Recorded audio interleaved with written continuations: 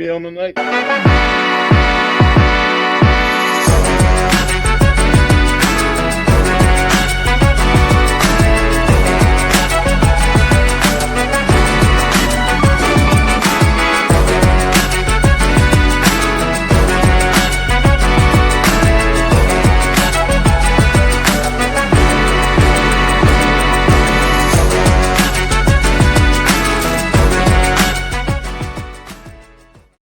What up, what up, what up? Welcome to another show, one of the dopest shows on YouTube where we talk about everything under the sun. As long as we get back to the money, real conversations, and real solutions. I'm your host, Courtnee Edgar.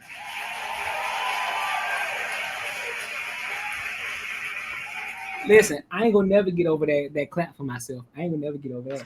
Period. I ain't gonna never get over that. Listen, man, how y'all feeling today? How y'all feeling today? I'm feeling good. How are y'all? Listen, I don't know. I'm all over the place today. We'll figure it out. You all over the place. Mm-hmm. You must be fresh out the gym. Yep. Okay, I figured. All right, I got you. Good for you. She said, got the shoulders glistening. I said, yeah, she fresh out the gym. Hey, that nice little glow. Yeah. Trying. Marcus, how you feeling, big dog? Happy belated. Oh, yeah. Belated birthday. Hey, thank you. Shout out to the birthday boy. You know what I'm saying? If he would put his cash app up here, you know what I'm saying? If he would put his cash app, Hey, send your boy some money. Send him some money. You know what I'm saying?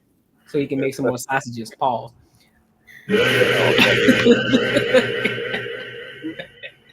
Into rat meat. Oh shit, Macaroni, what's good with you, bro? How you feeling? He over there struggle streaming too. Oh, bro, I can already see it popping in right now. Don't worry about it. They'll pop in eventually. But look, we're gonna go ahead and get to these topics, man. So we're gonna start with the icebreakers first. This was a topic that I'm not sure how old this topic is, but I think it's struggle streaming, dog. Struggle streaming. Oh, that boy way late. I got you, folks. Yeah, I got you. But this topic is still relevant in regards to, you know what I'm saying, just culture overall. And so I think this still is relevant. So I wanted to bring this topic up in regards to Kyler Murray. You know, for those of you who don't know who that is, as a quarterback for the Arizona Cardinals. Apparently his hairstylist had some issues with him. And so, yeah, we finna get into that. All right, so make sure y'all like, comment, and subscribe, and make sure you hit that bell notification, dog. All right, let's go ahead and rock out. Well, let's get everybody in here first. All right, here we go. Stop back for a second. You did Kyler's here? I did. How was Kyler? He actually told me don't tell nobody, but I didn't sign an NDA, so I'm going to say what the hell I want to say. Kyler, I did his hair, and I thought he was so cool. I did his hair. I was honored to do his hair. It's fucking Kyler Murray. Like, hello. I noticed immediately that he's very entitled. I'm a strong black woman, so this is going to be a very interesting relationship. When I'm doing your hair, we're dating. A lot of us are married, and some of us break up. Me and Kyler broke up. So when you say you broke up, what do you mean by that? We broke up because I felt disrespected. He DM'd me immediately, and I responded back, and I'm like, hey, yeah, I can do your hair, whatever. So I did his hair. But then, you know, we would have little moments where we're clash. One of the moments was he made a comment about the shade room and how black girls run it and how they can be messy. And I'm like, hello, I'm a black woman. Like, calm yourself. So then one day he calls me and he's like, hey, Swanee, when you come on Thursday, can you wear pants? I don't want to wear pants. I want to wear what I wear. Why the fuck do I have to wear pants? If you can control your eyes, that's one thing. And if your girlfriend's insecure, that's her problem. I'm 29 years old. You're, 22? I'm a mom of 4. I work out every day. I service you whenever you want. One braid is out of place and I come and fix it for you. And you want me to wear pants? You can fuck off. I didn't say fuck off, but I said you got me fucked up. Your appointment's canceled on Thursday. Excuse me? I'm like, your appointment's canceled. Well, can you not tell the team about this? Oh, I'm telling the whole fucking team about this. Also did Kyler Murray's hair. Stop back for a second. So, what are y'all thoughts on this? Who want to go first on this? She started off this conversation, or this clip started off saying that she felt some kind of way because he was saying that the girls on the shade room are black and are messy. And she just as messy as they are. What's she doing? Agreed. She started off with a fight, and she just want to fight him every step of the way. Like, why you can't wear pants? Ask him why he needs you to wear pants. It might be a little chilly in there. Oh, she said the reason. You could tell what it was. He said if your girl's insecure, hey, my girl don't want you wearing booty shorts. Like, come on, man. Like, she literally told him, like, she knew the reason he asked, not to, She like, assumed. But even if he asked her to wear pants, like, why is that a big deal?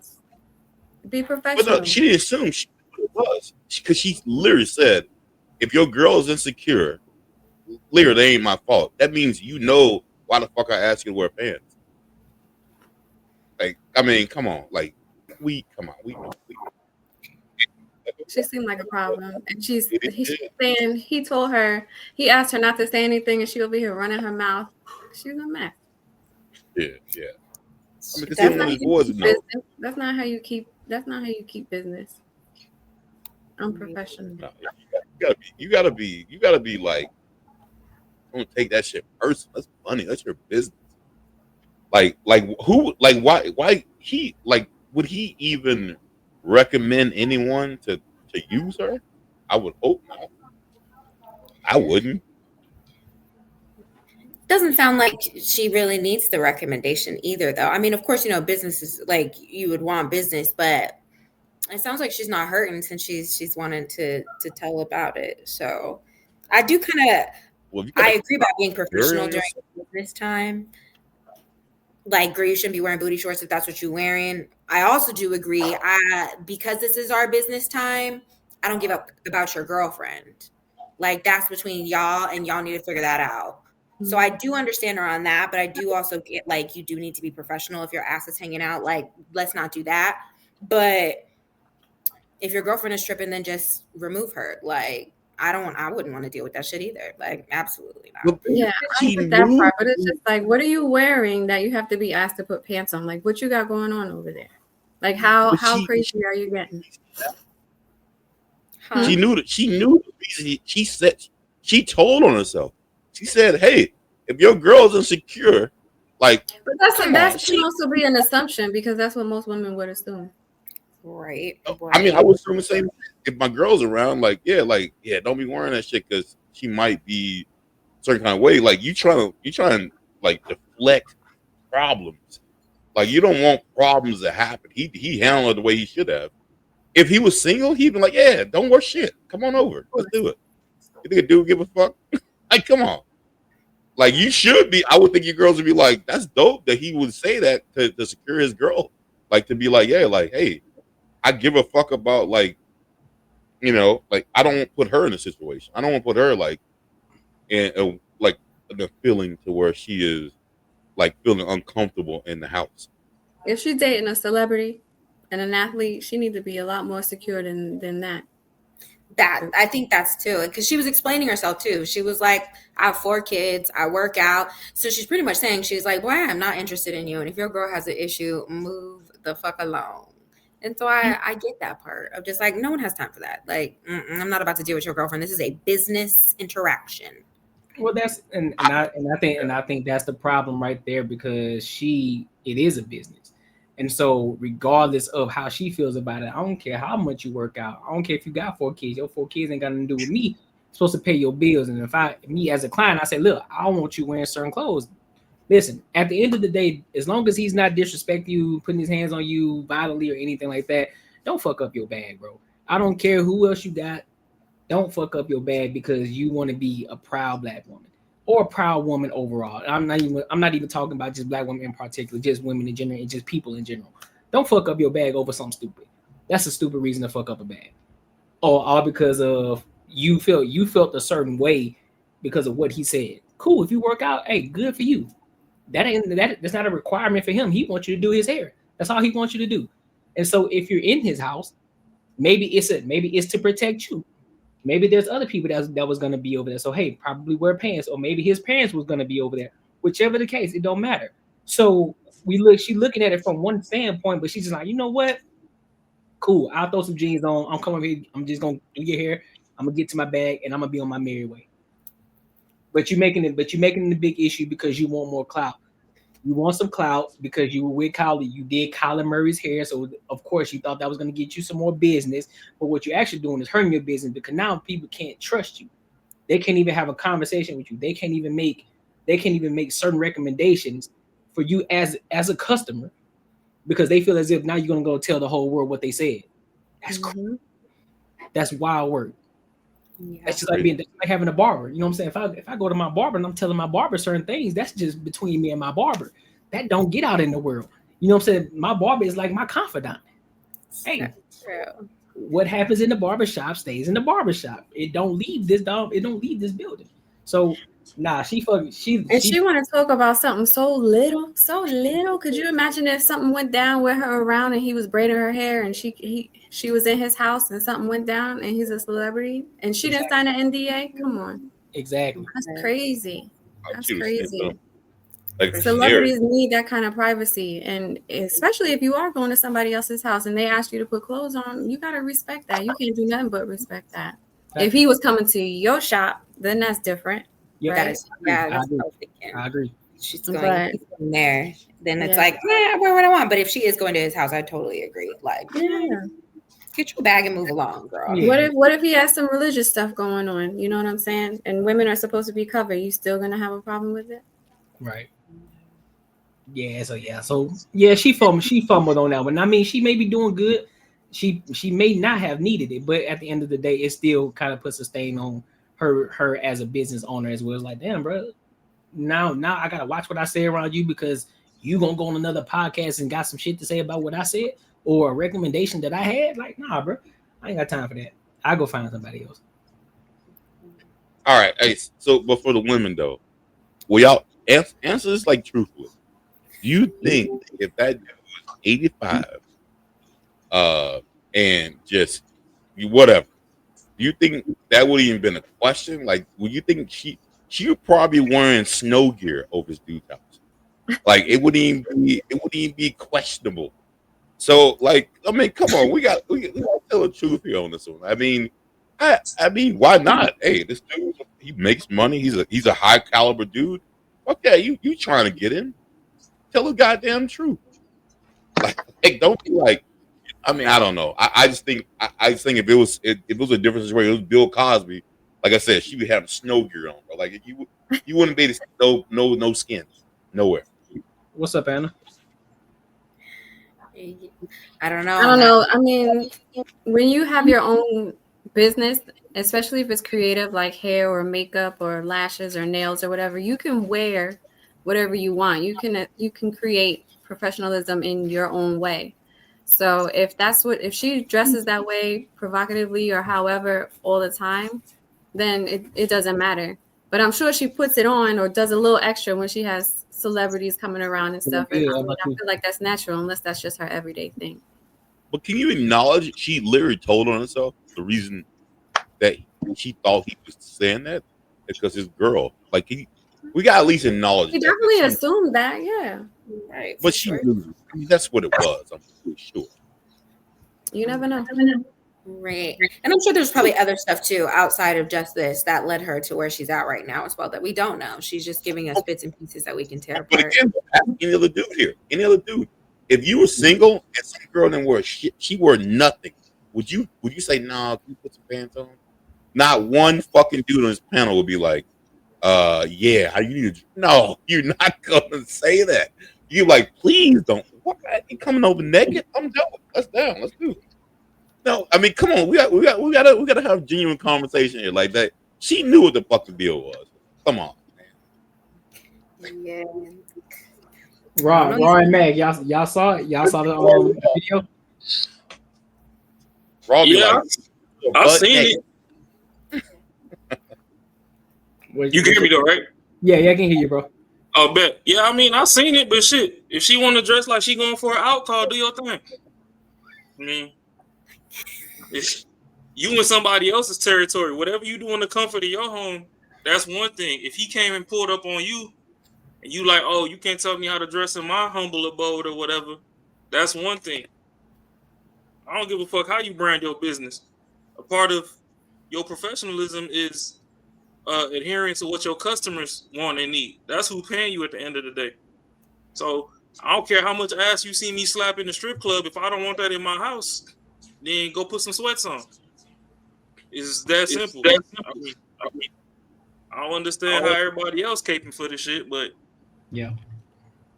I mean, I just don't thought get me you were wrong. We appreciate women.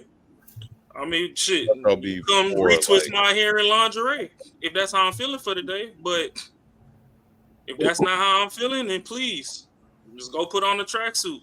It ain't got to be baggy, but you know, I don't want to see the cellulite in its raw form right now. Let me just see it through the thread. It's what it is. A mess. Matt, what you got? What you got, bro? That one always short. You've been struggling streaming. You just put him in jail, lock him up. We got to Good start boy. calling out these damn internet care providers. I On making me. it look Hey. crazy. Got some crossing over there to hook him up. Wait, we'll come back to him. We'll come back to him. He's still not that poor baby. Lord Jesus. Mac, you straight? Give him You some can milk. just turn it off and turn it back on. Hey, Oh, Not man. perfect for English. You gonna get it. We're gonna get it together, bro. You gonna get it together, fam. Well, look, make sure y'all like, comment, subscribe for the algorithm, and make sure y'all hit that bell notification, man. So look, let's go over to this next topic really quick. I guess we could spend a little bit of time on this one. I don't know if you guys heard about it, but there was a man who actually was murdered in Chicago at his own barbershop. So I want to talk about that a little bit, hear what happened, and then we'll give our thoughts and opinions on it. All right. Because this shit is funny. Well, not this part, but I'm talking about Clem. Mitchell Phillips had been cutting hair in the East Chatham neighborhood for years before opening up his own barbershop back in February. His business goals now left shattered in what his family says was an attempted robbery turned deadly. He would tell me he loved me. I wish I could tell him that again. Candles and flowers lay outside a man's commitment to a neighborhood. If a mother came in there and school is starting up, if he could give them a free haircut, he would. While inside, I saw a lot of blood. Is where Mitchell Phillips fought for his life during what his family says was an attempted robbery. Chairs flipped over. He definitely put up a fight. Police say the 52-year-old was shot 3 times inside of his barbershop on 79th and Drexel in East Chatham. This notice, now plastered on the storefront, effectively shutting it down a day after the deadly shooting. His family says the entrance remained locked even during business hours and was only allowed open for clientele. Somebody that he trusted with his life, and they took his life. A shattered dream for this beloved grandfather, now becoming a living nightmare for his loved ones left in grief. I just feel empty. They took my daddy. He would always say, "Love you, Pops," and I loved it when I heard that.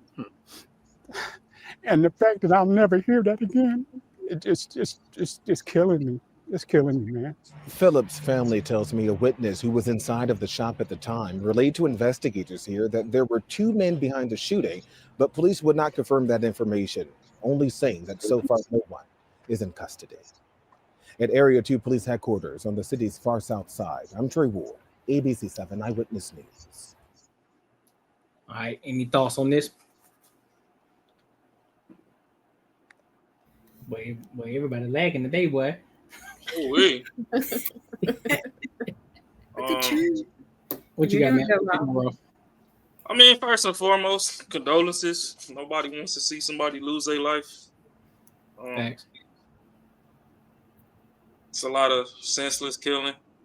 I don't know what the backstory is. Don't necessarily care for what it is because a lot of things could just be settled with words.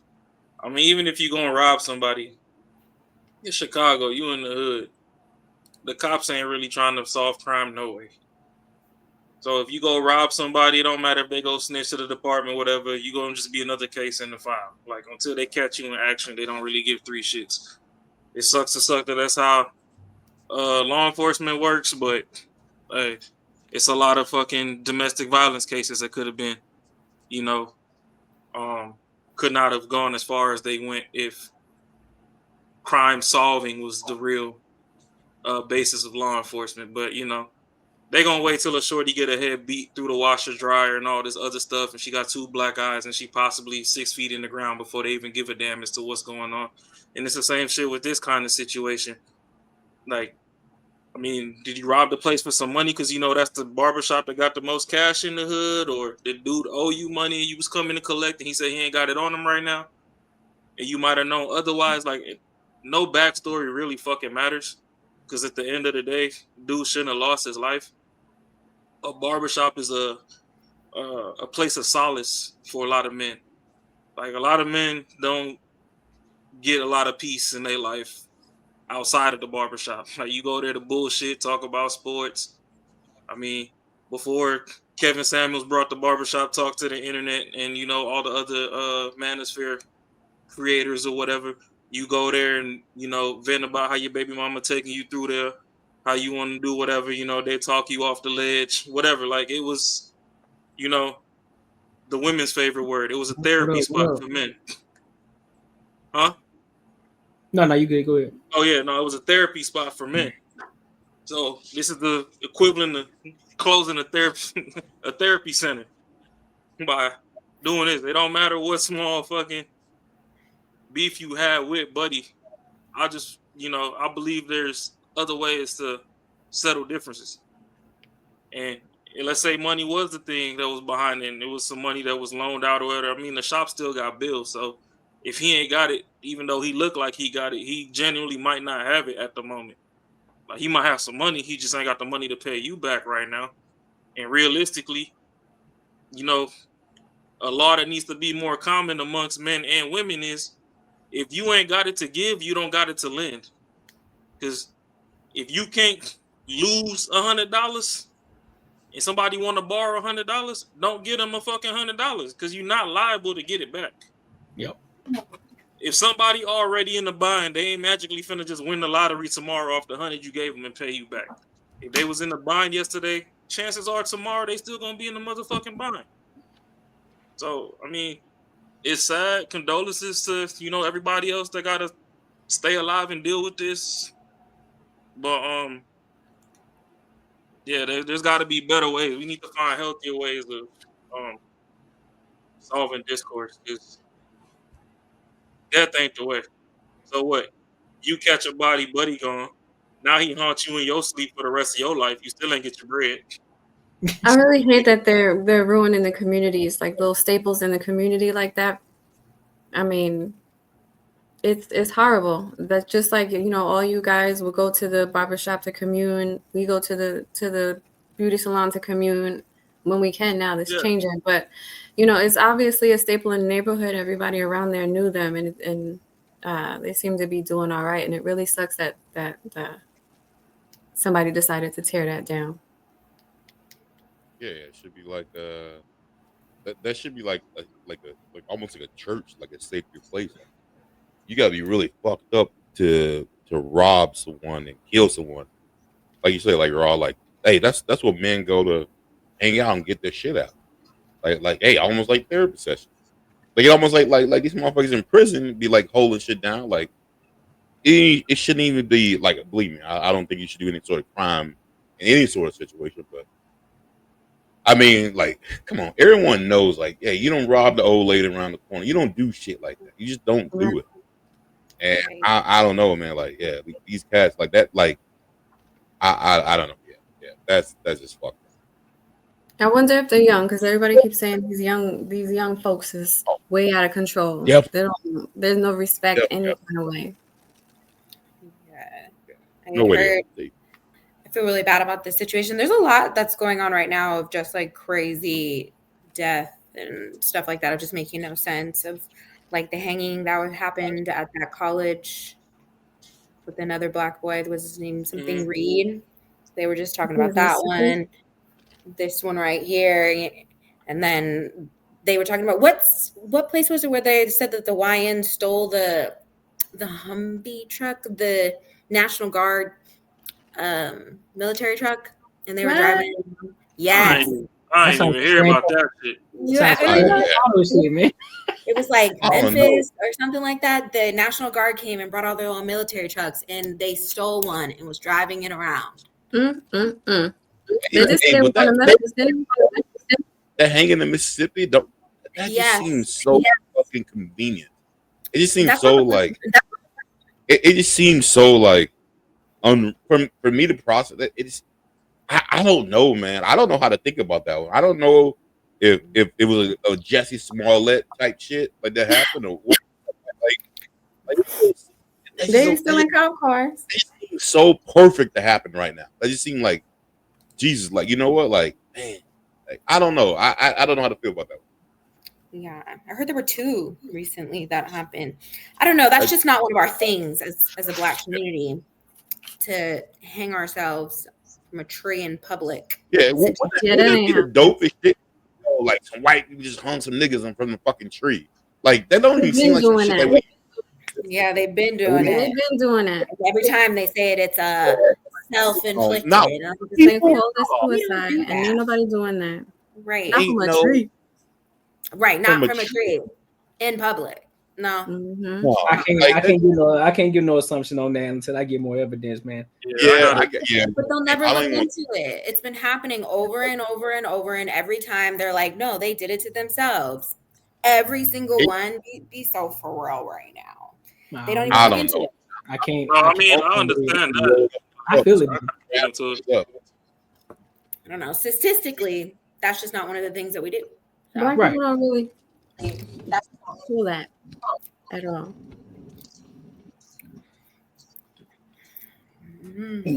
Meg, you still there?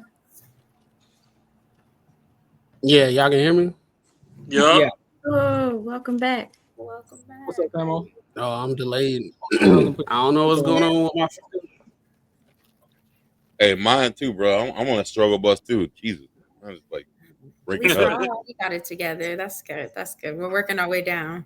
Yeah.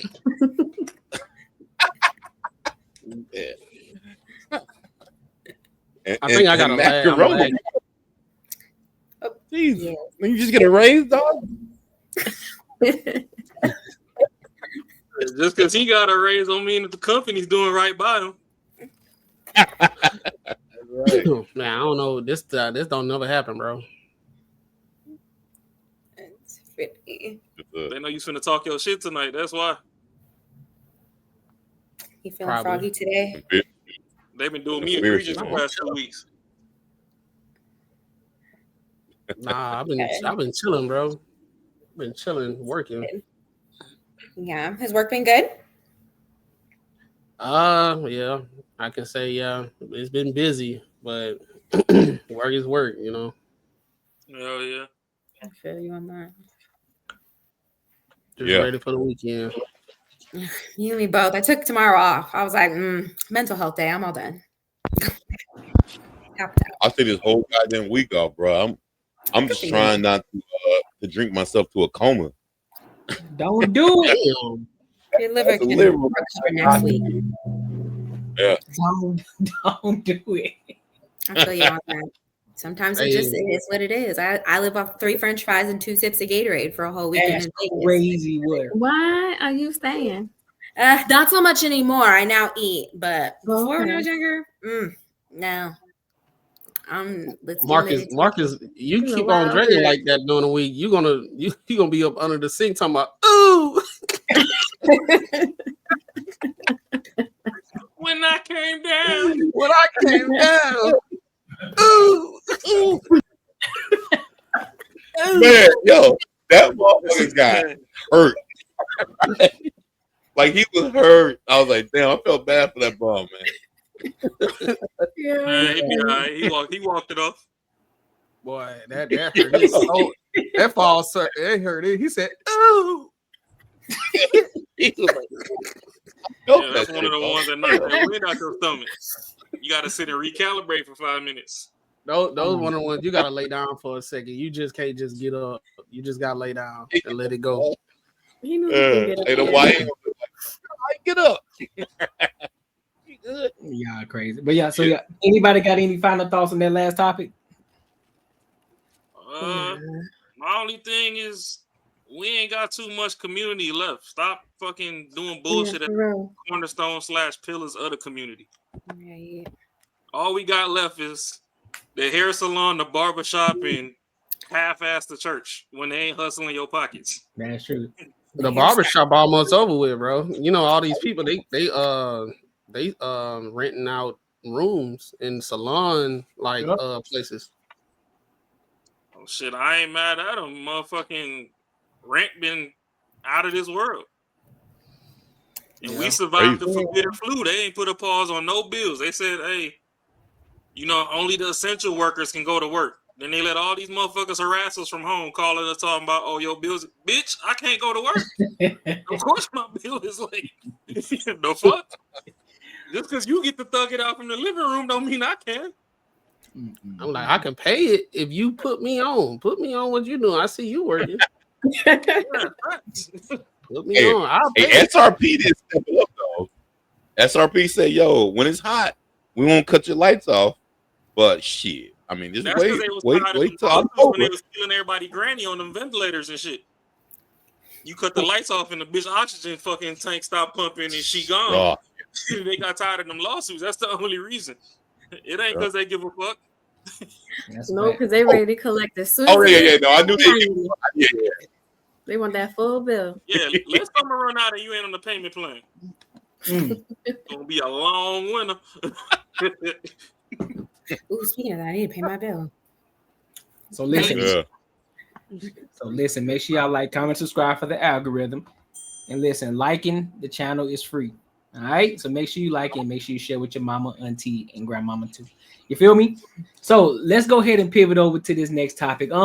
It's sort of on the same, it's not on the same topic necessarily, but it's in regards to another death, another significant death that just happened a few days ago. Some people are on the fence about it. Some people are on one side, some people on the other side. But what happened with Charlie Kirk, right? So one of the things we had to have a conversation about, you know, it was inevitable that we all have a discussion about it.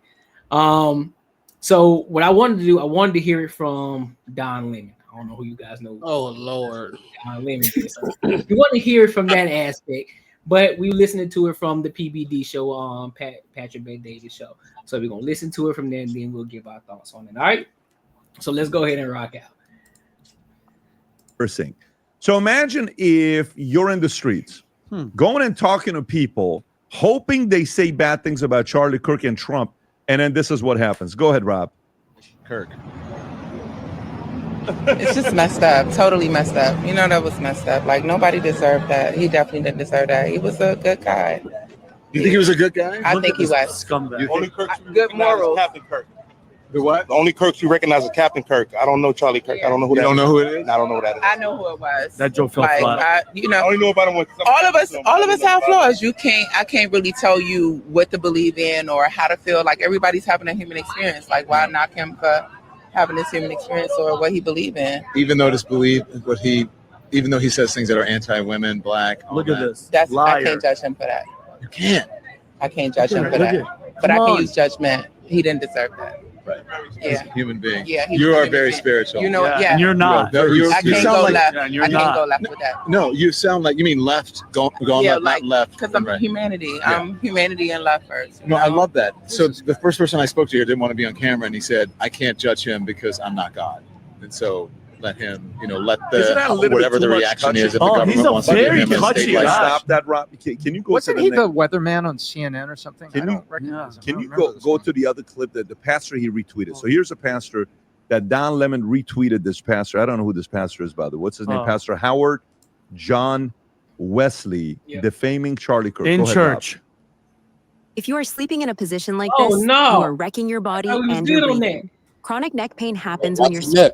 Not in church. Charlie Kirk did not deserve to be assassinated. But I'm overwhelmed seeing the flags of the United States of America at half staff They were for 9/11, dummy. calling this nation to honor and venerate a man who was an unapologetic racist and spent all of his life sowing seeds of division and hate into this land. This is in church, mind you. Come on. Look at the applause. You're better than this. And hearing people with selective rage who were mad about Charlie Kirk, but didn't give a damn about Melissa Hortman and her husband when they were shot down in their home. Nobody knows who those people are, buddy. Tell me I ought to have compassion for the death of a man who had no respect for my own life. We can pause You think, that question, do you think God is happy that you're doing this, or the devil is happy that you're in church and having an applause break for people that are basically like, well, it is what, like, let's not sugarcoat it. Before we let them talk, any thoughts on this entire Charlie Kirk situation? I got one. I do believe, bro, like he didn't deserve to die, right? he didn't die, he got assassinated. Usually when you see stuff like that, you hear about it in books and history books and stuff. It was live, like in front of his kids and his peers and his wife and all that stuff. Now I can say within the context, a lot of people don't even know Charlie Kirk. All the people that saying stuff, they didn't know Charlie Kirk at all. They saw clips of things that he said, but they didn't do the research to see the entirety of what he said.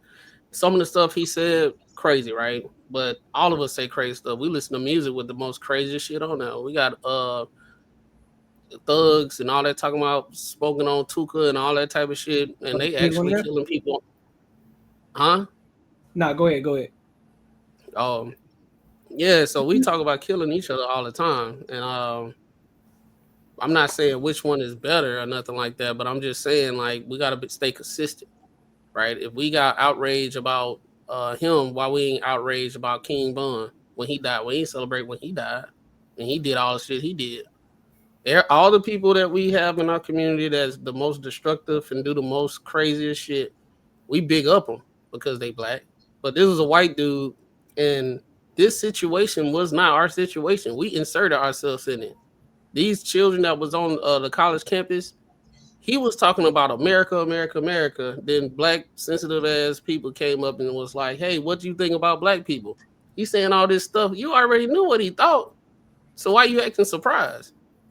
Like, that's stupid. So now he says what he sees. He's on the outside. He's not living amongst the black community. So all he gonna do is spit data and statistics, but he's not gonna know the certain nuances of what's going on in the community. So you asking an outsider what he think about us, and then we get mad because he's off. It wasn't even our business. Yeah.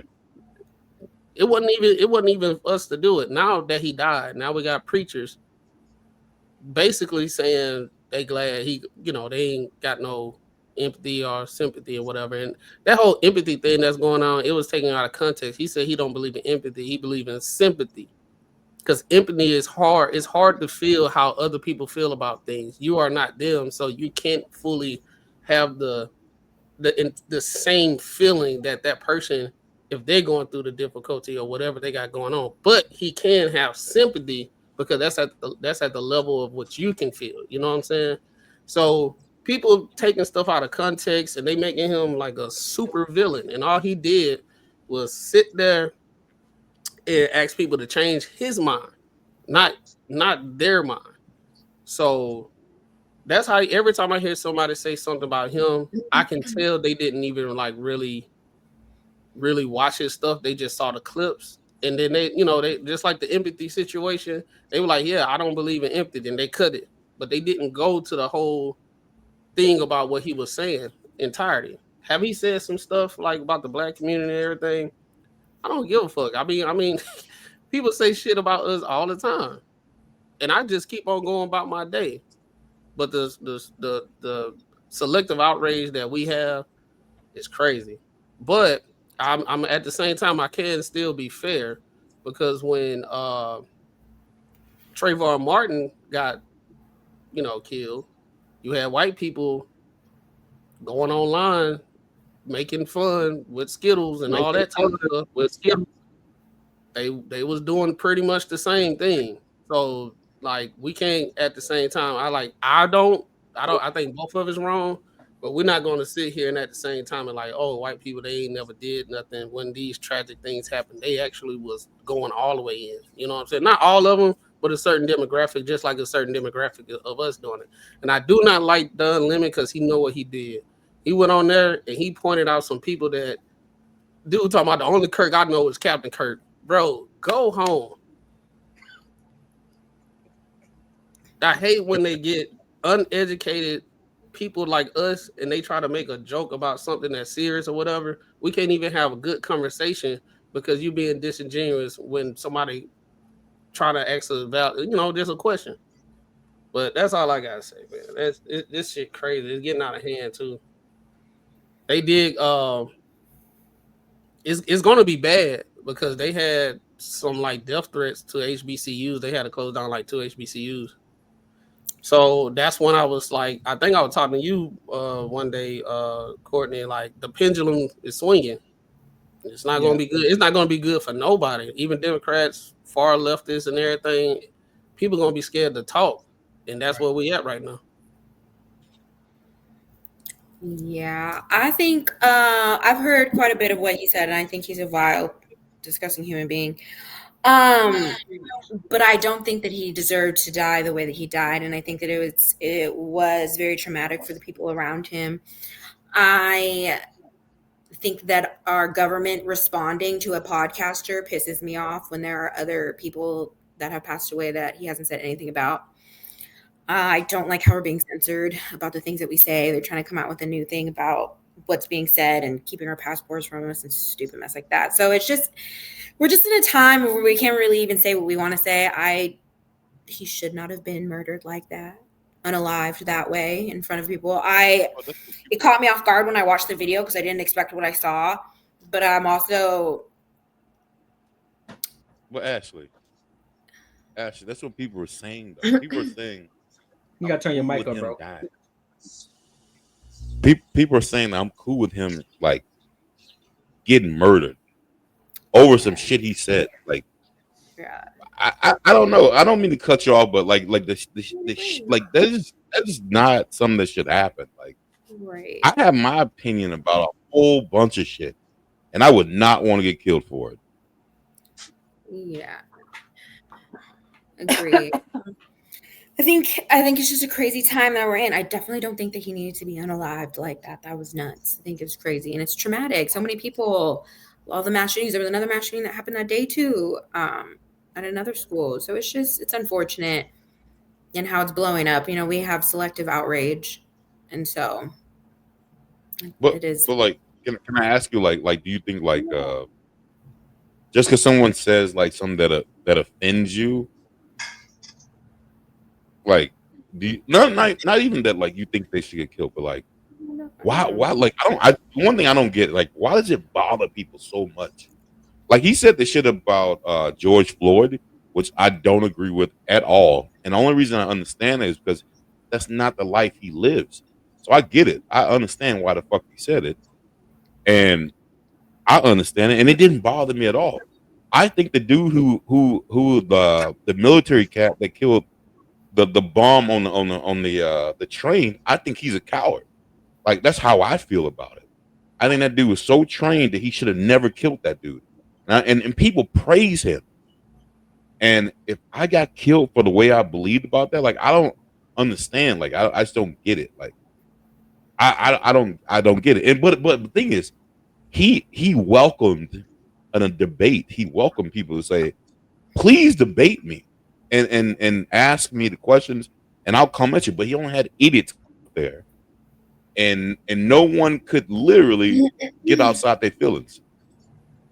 Yeah, I agree. So like, I think like most of us wouldn't even debate it because we get it. We get it. We're like, all right, man. Like, I don't even debate you because I understand. Like, it doesn't even fucking matter, really. To be honest with you, that's just your fucking opinion. Do I need you to understand how I feel? No, I really don't give a fuck about how you feel about it. But like, I don't know. I just think everyone's just so crazy. Everyone wants people to feel the way they feel. Super agree. Yeah, everybody have this thing. I think everybody these days have this. We have to understand you, and if you don't try to understand me, then you're a disgusting human being. I go through a lot of stuff. These people go through a lot of stuff. If you don't have any sympathy of the hardships that people are going through, you're a disgusting human being. Me, I rock with people that I care about. People that I don't know, cool. You know what I'm saying? I understand everybody have their hardships, but if you're trying to get me to, that's what the empathy thing that he was saying. If you're trying to have me feel the exact same feeling that you have, I would never do it. And I think people are in this world, they didn't got desensitized. Well, not desensitized. They didn't got in their mind, they deserve, I don't even know how to say it. I think they just overreact because you're not understanding 100% of how they feel about certain things or their worldviews. Like, it's some topics that people deem very important to them, but I don't care about it at all, and vice versa. I'm pretty sure, you know what I'm saying? But I think people, they just won't. I don't know, bro. I think people just bored. They need to go do something, bro. They need to go touch some grass, get a second job, stop complaining about shit because you're focusing too much time on stuff that's out of your control. You need to go focus on the things that you can control. Go to goddamn therapy or some shit, man. Reach to the therapy. I think too, to bounce off of what you were saying, a lot of people, when they try to have you understand, is they want other people to change how they think to think like them.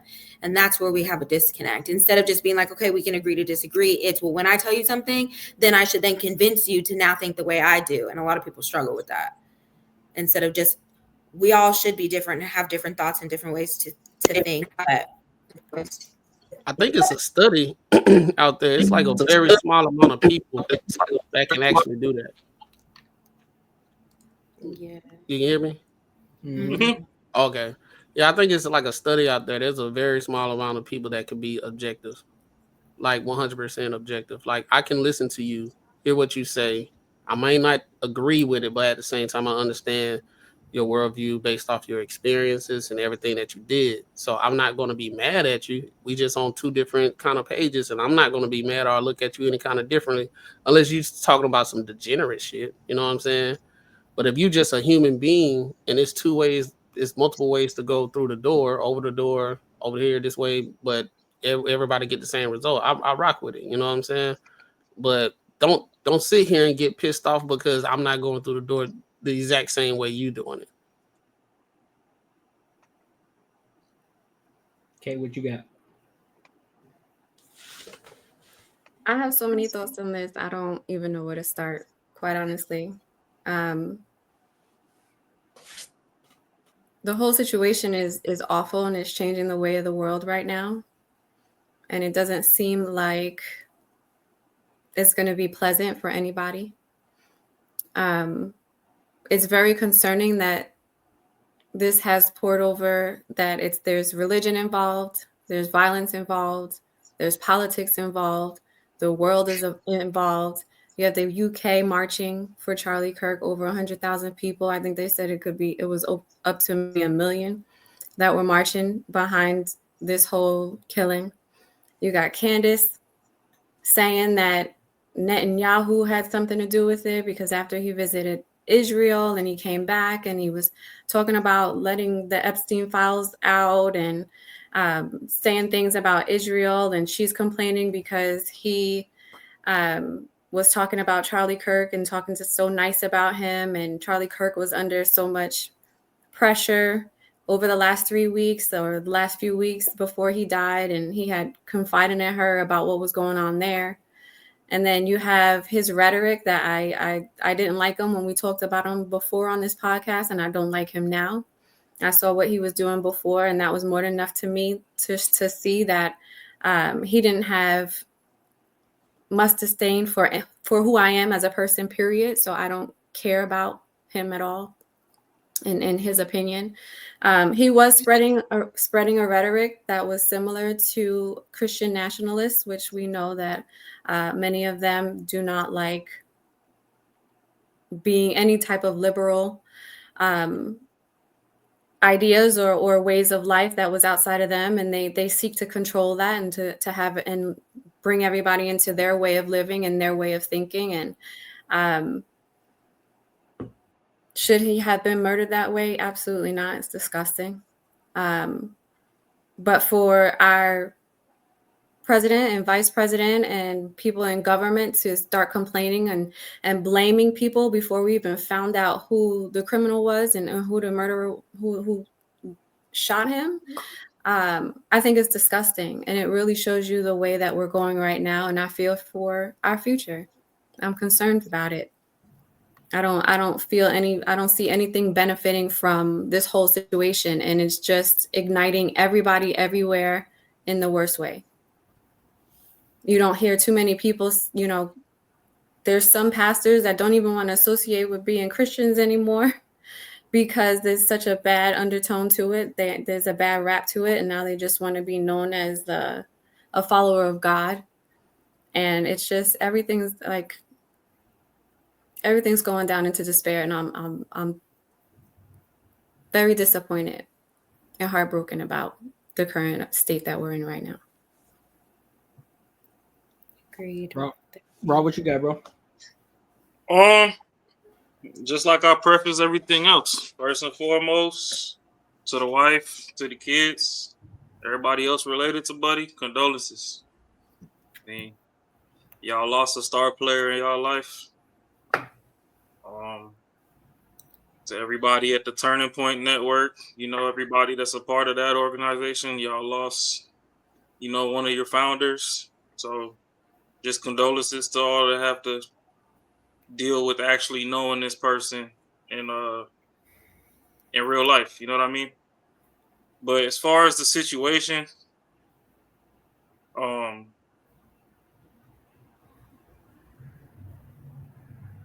nobody deserves. Well, I ain't gonna hold you. I can't really say nobody deserves to die. There's some monsters out there. But this dude wasn't one of those monsters.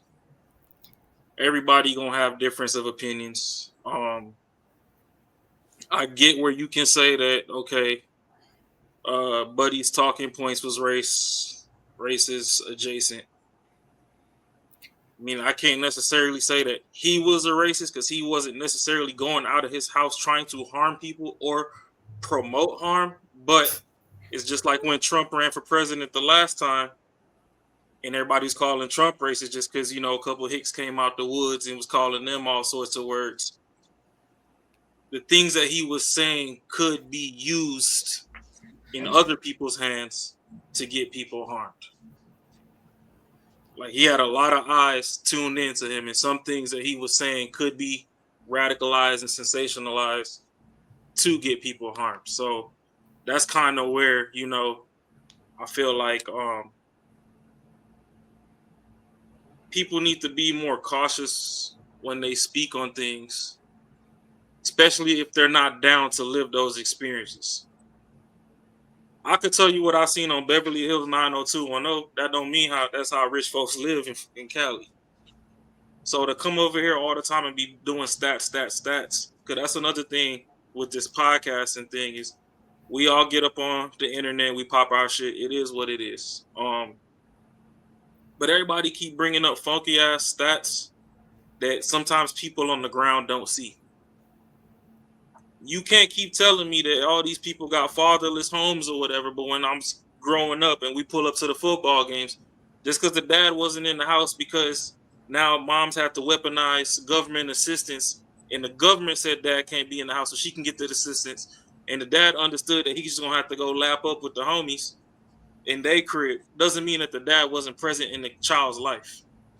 So those statistical figures, just because the motherfucker ain't in the house don't mean that he don't exist. He's not in the house because he can't be in the house. Because, I mean, not everybody's as ambitious as they should be. I'll put it that way. Everybody ain't gonna grind the way we grind to, attain a certain level of living. Because let's face it, with the goals and aspirations that you have, it's a lot of sleepless nights to get there. Not everybody's trying to have sleepless nights. A lot of people nowadays, they want a work-life balance, blah, blah, blah. And they don't understand what a work-life balance is. The work comes before the life. A lot of the statistics he used weren't accurate either. I mean, Like I what? personally don't give a fuck They about weren't. like. It's no You disrespect. can research it. All his No, it's facts no weren't disrespect to UK. I'm just tired of fucking statistics. I hear you. Because we just sat up here and said, oh, you know, this happened to him and everybody's doing this, but nobody did it for King Von. Well, on my side, as a retired hood nigga, I understand Von. Because I grew up around people like that. You can only bully somebody so much before the bully. I mean, there's a saying that says every dog has his day. You can only bully people so much before a motherfucker bite back. And let's face it, Chicago is a lawless fucking sector the way it's portrayed of America. So if it's already a dog-eat-dog world, you can't get mad at the Chihuahua that turned into the pit bull. So I'm not saying anything he did was right. But he knew what he was doing. Hey, I gotta get you before you get me. Hey, but we do the when same Courtney shit. deployed overseas, he don't give a fuck about all y'all humanity and shit. I gotta finish this tour and get back home in America. So right, wrong, or indifferent, you running down on me, I'm gonna sweep your ass back with this bitch. Whatever come after that, the sleepless nights, the PTSD, whatever, we'll deal with that on the back end. I gotta breathe. But he's not gonna go over there and attack somebody for difference of words. Yeah, Kim, you don't have any like there. Are you trying to say you're a saint against anyone else? Like there's no way. We're not. None of us are. So I don't understand like how we hold somebody else like the standard of you can't say shit. If you do, then you should be executed. But if I say it, then it's just, you know what? It's right because this is my opinion. Like, I don't understand the logic though. So I'm not saying that I'm not I would never say I'm a saint. I don't think anybody is a saint, right?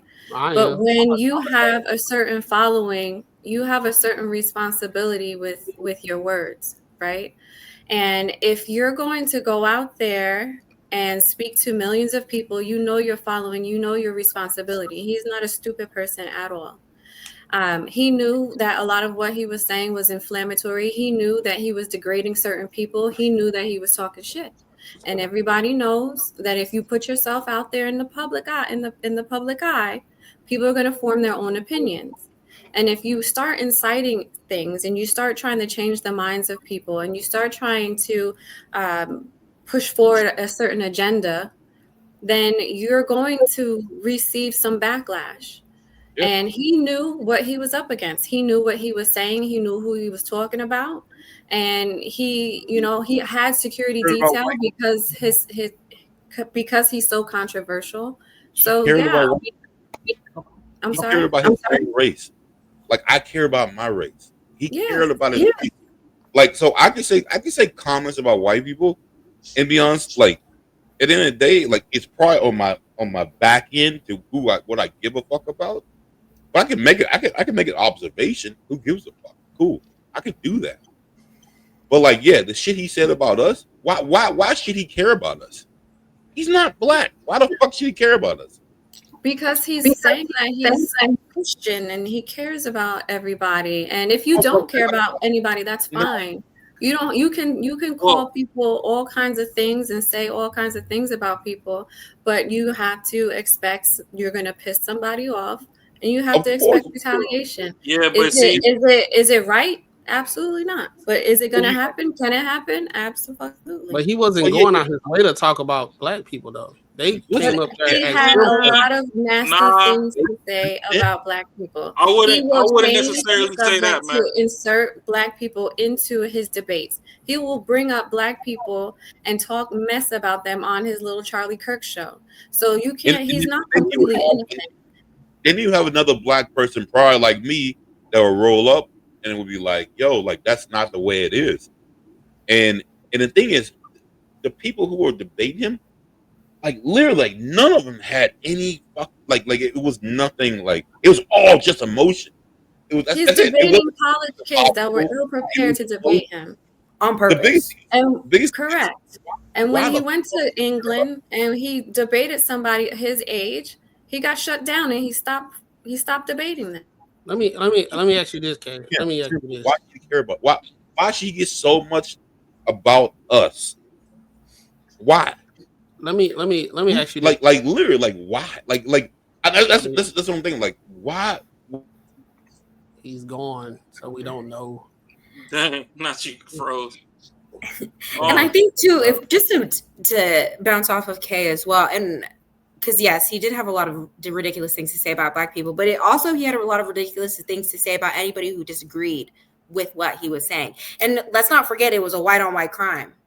So like, yes, we're talking about us, you know, we're like, well, why should he care about us? Honestly, that part doesn't even matter because he was unalived by another white person that was a Republican, and his father was in the sheriff's and all that other stuff. So, well, first of all, this is another thing I disagree with the internet on. We can't say that the boy was Republican. We know what his parents were. Children normally rebel against their parents, so we can't just throw that dude under the blanket of Republican. That's another thing with the country too. We took God out of school way back in the 90s. They was damn near trying to take In God We Trust off our damn federal notes and all that other stuff. Y'all done took God out of everywhere, and the whole world is fucking atheists. So, I mean, there's already a religious war. Everybody talking about free Palestine, free Gaza, whatever. That's a religious war within itself. So how do you want that to fucking end, but then you persecute somebody else on the other side that's still Christian?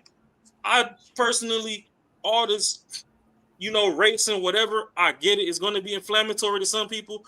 But at the end of the day, you got within the Black community, I can't talk about motherfucking Black stuff because I'm first gen American and I'm not motherfucking FBA. So now I'm a fucking tether. Like I ain't grow up with the same fucking niggas and had the same struggles in the hood with them.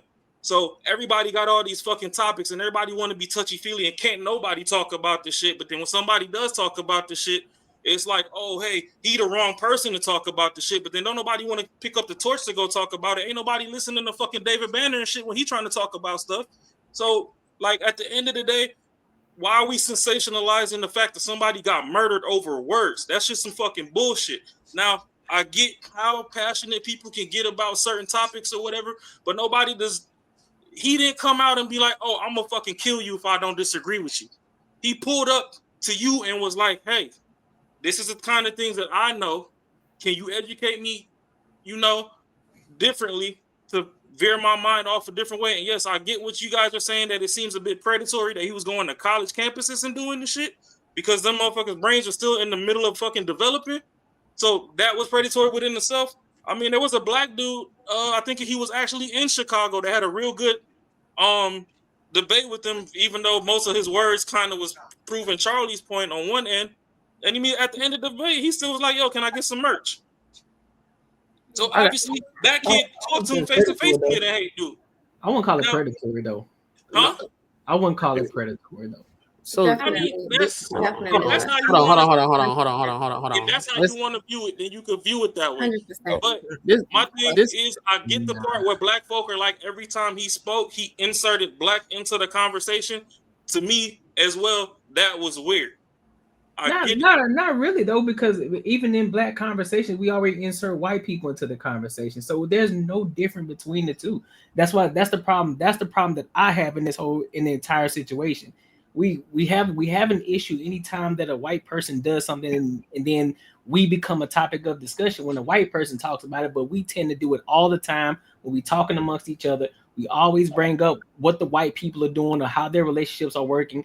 But then just like you said, Raw, even also in other conversations as well, when we're talking about certain things, all of a sudden it's, if I say something in regards to what Black people think or if I go against the grain, it's I'm an FBA or I'm a coon. Like, no, I look at things from an objective standpoint as much as I possibly can, right? So I try not to look at it just from my standpoint, what I see, because I'm also on this side too. I see things that's going on.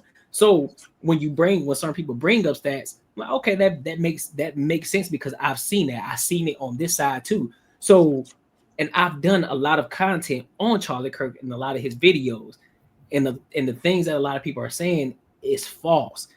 A lot of times when he does bring up these conversations, typically speaking, those people are Black, and so therefore when he bring up those conversations, when he bring up things about what people are in regards to the Black community, these people that he's talking to are typically Black. and they're talking about that community. So therefore they have that discord.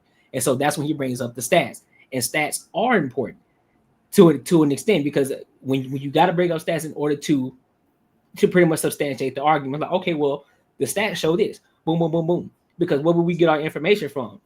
You got an anecdotal experience. I have an anecdotal experience. Ashley does, Kay does, Marcus does, and Mag does.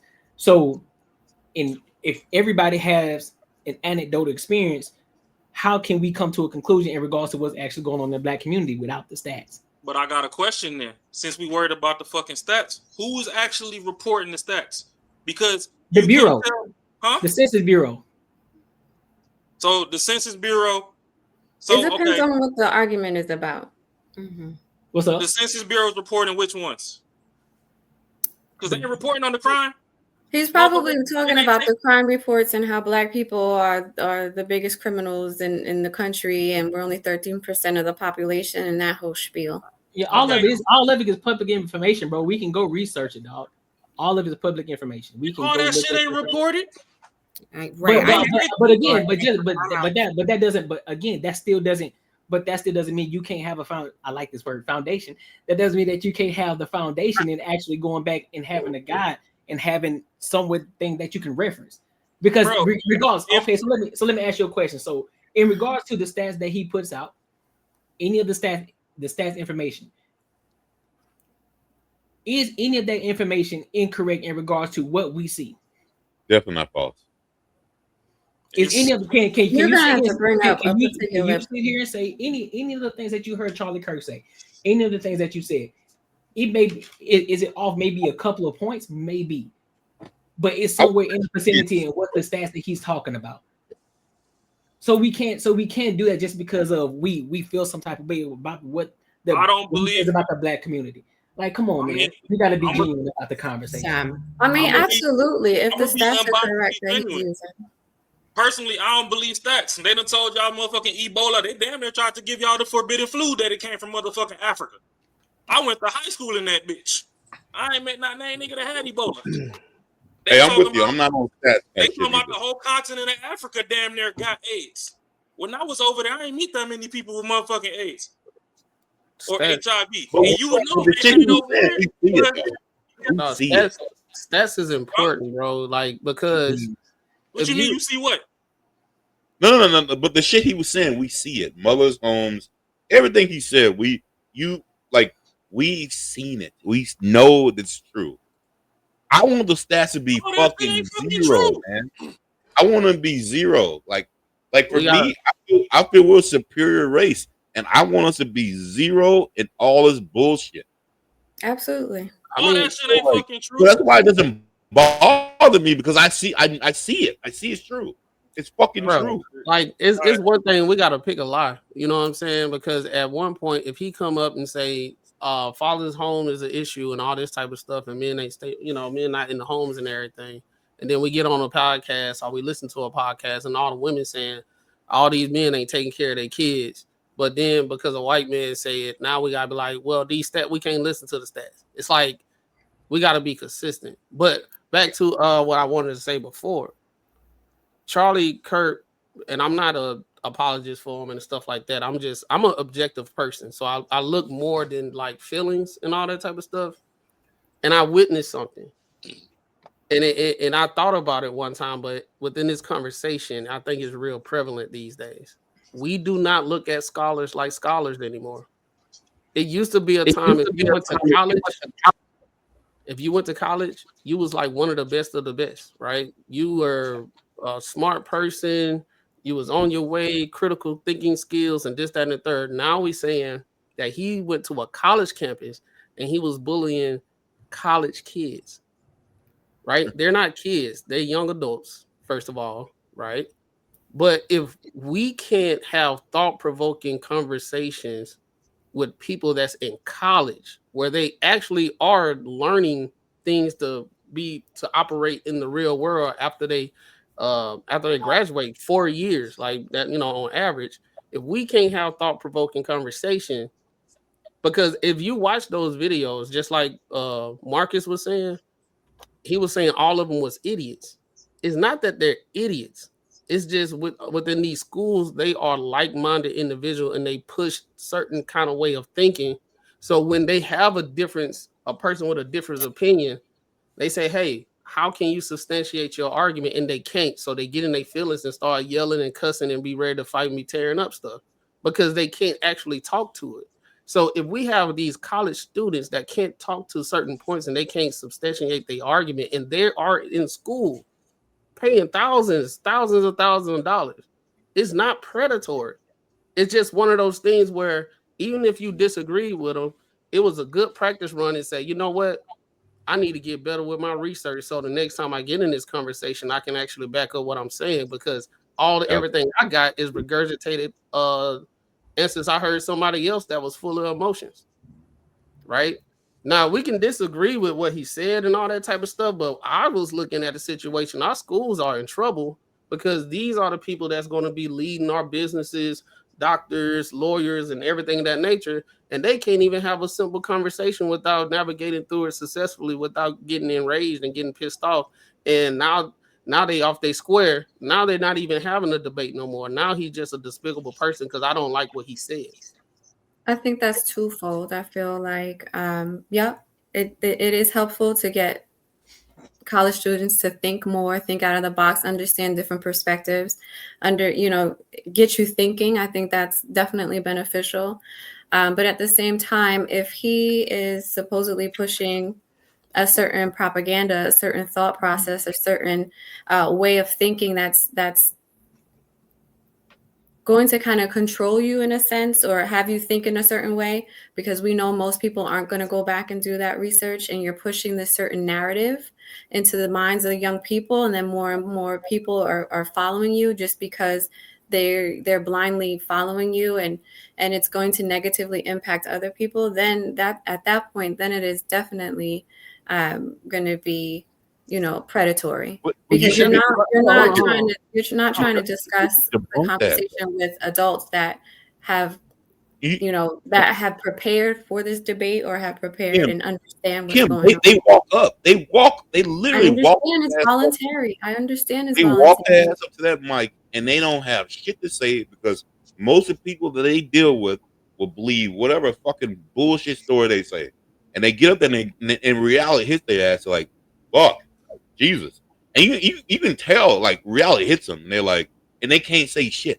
They can't say nothing. Anything because they're not well informed either. But Kay, I think I understand where you're coming from, but I believe it's kind of that logic is kind of flawed because you biasly have your opinion based off your worldview, right? So you're saying the stuff that he's saying is harming and blah blah blah and all that stuff. But at the same time, it was a lot of people in that crowd that did agree, and they were not being. They usually wasn't the ones the most dangerous ones. The most dangerous ones was the one that disagreed with him and wanted to fight and cause ruckus and get him off and everything that nature. Violence at all. Well, I'm saying in general. Because you're saying he's saying harmful stuff and everything of that nature, and it's thought provoking and it's getting these people to think a certain way, pushing an agenda. But if these people agree with it and you have these people over here that don't agree with it, if you was to switch it and it was Don Lemon on there saying his stuff and you was agreeing with a lot of stuff he was saying and it was other people not agreeing with it, then is it an agenda being pushed then? Because you believe your side. Always push an agenda. I just feel as if it's going to negatively impact a certain group of people. What would be the to negative? find hatred, to cause hatred towards certain people, or to cause more division. He didn't between certain types of people. I think that's harmful. But what I'm saying is that your bias is that's your opinion. I get it. I'm not saying you're wrong or anything. I'm just saying that's an opinion that you feel as though that is harmful because your worldview is because these people are thinking like this is harmful. But these people are like, hey, it's not harmful. I'm not going to be harmful and everything. I just agree with current economic states and data statistics that he's saying. He's not saying, hey, get your picket wood forks and let's go. He's not going to say that. That's not how that works. But I'm just saying he's not going out there saying, "Hey, this." How does it work though? You don't have to go out and say that. That's the I'm part. saying I That's understand. Hold on, I Yes. understand. I understand what you're saying. You're saying he don't have to say word for word, go do this, but the things that he's saying could be some like cover to do that.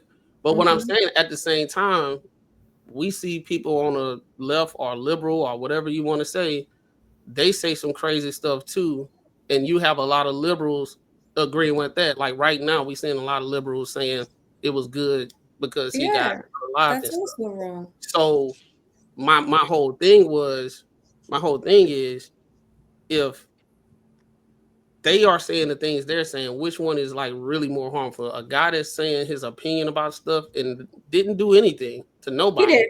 It's not an opinion. That's what you're not understanding. It's not an opinion. What did he do? Yeah. He's so from like what did he from the other physically do? perspective.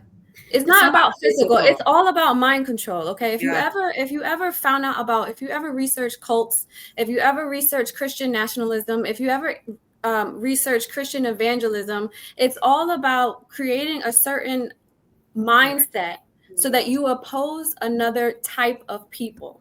Okay. And once you get people mind controlled in that way, it's you're either going to live the way that we live, or you're going to be considered the enemy, or you're going to be considered an outsider, or you're going against Christ. And when you bring religion into it, people are way more malleable, way more willing to follow you because of the higher power. They want to go to heaven. They don't want to go to That's hell. literally my Let her get a point out. Let her get a that's point out. literally my point though.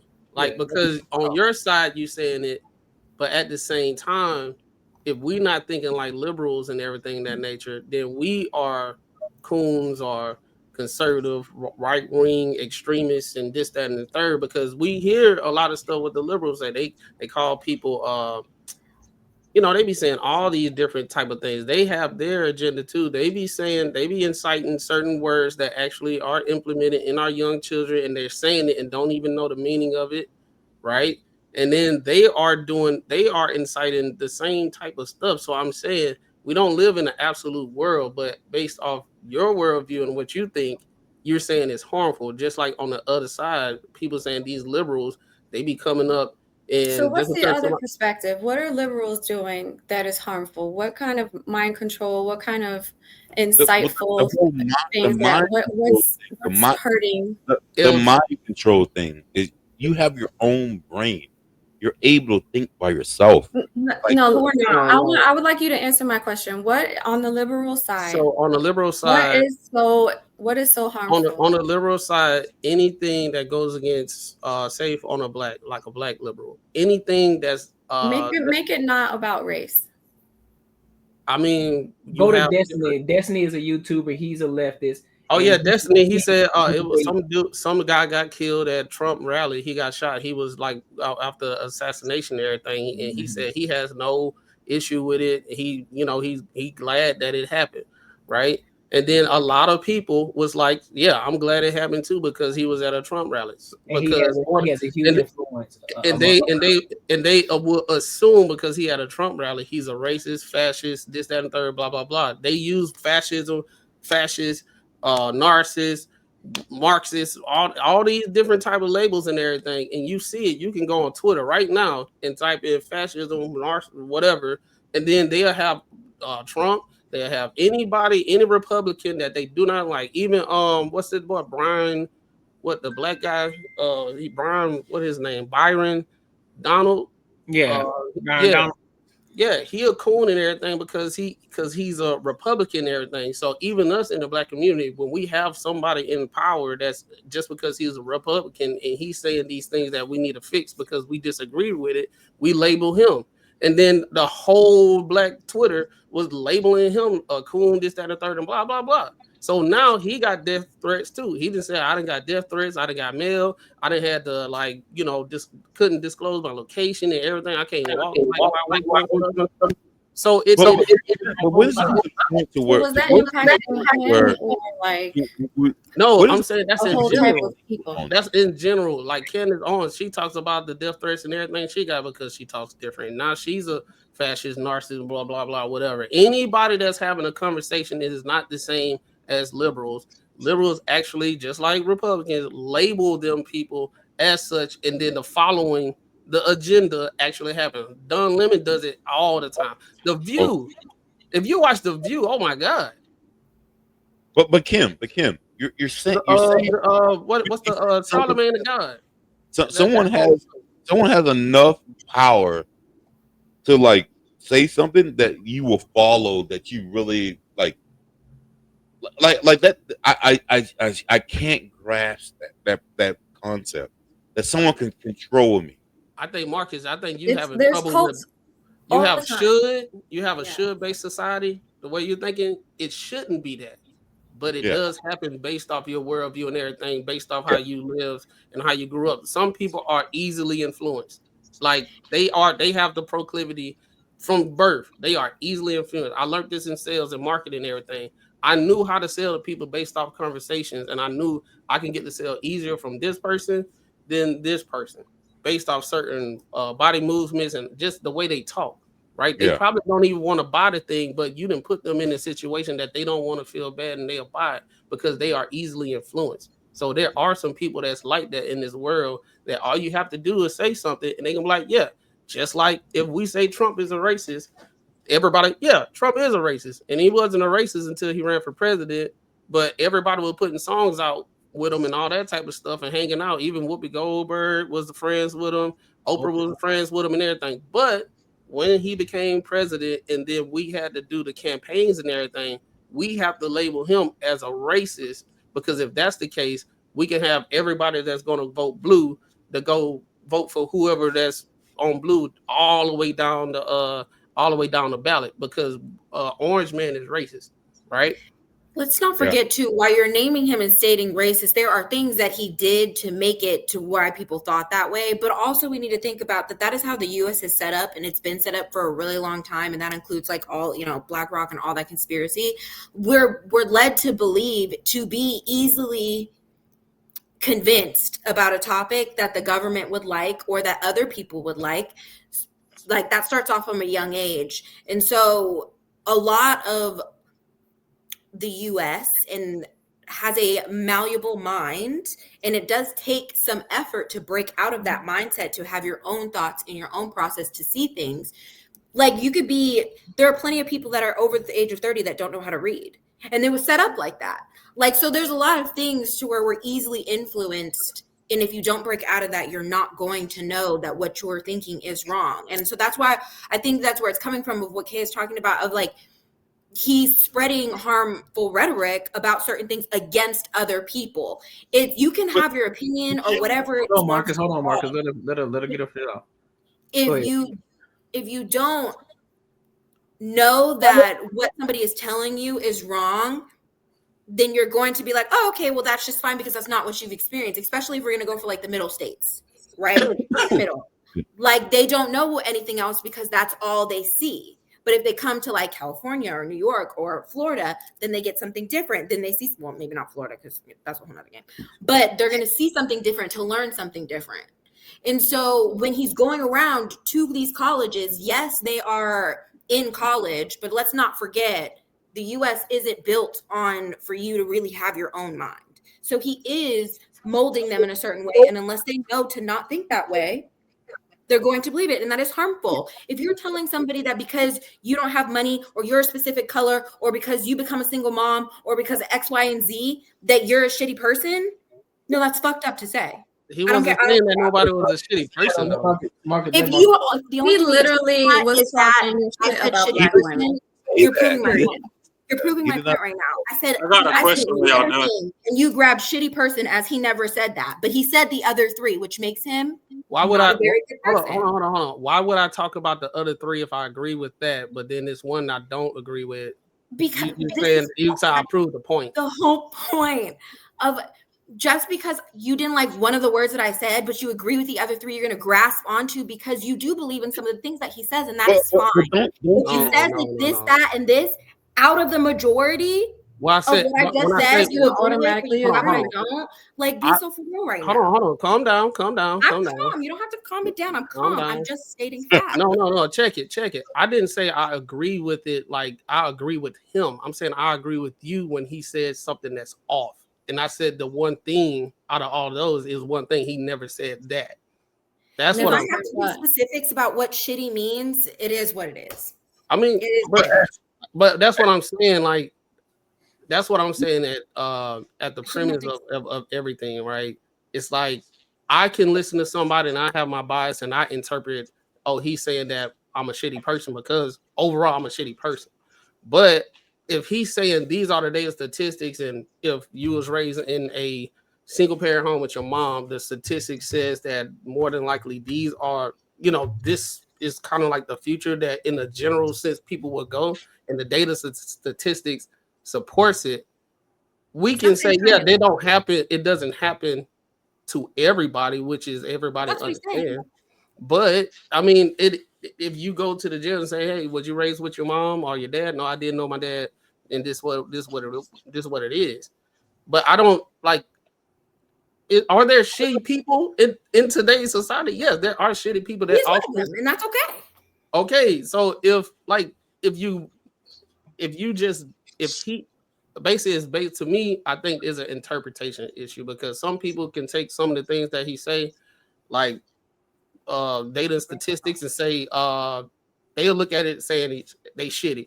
This other person like, damn, I ain't even know that's that. Let me go do some research. And like, I don't look at it. He's saying that this group of people are shitty. It's just data statistics and saying what is instead of what should. You know what I'm saying? So for instance, him saying that Michelle Obama and Ketanji Brown and other Black women that have found their way into the government and found their places, for him to say that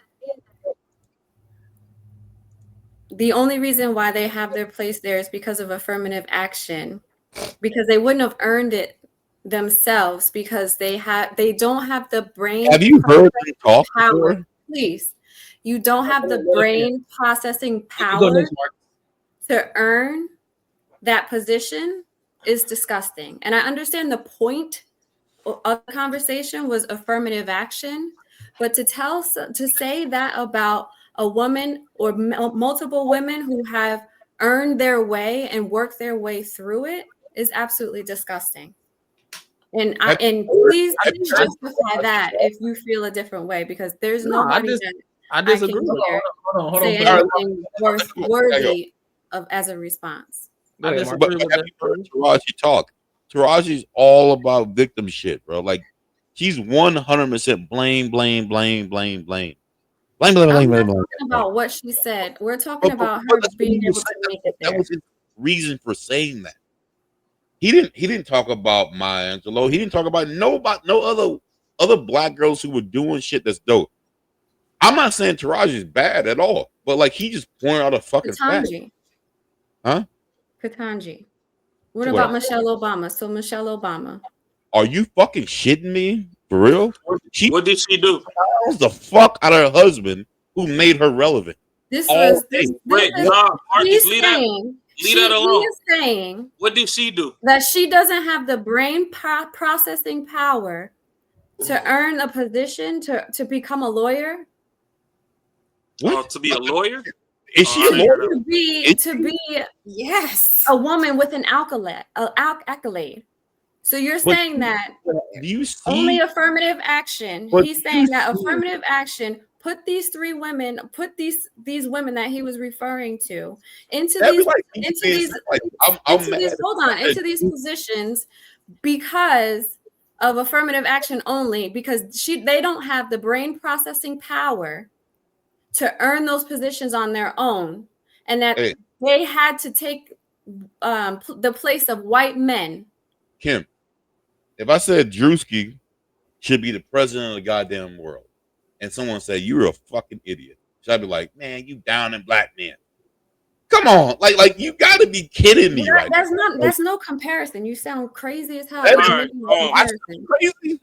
Come on, like Michelle downs her husband. Who That put has her nothing to do with her brain processing power. Well, she That put- has nothing to do with her ability to earn Because a of him. college degree or earn her Because of earn him. her spot as a lawyer. She's in a position. She's in these rooms with people because of him, and she clowns the fuck out of him. Like I don't get You're like not how on do you not topic see at this? all.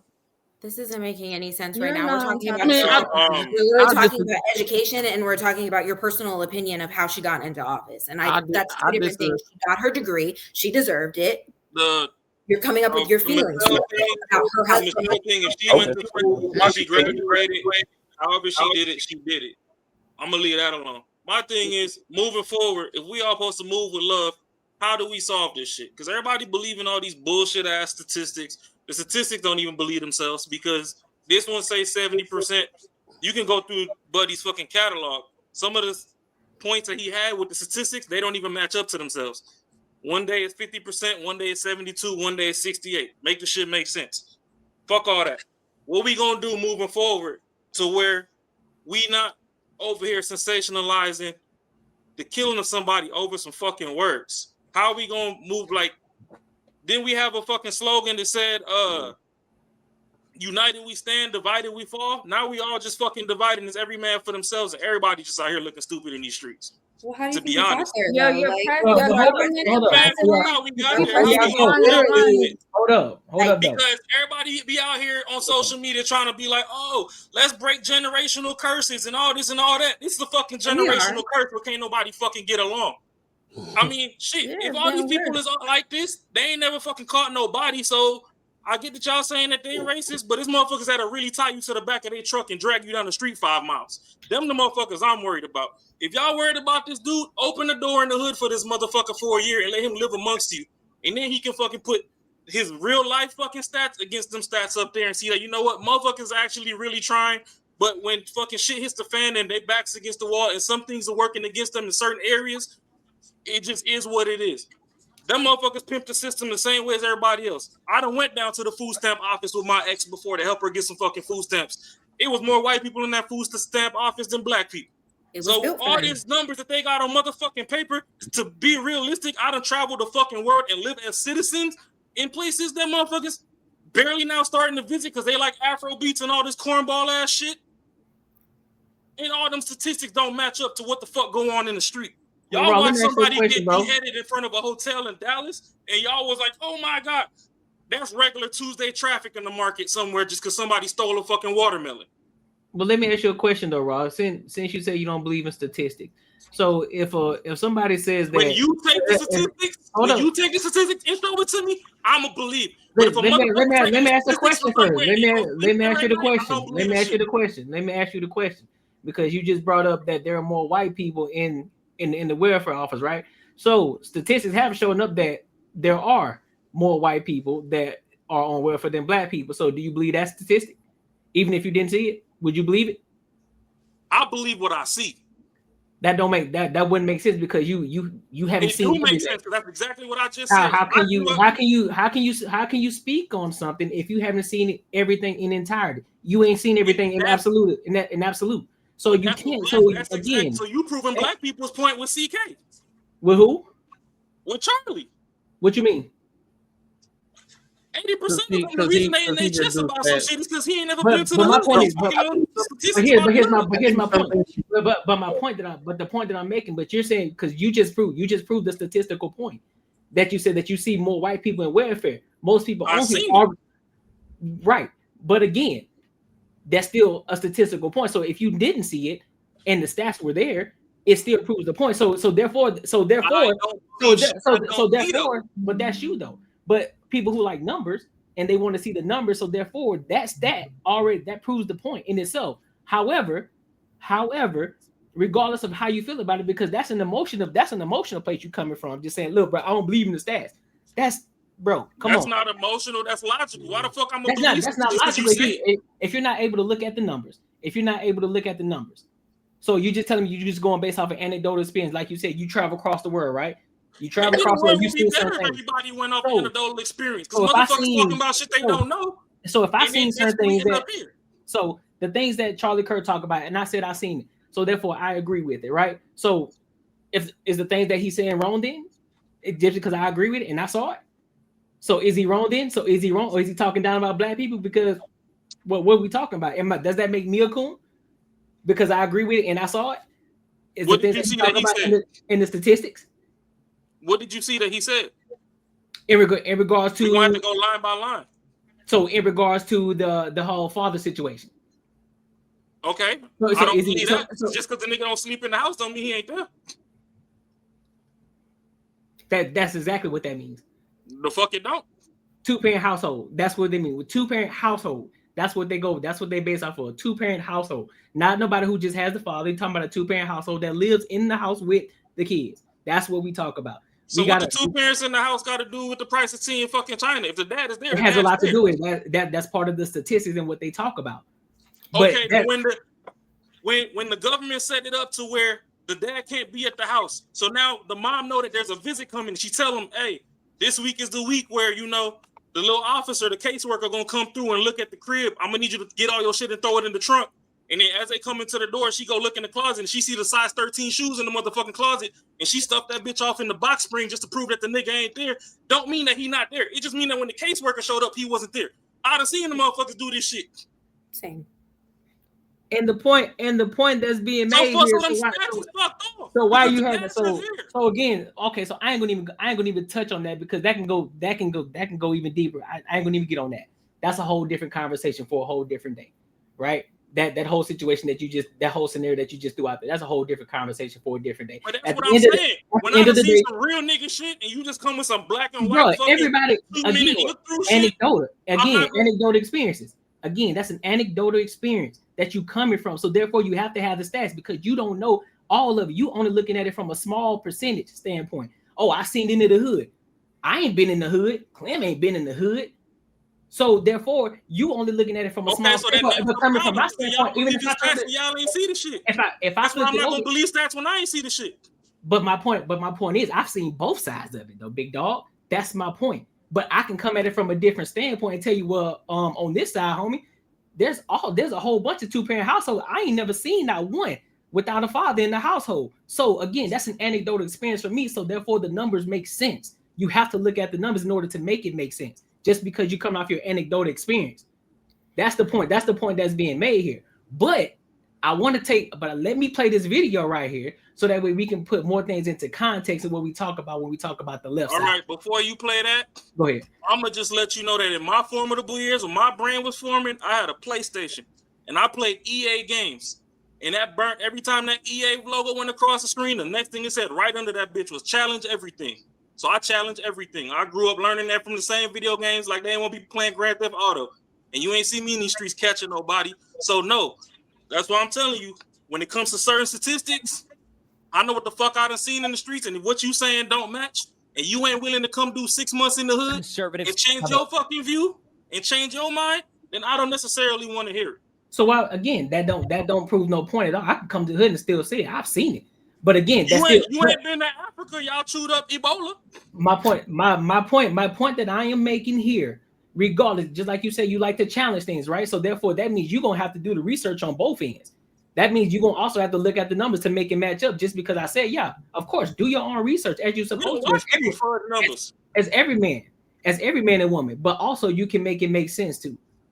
That's why they got stats in sports, right? They got stats in sports, but you got to do the research. You got to watch the game. You got to see what's going on to see how the numbers make sense, right? So therefore, you have to do your research too. Just because I said, yeah, don't go by just what I say. Go do the research, and then you can formulate an actual logical argument in that. Here go the difference though. Me and you can tally the shit that happened in sports because that's televised. The hood ain't televised. What them people got going on ain't televised. These motherfuckers start a company right now and they be money laundering and you don't fucking know. And they're like, oh, these people business is successful and these people ain't. You try to watch some drug money to some clean money, they come arrest your ass. These motherfuckers get to go embezzle $6 million from a company. All they got to do is pay 1.3 back when they get out from doing a 2-year bid. You get caught with fucking 5 grams a week, they lock your ass up for a decade. Them motherfuckers do that shit, they sit for fucking a year and a half, get out in 8 months on good behavior. but we So- gonna come over here and fucking be doing stats. Hold on. Shit's bullshit. Hold on. So I actually work in data and statistics, right? So I think the kind of logic on data and statistics is kind of flawed in this conversation. Data and statistics is supposed to level set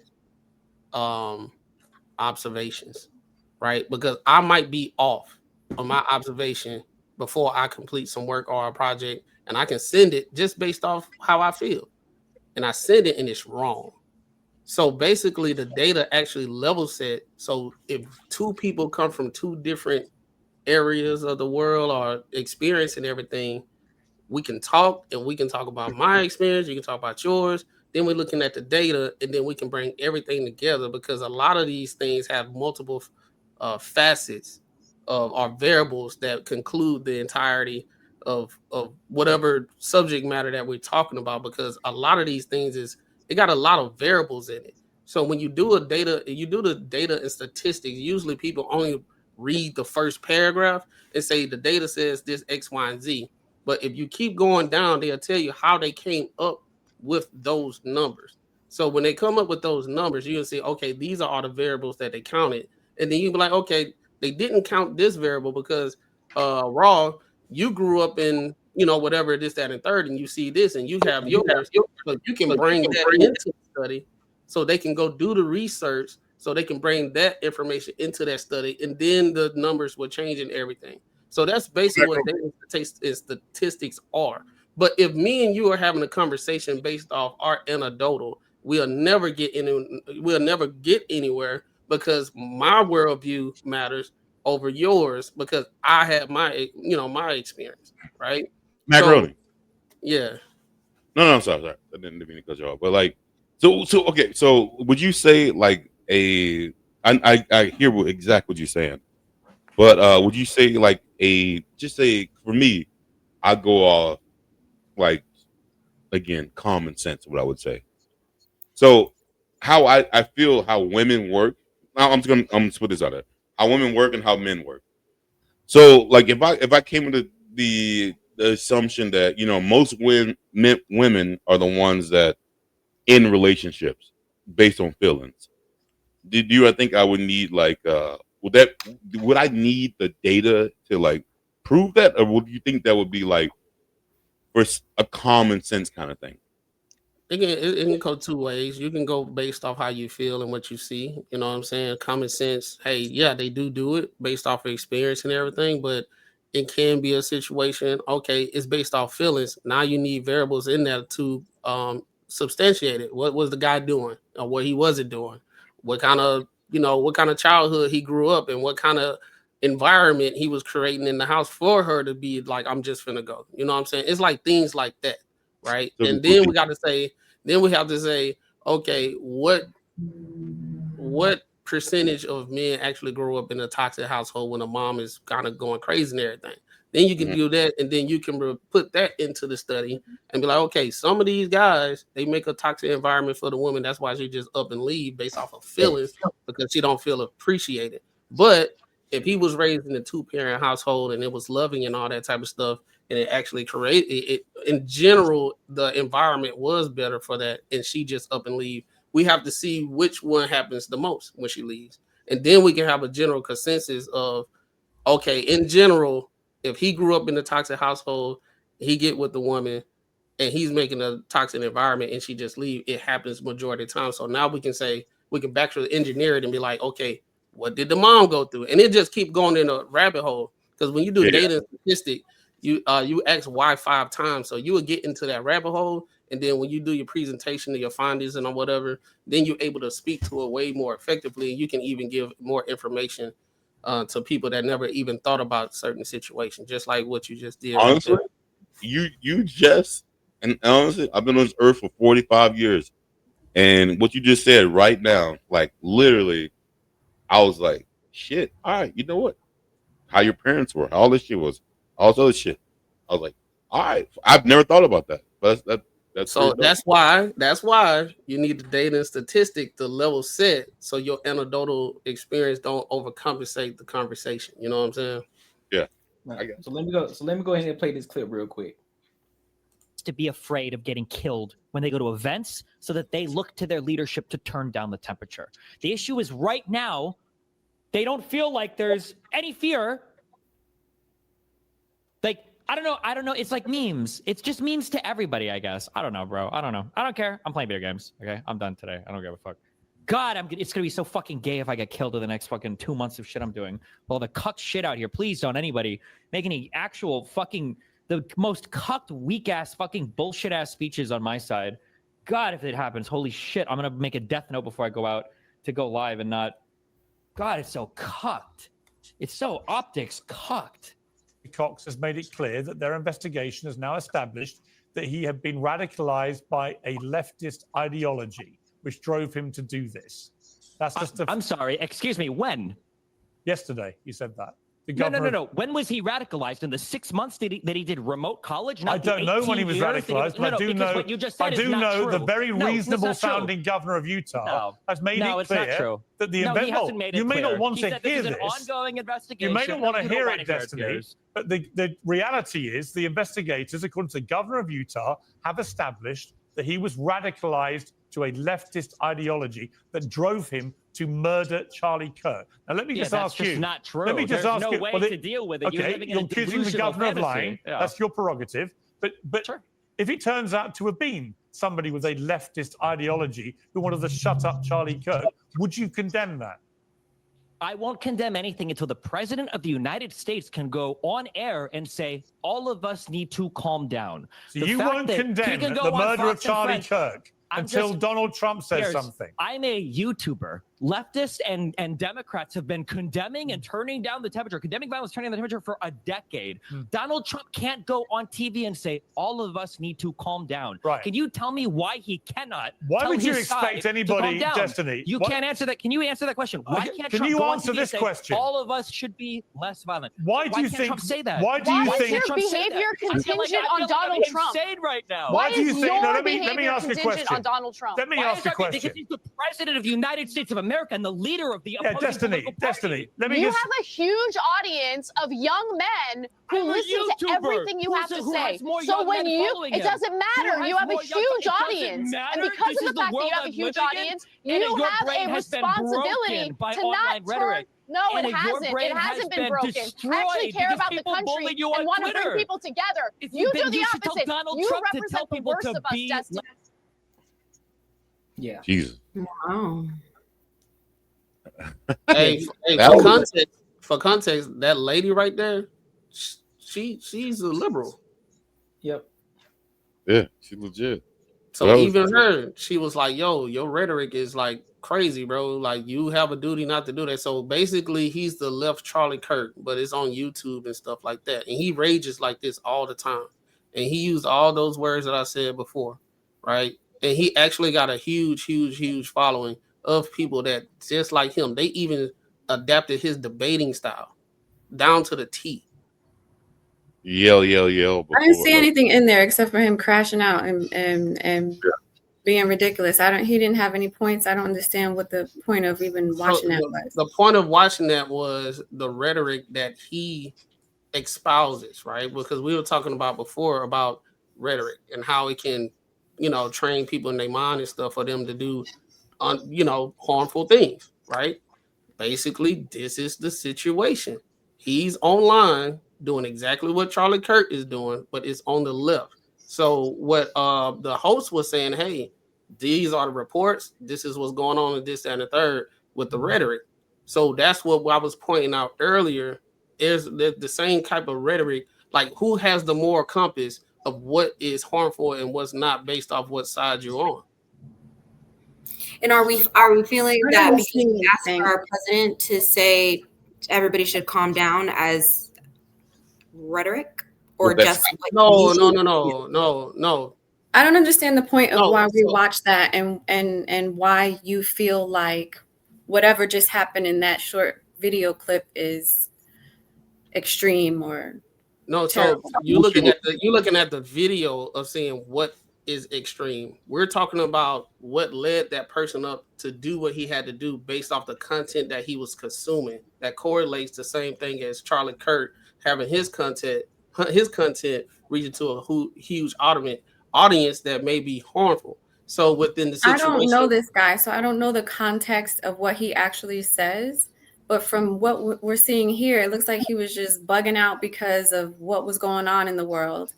And then he got on here and he got upset because they were blaming the radical left, or he was because saying that this guy was radicalized. That's why he shot and killed this CK. And he was also saying that the president should be trying to calm things down. So for those two things, I agree, because we never got anything out until maybe today from text messages. But there's still no defined reason why he chose to do that outside of the implication that his supposed boyfriend or roommate do you think the president stopped him from doing it? Was supposed to be transgender or starting to transition. So I didn't get the context in that video. That's why I'm asking. I don't understand. Yeah, I was giving you the context. I was giving you the comparison or the context, right? Is not exactly what was being talked about on that panel at that point in time. It was the report of what led up for him to do what he did by him consuming radical left kind of ideology. And then what we was having a conversation before, you were saying that what Charlie Kirk was doing was harmful with his rhetoric. So you were basically alluding to, hey, something harmful can happen based off his rhetoric, and a lot of people can cultivate and start doing harmful stuff. Right. So basically, the host was trying to correlate kind of like the same thing. Basically, that's what they were having a conversation, and then that's when old buddy, he was like, he was saying what he was saying. He was like, well, let's say we don't have 100% of that's all the way true, but if it is to be true, would you condemn the actions of him based off that situation? And he didn't want to answer. He wigged out, and like you said, he was feeling uncomfortable with the question and all that stuff. But the whole premise of it was drawing a correlation of the radical, I guess, the radical indoctrination on both sides. Right. Here's a better clip. Because you we are in trouble. My bad. Go ahead. Here's a better clip. No, I'm making a special video after watching the Piers Morgan debate. Jack Posobiec, Andrew Wilson, Anna Kasparian, and Stephen Bonnell, aka Destiny, appeared. Destiny, I will not waste time, says outright, you should die. He says conservatives need to die because when they vote for Donald Trump, people die and it's their fault, and this is what you get. What he said was, stop defending your values, give up, or we will kill you. That's what he's saying. What now? Twitch, YouTube, X? A viral X post already doing the rounds has Destiny saying conservatives must fear they will die, and so they will back off and give up on what they're fighting for. There's no ambiguity here. This is not even a far leftist politically, Destiny, saying if you are a conservative, if you hold any of these values, they want you to fear death, they want you to die, and if you vote for Donald Trump or anyone like him, they will kill you. I'm going to play the video for you right now. Destiny had a porn star wife, and she was able to fuck whoever she wanted. Obviously. To Destiny's insane tweet a little earlier, which were just like who are these people? Like, Jesus, I don't get. I mean, that should be enough right there to understand where the fuck he's coming from. And everybody told him that was going to happen. Us now, Destiny, you've been quite active on social media since Charlie Kirk's death. When Erica Kirk posted Charlie's coffin, you responded, she tagged him, brackets, crying face emojis. In response to Alina Haber's tweet ordering people to fly their flags a half-mast in memory of Charlie, you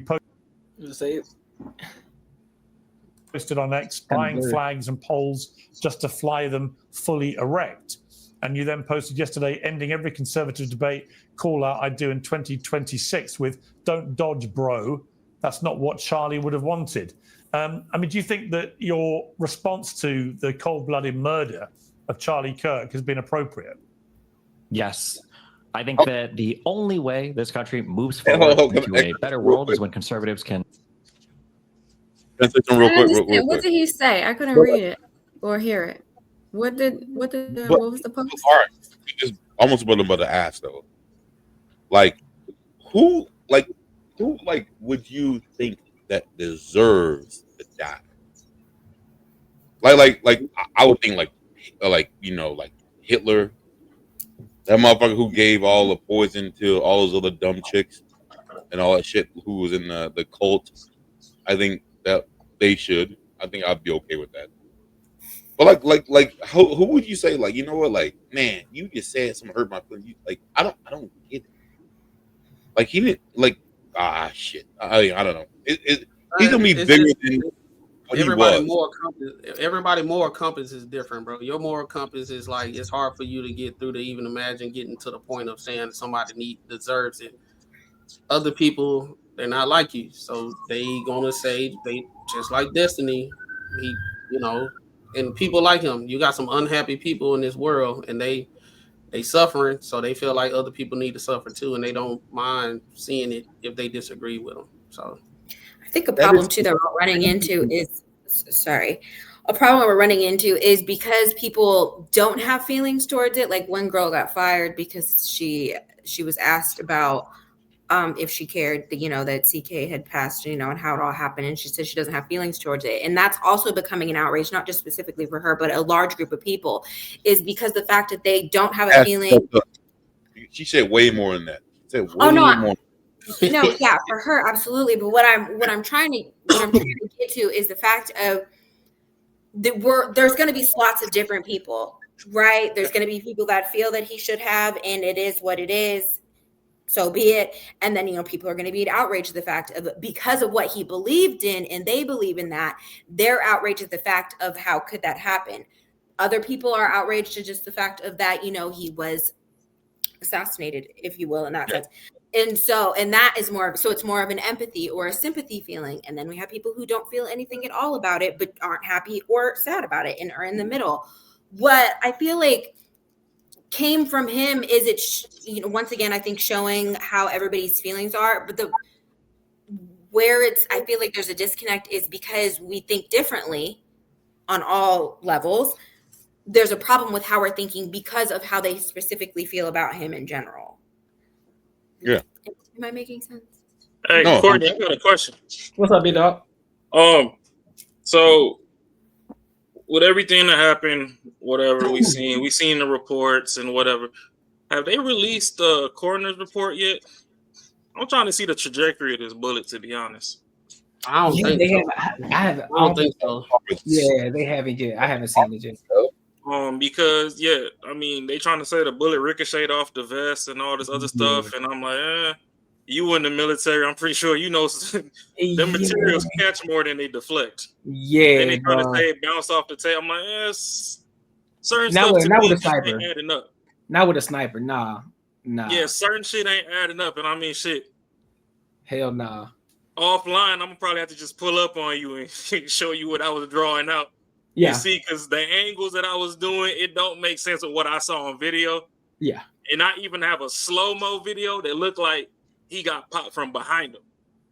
So they talking about, the shit was front and center. And it's this video that's slow-mo. You can see a projectile because, the dude that was in the white hat with the phone that was next to him, that's like one of his best friends. Yeah.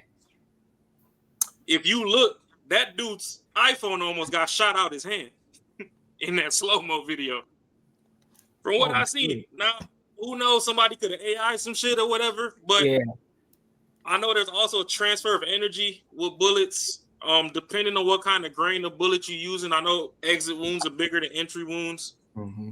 Bro, the Kool-Aid that came out his neck, that looked more exit than entry to me. So it kind of looked like it came from the back to the front. But if you look at a map of the campus, they're saying that it's from the front. I've never seen that much blood coming from a person. Could you if you hit an artery, niggas will skeet. Pause. Yeah. But if you, I've spit over and it's I've the carotid, the blood is going up and down. Like the blood is transferring. Bro, so once you I don't know, bro. and Like it's coming out both sides. unreal. That's unreal, man. It's the equivalent of popping like a sewer line. Mm-hmm. All that pressure Bro, going that's through crazy. there. I You didn't hit that know motherfucker right. that much blows in a person. Yeah. I did not know that much blows in a person. Like that shit was. Even if it's not that much blood in a person, you gotta remember when you go do your biometrics or whatever for your insurance or whatever, and they take your blood pressure, that's actual pressure that's going through your body. That's PSI. That's crazy. So crazy. I mean, yeah, you run around and you do your daily thing and you breathe and you huff and puff or whatever. You just think shit's sweet. Nah, you a well-oiled machine. There's pressure in that. So you pop one of the main pressure galleys. You know what I mean? Shit get to skeeting real quick and in a hurry. Pause. but what I think though, like people get taped off and roped off in the streets. So between playing Call of Duty and Battlefield and SOCOM U.S. Navy SEALs and Grand Theft Auto and watching bodies drop in the streets and motherfuckers getting robbed for their J's and their phone and all that, and then the story just seemed like they keep throwing out a story to see what's gonna bite. I think, bro. Oh, hey, it's this person. Oh, no, it ain't that. It's this person. Oh, no, it ain't that. Oh, hey, this person was a straight guy, two-parent household. He was an American dream, but his roommate was one of those people, and he wrote shit. Y'all throwing me too many ways. Hey, do you think like the most people, like what's happening right now? Let's be real. We don't need stats for this shit. We don't need none of this. It's more like we're talking about our people. Black women are the ones that are going in and saying, fuck this motherfucker, blah, blah, blah, blah, blah. Do you think, like, not that they're, like, not empathetic, do you think just it's all more like it's not reality to them? More like, like shit. Right now. And shit can fuck my life up. Like, my people in my personal life that I've known from high school are talking about this shit and got fired and be like, unreal, like I can't believe this shit, and it's so victimized. I'm a victim. You realize the post you just posted? Like, are you fucking kidding me? Like, and it's like it's almost like it's not even reality to them. Well, it's desensitized. We're desensitized. You see, everybody talks shit on social media all day long. It don't matter what it is. Social media, everybody's shit talking. It's not kumbaya all the time. Doing that shit and then when you're probably talking shit too. There's a whole bunch of podcasts talking a whole bunch of shit. I agree with you. There's a lot of dudes that are doing it, but guess what? Them motherfuckers ain't. Hey, guess what? Y'all were also talking hella shit as well. Y'all want to take. I think it's equal.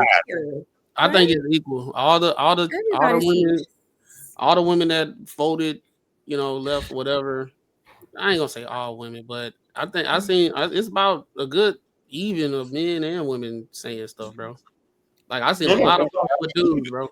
But I believe the dudes that are doing it are the ones that hey, they go in their booze house chilling because you know what? Like they ain't got shit to protect. They ain't got nothing to protect.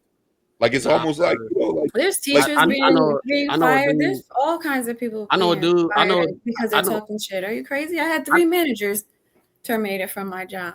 I know 3. I know a dude that got 3 wives. He got 3 wives, and he was on a podcast talking about it. The same way, bro. I think it's just whatever how your worldview is, bro. Like if you believe, hey man, he had to go. I don't feel sorry because he was talking about black people like this, and the third. They ain't gonna care. You got some people that care about black people and all that stuff, but they were like, it's not that serious for that to happen. You know what I'm saying? I think it's just the way you was raised in your moral compass at the end of the day. I bet the 3 wives. I bet all 3 of those chicks are working. He's like, you know what? No. He pay all the bills. Hey, you got any brain cells in your head, you realize you can't say shit. Yeah, if you want to keep your you gotta job. be fucking kidding me, bro? We're not Karen, so I don't, But we are desensitized, like Kay was saying. Like, there's a whole bunch of mass shootings that are going on. Murder is happening all the time. It just happens to be that this specific person, because higher up people have deemed this as important, that it's now making a ripple. I think I'm not talking. I mean, I have a lot of white friends, and I think, honestly, tell you the truth, I think it's more important because I have a view about shit. I cannot imagine someone assassinating me about it.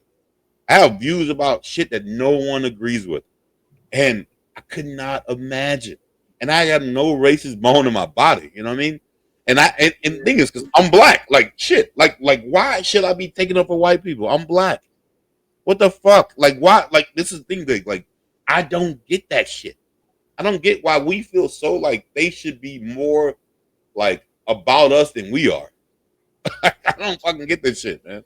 Like I said before, I was like, this wasn't even our thing in the first place. I don't even know why we like giving it that much, but I mean, it's an American thing, bro. I know that's what it is. It's supposed to be an American thing, bro. But this is the problem. That's the issue. It's a people are making it a black and white thing. It's an American. Exactly. So what's going to happen is, right, it's not going to go the way that we think it's going to go.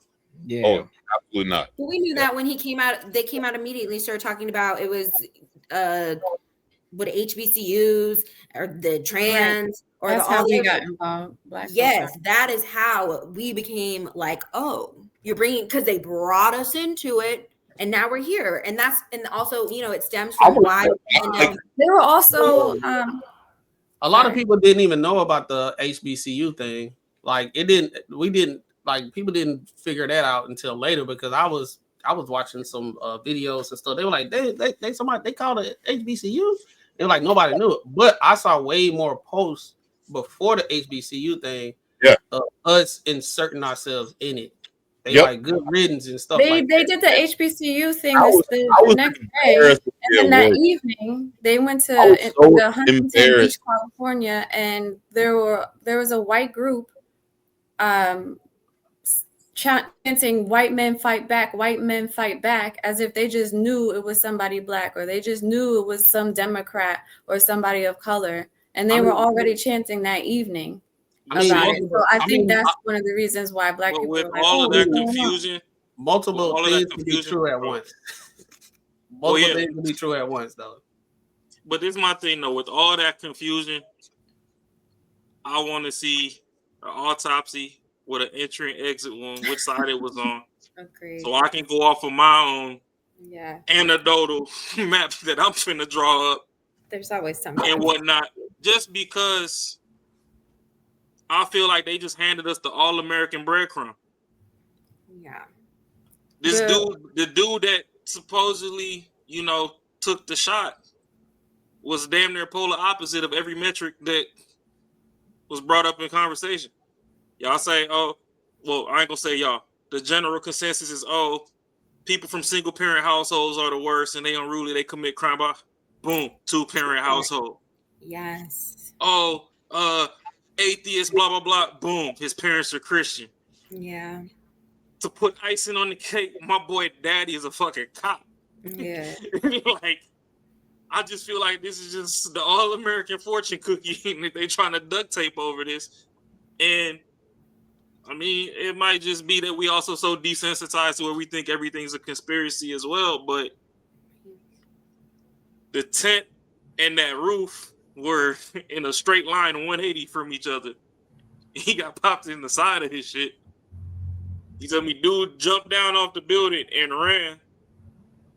But nobody physically, I mean, I get most people probably see somebody run, they don't know what's going on. But in the video, you can see a car pulling up in the parking lot, which they was probably texting and driving. But he ran right past somebody else. Nobody fucking... They were walking on the sidewalk and shit. Yeah, like nobody really was alert to the fact that homie just jumped off the roof on some Splinter Cell Rainbow Six shit. Like, I don't know. The text message is wild too. It's like he texts the whole thing to his boyfriend or neighbor or whoever. Well, they said it was about what was going on. That's wild. It was on Discord. It was on Discord. Yeah. He's I guess he's transitioning. So I mean, But even so, like they were saying that today, they were saying that they pulled his text. Was it Discord? You text on Discord? They pulled his information, and he was telling him like, "Oh, the rifle's in the woods in a towel," and that's wild. Like, how do you plan all of this, plot all of this, and then right after, you know, it's possible that you could get caught, obviously, right? And you're just gonna text all this information to your boyfriend or whatever. I think that's crazy. Yeah. So if he did get shot a different way, he might be the fall guy, bro. Yeah. Per you. Didn't they talk about like the bullets had writing in them, just like the other one did? Yeah. Like, oh, okay. Just think about it though. The first dude for the immediate optics. Yeah, the old man. That man could barely walk. They had Bernie Sanders with his hands behind his back. Hands falling down and shit. Right. The old man on the ground. Yelling. I'm like, that old man can barely walk. If we don't pick somebody else and hurry up, don't He's talking about they ain't have no gun or nothing. They just like how they choose him. But he did get but he did just get charged though for child having child pictures. He did just get picked up for that. Lord. They had to get him. Well, I'm happy they looked into him then, but damn. Yeah. Right. They probably were hoping that they could, you know. But that's the thing. I mean, I know that it's like I said, it's a sad situation. People can feel how they feel about the man, but the situation shouldn't have happened. Yeah, no one deserves to die for sure like that. Well, I think we can all agree on like he didn't deserve to die that way. That was unacceptable. Some people, not some other people cared like that he should have, but no, that was. I will say, man,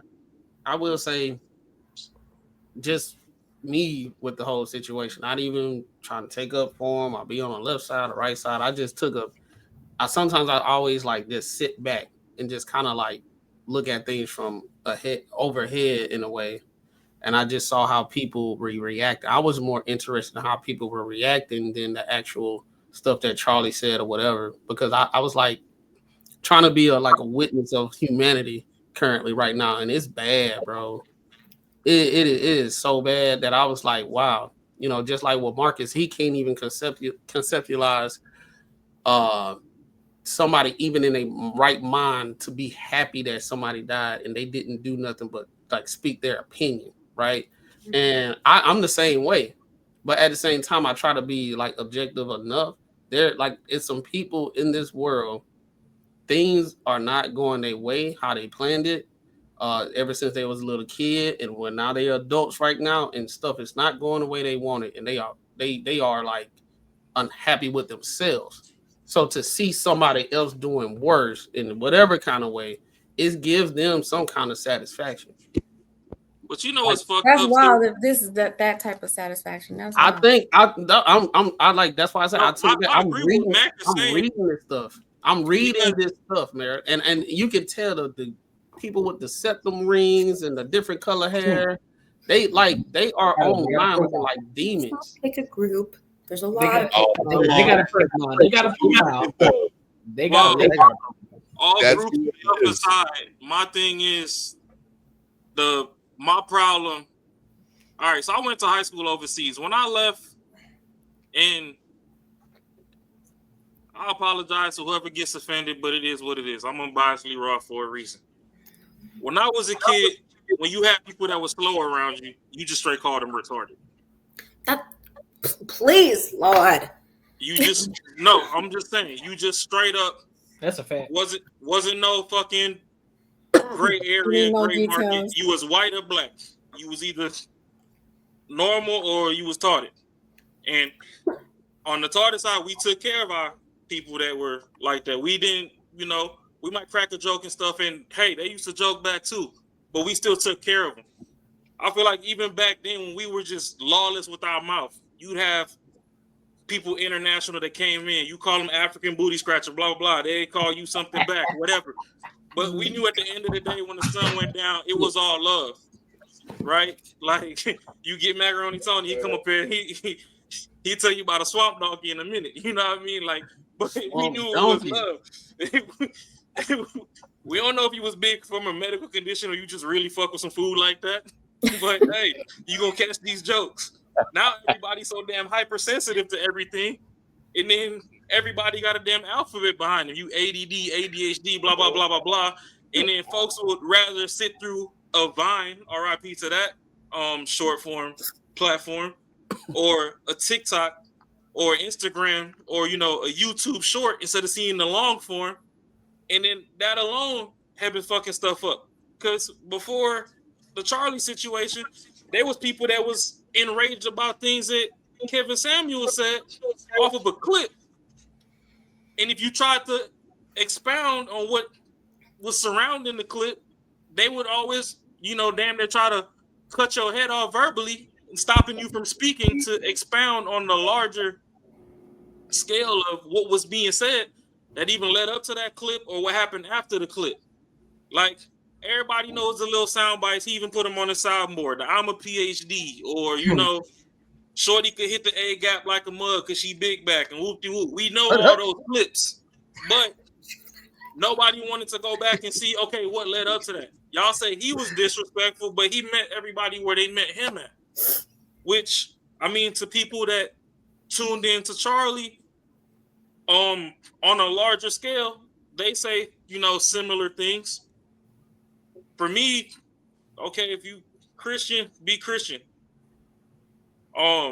If you speaking on other topics, speak on other topics. My main issue was also from clips, even though I went and dove deeper and found the content, like, the whole empathy thing, I do agree with him. Like, if you lose somebody close to you, Ashley, I don't know how many years you knew him.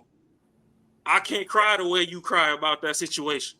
I can feel sorry that you lost somebody close to you, which is the sympathy side. So yeah, I can do that. But this ain't Avatar. We can't lock tails together and then our fucking thoughts and everything just align and we all feel the same thing. You get stabbed and I just get a scar the same spot that you got hit. It don't work like that. So certain things I could understand. There was another point that he said. I ain't gonna get into all that. When I remember it, I'll remember it. But on the larger scale of things, is everybody looks at these clips, and I feel as if a larger scale of people that are actually putting their jobs in jeopardy and all this other stuff is they done seen a couple clips circulate and was like, oh, you know what? Yeah, my homie said fuck this person, so you know what? I'm gonna say fuck him too. But you ain't wanting to watch. That's like watching the trailer to a movie and saying that movie's whack, but then everybody coming back and telling you that it's a good movie. And you like, well, nah, I seen the 3-minute trailer. That shit was trash in the trailer, so I know the movie trash. And it's like, well, nah, the movie deeper than rap. You got to watch it and get the whole story. The trailer, you got movies like Inception and shit to where damn near till you get to the credits, your head is fucked off. Then when you go to sleep and wake up, the next day you put it together. But So, why people ain't telling these cats like, yo, you fucking your shit up by doing this? Like, why? What the fuck are you doing?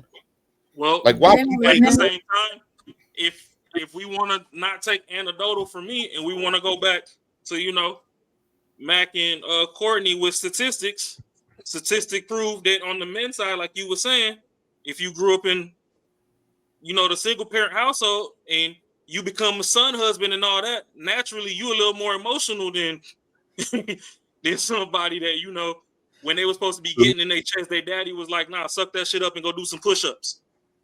Yeah. You got people like, we seen the Roger Jackson situation, and we could say that, CTE and all that played into it, but he grew up off tough love. Now, whatever happened to him, by the way? I didn't follow up, so I'll check in and see. I didn't fully follow up. I know his dad been going off on people, but even with that, if you look at his upbringing is generational. Because if you go on Rampage and shit, Rampage's dad talks to him the exact same way he talked to Roger. Mm-hmm. But our generation somehow, lost the plot and everybody's more attached to fucking traumas than reality. And everybody is fucking, the feathers is leaking out of their pillow every time they in their emotions and nobody restuffing the pillow. Now you got a bunch of flat fucking Build-A-Bears running around trying to find something to fill them. So where do y'all think we go from here? What do y'all think? Investigation just to answer your question. Hmm? Still an investigation. The Roger J is still under investigation. I know what the issue is. Well, I say this, and I give what I think need to happen. I think a lot of people, like I believe, I don't know if it was Ashley or Kay or somebody. It's a lot of people with main character energy, and what tends to happen. I don't know. I forgot who said it. You saying like, we got main character? I'm like, I'm in. No, I'm saying somebody brought that up before. I said y'all brought it up before. That and it's a lot of people with main character energy, so they're not aware of their surroundings, socially. So they believe everybody thinks like me because I think I'm right. But like where I work, it's a bunch of people. You don't know what their political views are or whatever. So we used to have this name say mind your damn business, right? Don't be telling everybody your business, right? That's what we grew up on. Now we telling everybody to say whatever and be unapologetically you, and whoever don't like it is something that's on them. So they're not thinking about what the older generation you say, mind your business. Don't be telling everybody your business. It was a reason because you just don't know who you're around. And it's a lot of people have the main character energy. So now after they get fired, they get online and they still haven't learned their lesson. They still go out there and talk. Those employers are going to do anytime you interview, they're going to do their research. And they just don't have the gift, the gab of saying what you have to say without actually being like all the way 100 with it, right? So I think what we need to do, us as a community, or just people in general, just mind your business and how you feel. Make sure you vet who you are talking to, because sometimes I reserve myself on certain topics because I already know how I can go depending on who I'm talking to. I can tell within. I purposely ask certain questions that's not off. They can't pick up on it, so I can understand how this conversation gonna go. Like I learned a lot of stuff in sales, bro. I ain't gonna lie. Macaroni. Yeah. I'm sorry. I just want to say, like for you, I think you kind of like me too. Like, don't you love if someone can ask you a question and you like, shit, bro? Like, I didn't think it that way. Yeah, I do that on a daily basis because I already I've been doing data analysis for so long. My mind has gotten to the point that that's how my mind works now. Like I always say, when something's going on, it must be more than just that. And then that way I can have like a more objective way of thinking. And I ask questions just to see okay, that makes sense. That don't make sense, but I understand what they're saying. You know what I'm saying? Yeah. Because they may have a certain upbringing. That might be the reason why they think like that. So I'm not going to touch it, whatever. But I think us as people, especially with the situation with the jobs and all that stuff, they need to learn the art of stop saying your business, especially when I agree, because back in the day, you really didn't even talk about who you voted for. You really weren't having those kinds of conversations back in the day. We didn't have social media either. I'm gonna just tell you this: the problem is everybody's in the pursuit of clout. Everybody get on these apps and they want their views to go up. You want your next video to have more views than the last video and whatever. My toxic blessing at this point in this point in history is I don't like posting my personal business. If I take my girl out on a date or whatever, I might take 100 pictures. You ain't seeing shit till I get back to the crib.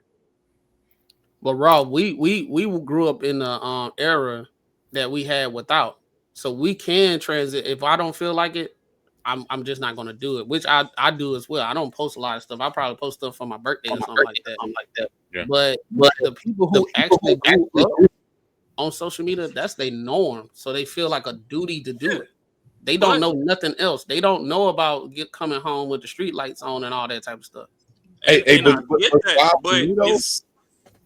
What's wild for me? Oh, I'm sorry, but yeah, what's wild for me is getting on shit like this and us talking, and you have a totally different opinion than I do. Man, I'm telling you, that fucking feeds my shit, bro. I love it.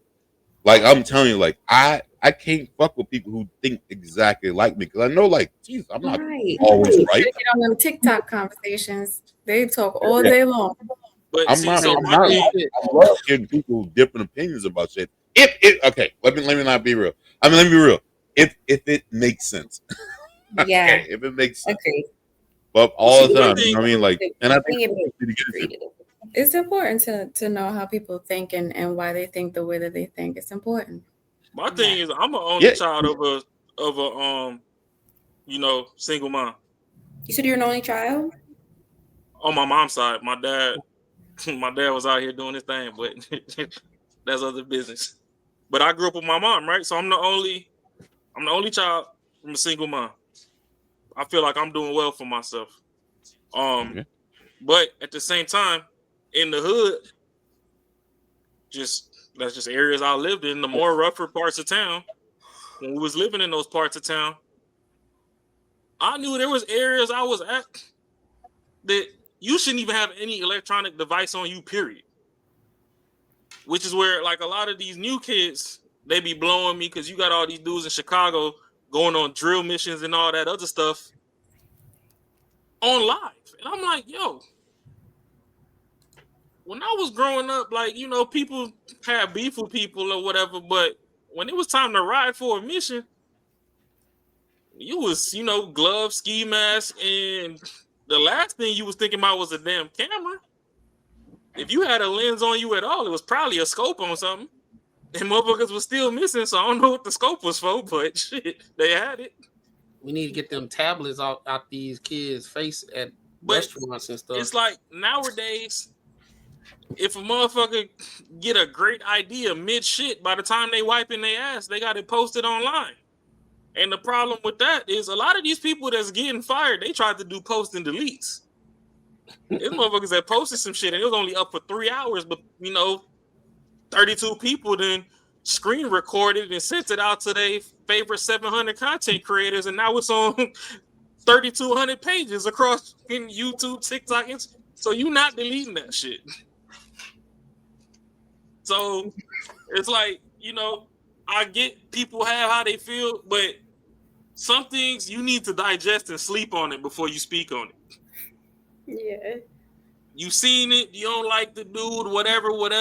Your thoughts are still in their raw form, but you're not a business owner. And even people that were business owners, some of their businesses is closed now, boy. Motherfuckers getting doxxed. But I unfollowed a chick that I know personally, and because she was just going in on it so much, like she was like what we talking about, people that's celebrating it. Yeah. I was like, oh, the first post, I was like, okay, she getting it off her chest, cool. Then she made another post the next day. She made like 3 posts. I said, all right, so you just an evil person. Okay.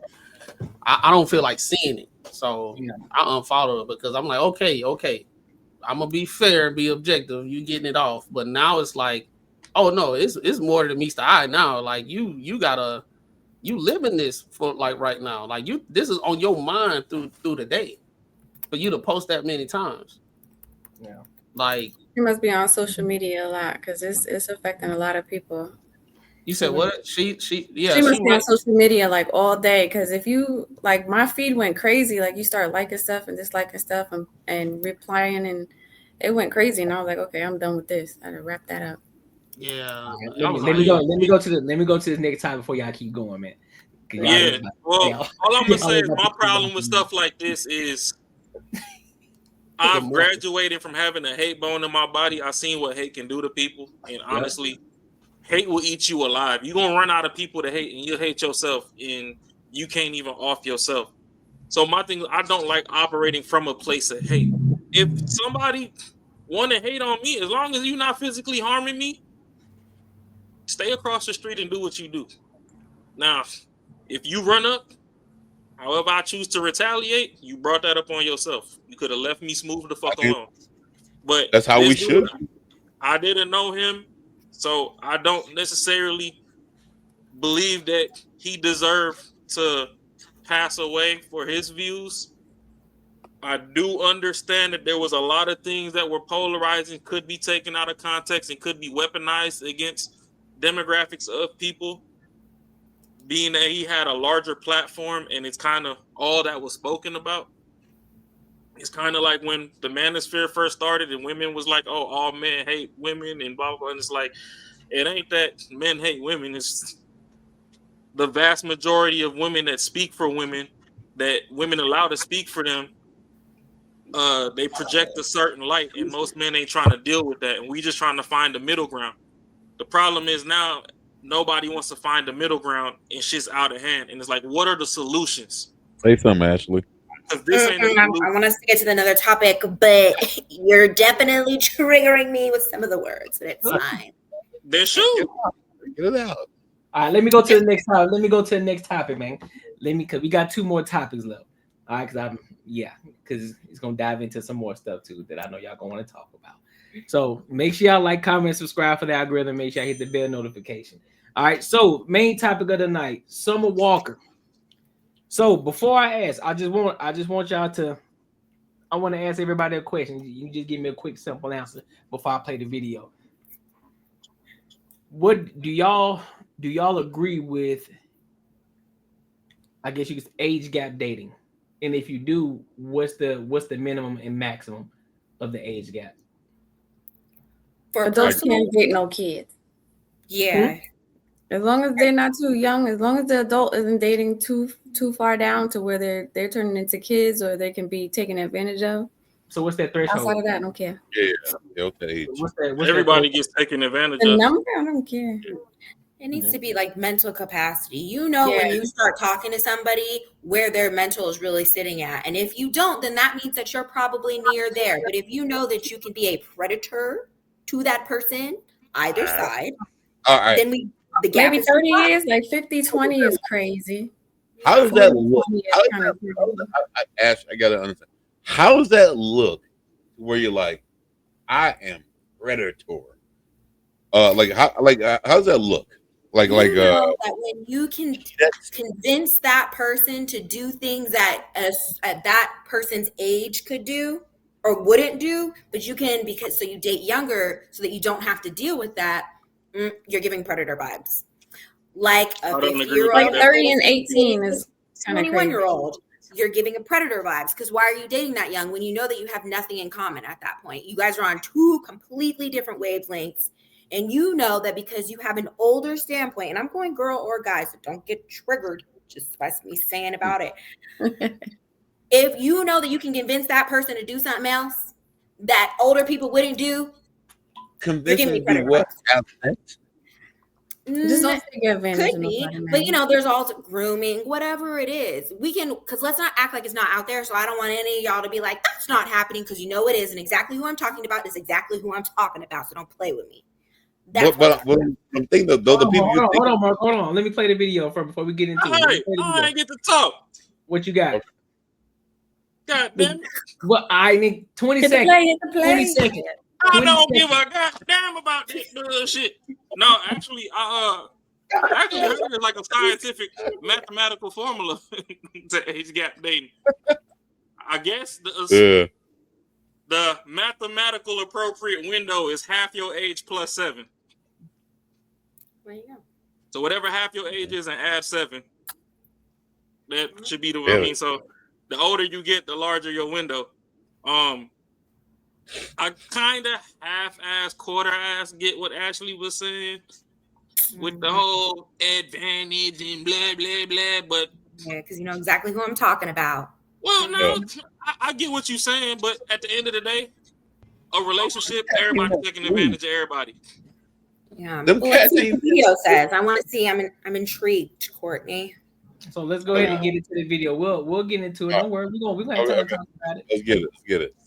Daddy, you are your own sugar daddy. You sound like one of them niggas that be like calling girls big money. I don't care if I got my own money. I'm sick of paying for my own shit or whatever Landon said.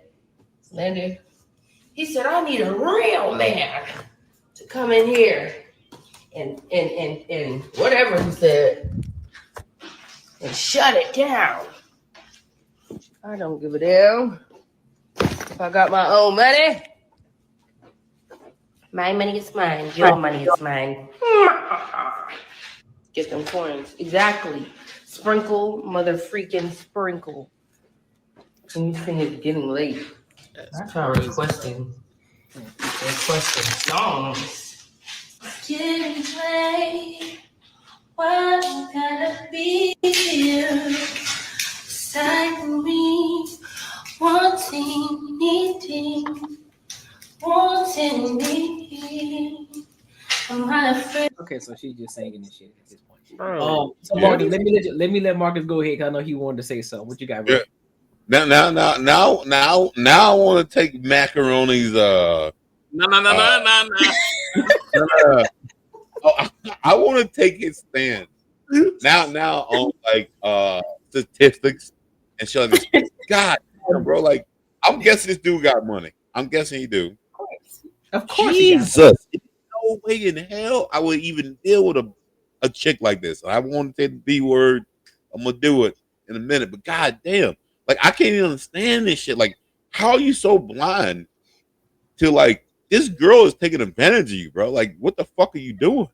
They No, playing. no. They are You playing. Are you taking You are it? speaking This is a from the mutual lens of exchange. dress. They're playing. Courtney, when you asked me the question, that's a two-part statement then when it comes to this and the age gap. Now, when you're playing in the sugar daddy and sugar baby lane, that's completely different lane. When you're Okay. My bad. No, you're right. Sorry. I forgot that was the question. Yes. Me personally, if I had that much money, I wouldn't do that. But like, I would still do this. I still fall behind Shannon Sharp the way he did it because it seemed the most secure, but it did not fucking work out. Right. That's a fail. I'm gonna get an OnlyFans chick if I'm that old. I'm like, you know what? Wow, and they'll do Man. anything for money. No. I'm getting the OnlyFans chick. I'm like, man, ain't nobody going to be like, yo, like, man, like she sells her booty online. Like, why how could I be in trouble? Or how could I get caught up? Who would not believe any, like, you know what I'm saying? Like, Jesus. He just paid that girl $50 million, didn't he? I'm sure he paid her money.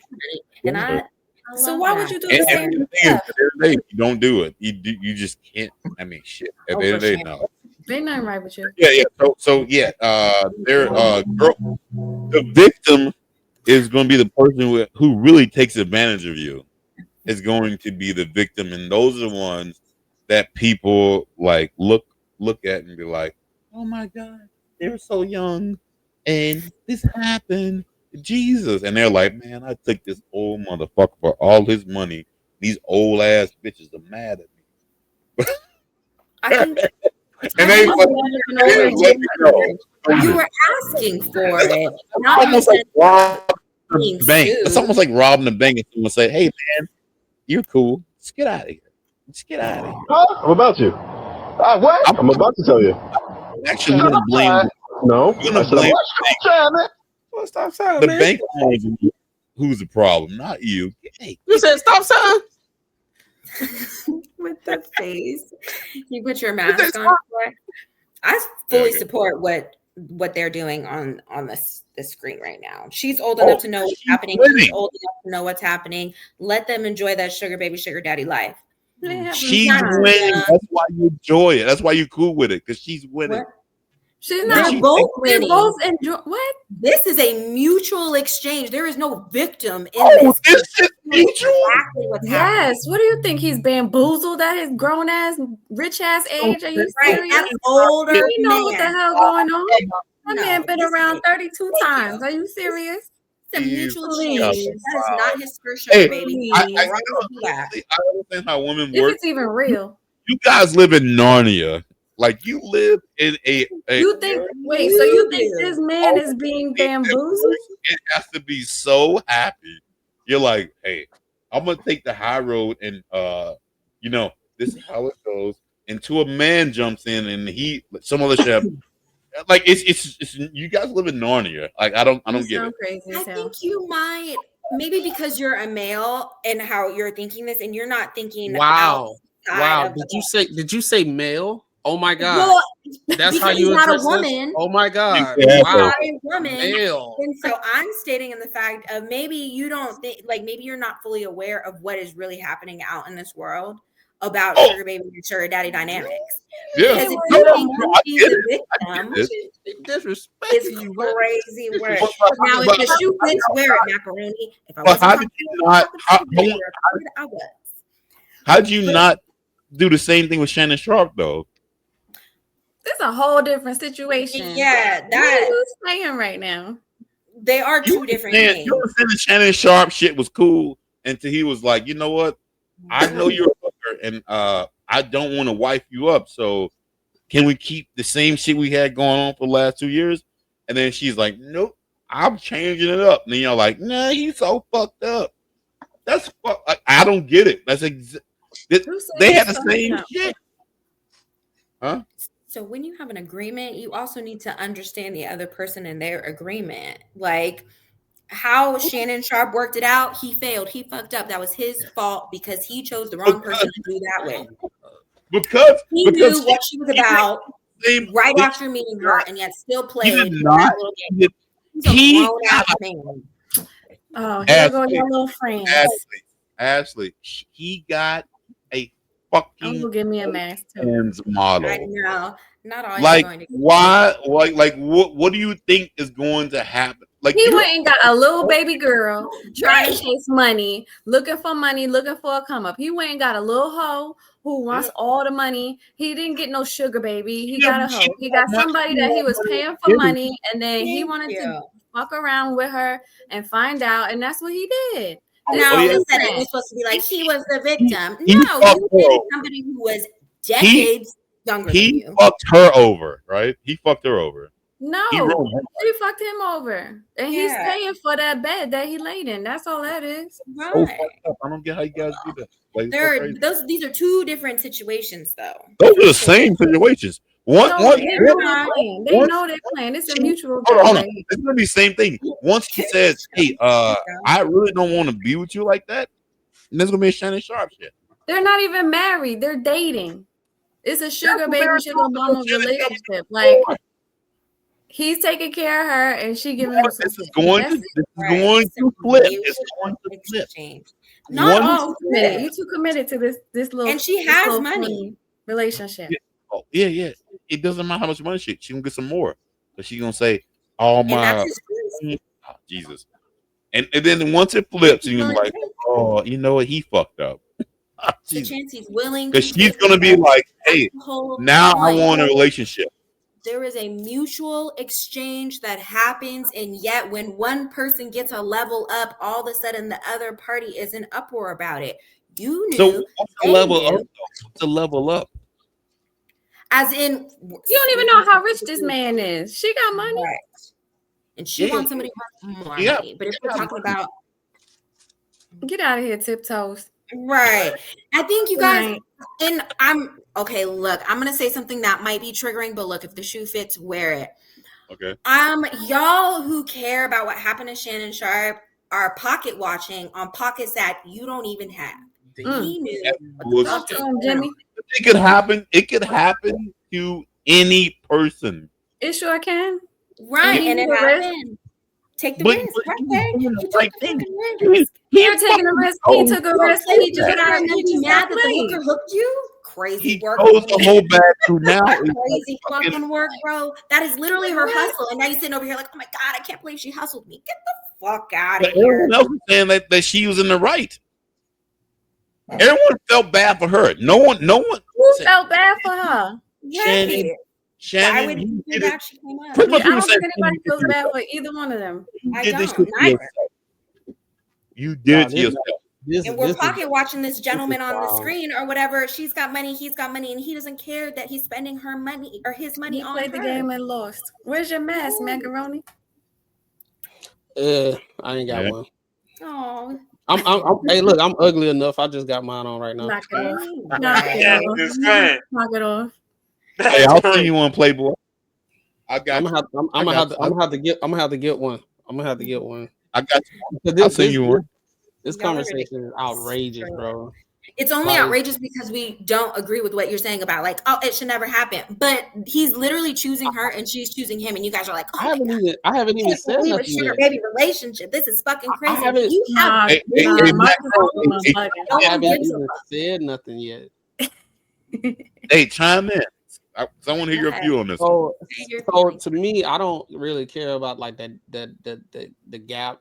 You know what I'm saying? Because we've been seeing this since we was kids. When we was in middle school, high school, middle school they was getting with the high school guys. High school they was getting with the college guys. College they be getting with people that got a job, whatever. You know what I'm saying? So I'm not even tripping about that. I'm just tripping about like all the work she done got done, and that's who he picked. Okay, well, to each his own. Because to each his own. I'm just saying that, but I will say this: I think both situation with Shannon Sharp and old girl, and this situation is very similar because it is transactional. It's like I don't know if this is transactional. I don't know if it's real, but Buddy I have a good understanding that some old dudes they with money or whatever. I don't know if he got money or whatever. They don't care, bro. They just they'll spend the bread to get some young chick or whatever. Like I wouldn't do it. It's not that I agree with it, but it is what it is. Some dudes they know they getting played in finesse. They do. Well, if they know it, they're not getting played because they're getting what they want. But I will say how the situation going on, like how both of the situations are very, very similar. The only difference is if Summer Walker feels played, that he get another one, that's when it'll be the same situation. And currently, right now, everything's good. Just like Shannon Sharp, everything was good until she started feeling some type of way. And I mean the double. I'm trying to be objective, but I'm looking at the situation and it looks a bit of a double standard because both relationships are kind of similar. Dude got a lot of money, got the young chick. The only thing is different. The other girl was 20, and Shannon Sharp was his age, but at the same time, it wasn't no predator stuff because from my understanding, how Shannon Sharp and old girl met. She kept meeting him at the gym, and she was walking over to him. So she was actually preying on him and his bread. So she was trying just to like any other gold digger. I'm not exactly. I'm not saying that she wasn't a gold digger or nothing like that. But I'm just saying how it happened. You know what I'm saying? But she was on OnlyFans making her own money too. She wasn't broke. She just came up even more with Shannon. Put him in the blender. Retired. He retired her. She retired. Yeah, like retired. she literally came out and said she retired. But like how I'm looking at it, I like none of the women on the panel like didn't just take a step back to see. Let me see if this is kind of the same. Let's have a conversation. It wasn't like a all you heard was snap, get that money, get the dude, blah blah blah, and it was just like. This shit make him horny. That's why. It was just like no. It wasn't no sit back. Let me see. Mutual exchange. Nah, it just went straight up. I don't see nothing wrong. No, then because you're only one to hear what you want to hear. Because I started off saying a mutual exchange. This shit make them horny. That's why. What that song say? Money make them come. It wasn't talking about make them come to you. It's talking about fucking filling that panty liner. What the fuck are you talking well, about? he gotta have money. Wow. Hey, this shit legal to y'all? He gotta have money because if she got her own money and she says she tired of paying her bills, he must be taken care of.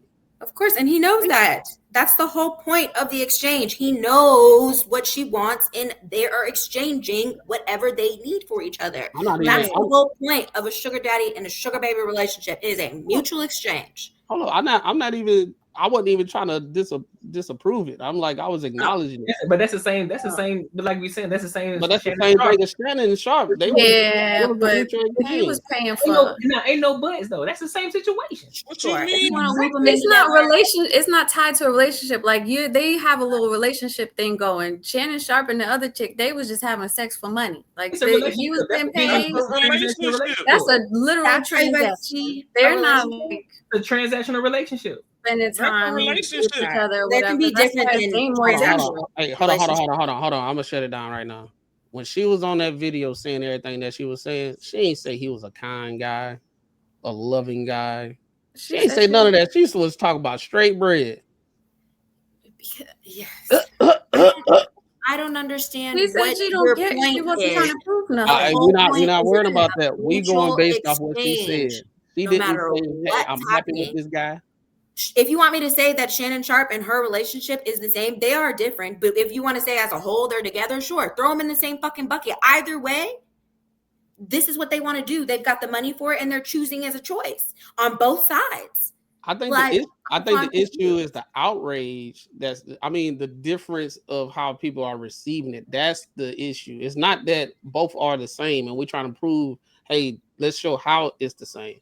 It's the response of the situation of when she got on camera with old buddy and she talked about number money. It's just like, hey, good mutual understanding. It is what it is. He knows his transaction. His old ass know what's going on. Stand it. He should have known better. Why he with this young girl? What can y'all talk about at 50 and 20? What can he talk about at goddamn near 70 and she's 30 something? Like she's 29. She's 29. So it's like the same thing, bro. We already know what it is, but the outrage is different. I think that's what the dudes that's what the males on the panel are speaking about, and what we saying, like the hypocrisy in the whole situation. Yeah, because I don't trip. Because my thing is, I'm not tripping on this. I'm not tripping on what they got going on. She gonna get her bag, get your bag. But again, it's like what Max said. Listen, the response in regards to what we looking at right here versus Shannon Sharp, it ain't the same. It would be the same thing. So if she got him for $50 million or whatever, it would be the same response. Yeah, you knew what you were doing. You knew you got into this relationship. You knew she wanted you for the money. You knew she knows that he wants her for the sex or for showing off or walking around or whatever. So if she robs him or she sues him for whatever, he knew what he was getting into. It would be the same situation. It's not different. It's okay. So we gonna be genuine about this. So you telling me if something were to pop off right now, because everybody's already doing this, because y'all already said it's cool, get your bag, right? So if that situation happens, the same thing that happened to Shannon Sharp, you mean to tell me that all the women go back, shit, get your bag, honey? They're gonna say, oh, you should already know better. Y'all telling me that? That's what y'all telling me. He should. If he is paying for sex or for entertainment or for somebody on his arm or for whatever, and she ends up getting him for whatever reason, he knew what she was there for. He chose like y'all are deepity. Y'all aren't. Any other time you gotta talk about somebody so locked in, and now you're like, he chose the option. I'm just asking the question. Yes, it will be the same. I'm just gauging y'all mental. I'm just gauging the situation. The mental is. I like Summer. He chose the most option that was secure. He chose the most option secure. A fucking OnlyFans. That is not secure. That is not secure. That's what you're not understanding. Hey, you know what? That's not what you're understanding. I'm not getting a relationship with a girl who actually likes me. I'm not getting a girl who actually likes me. I'm not getting a girl who loves me. I'm not getting this is not a relationship type shit. I'm getting a girl who sells her asshole. You're getting into bed with a hustler without her ass online. You expect not to get hustled. The fuck? I'm getting a relationship with a girl who sells her ass online. Marcus, it's time for you to accept. Fucked over. I can't get fucked over. Like, really? Maybe if I get with a normal chick. Right. That's like going to the strip club and having sex with a stripper that been having sex with everybody and thinking that you shouldn't be getting no STD. Right. All of a sudden now you're with herpes and you're confused. Way different. You know the risk you're getting into. You wear a Not condom. gonna disrespect the strippers. I'm not saying that. I'm not disrespecting them. I support all you girls be in their extra careful if they sleep with everybody. You're not gonna disrespect the strippers. Lil Aiden needs some. They do what they do. Right.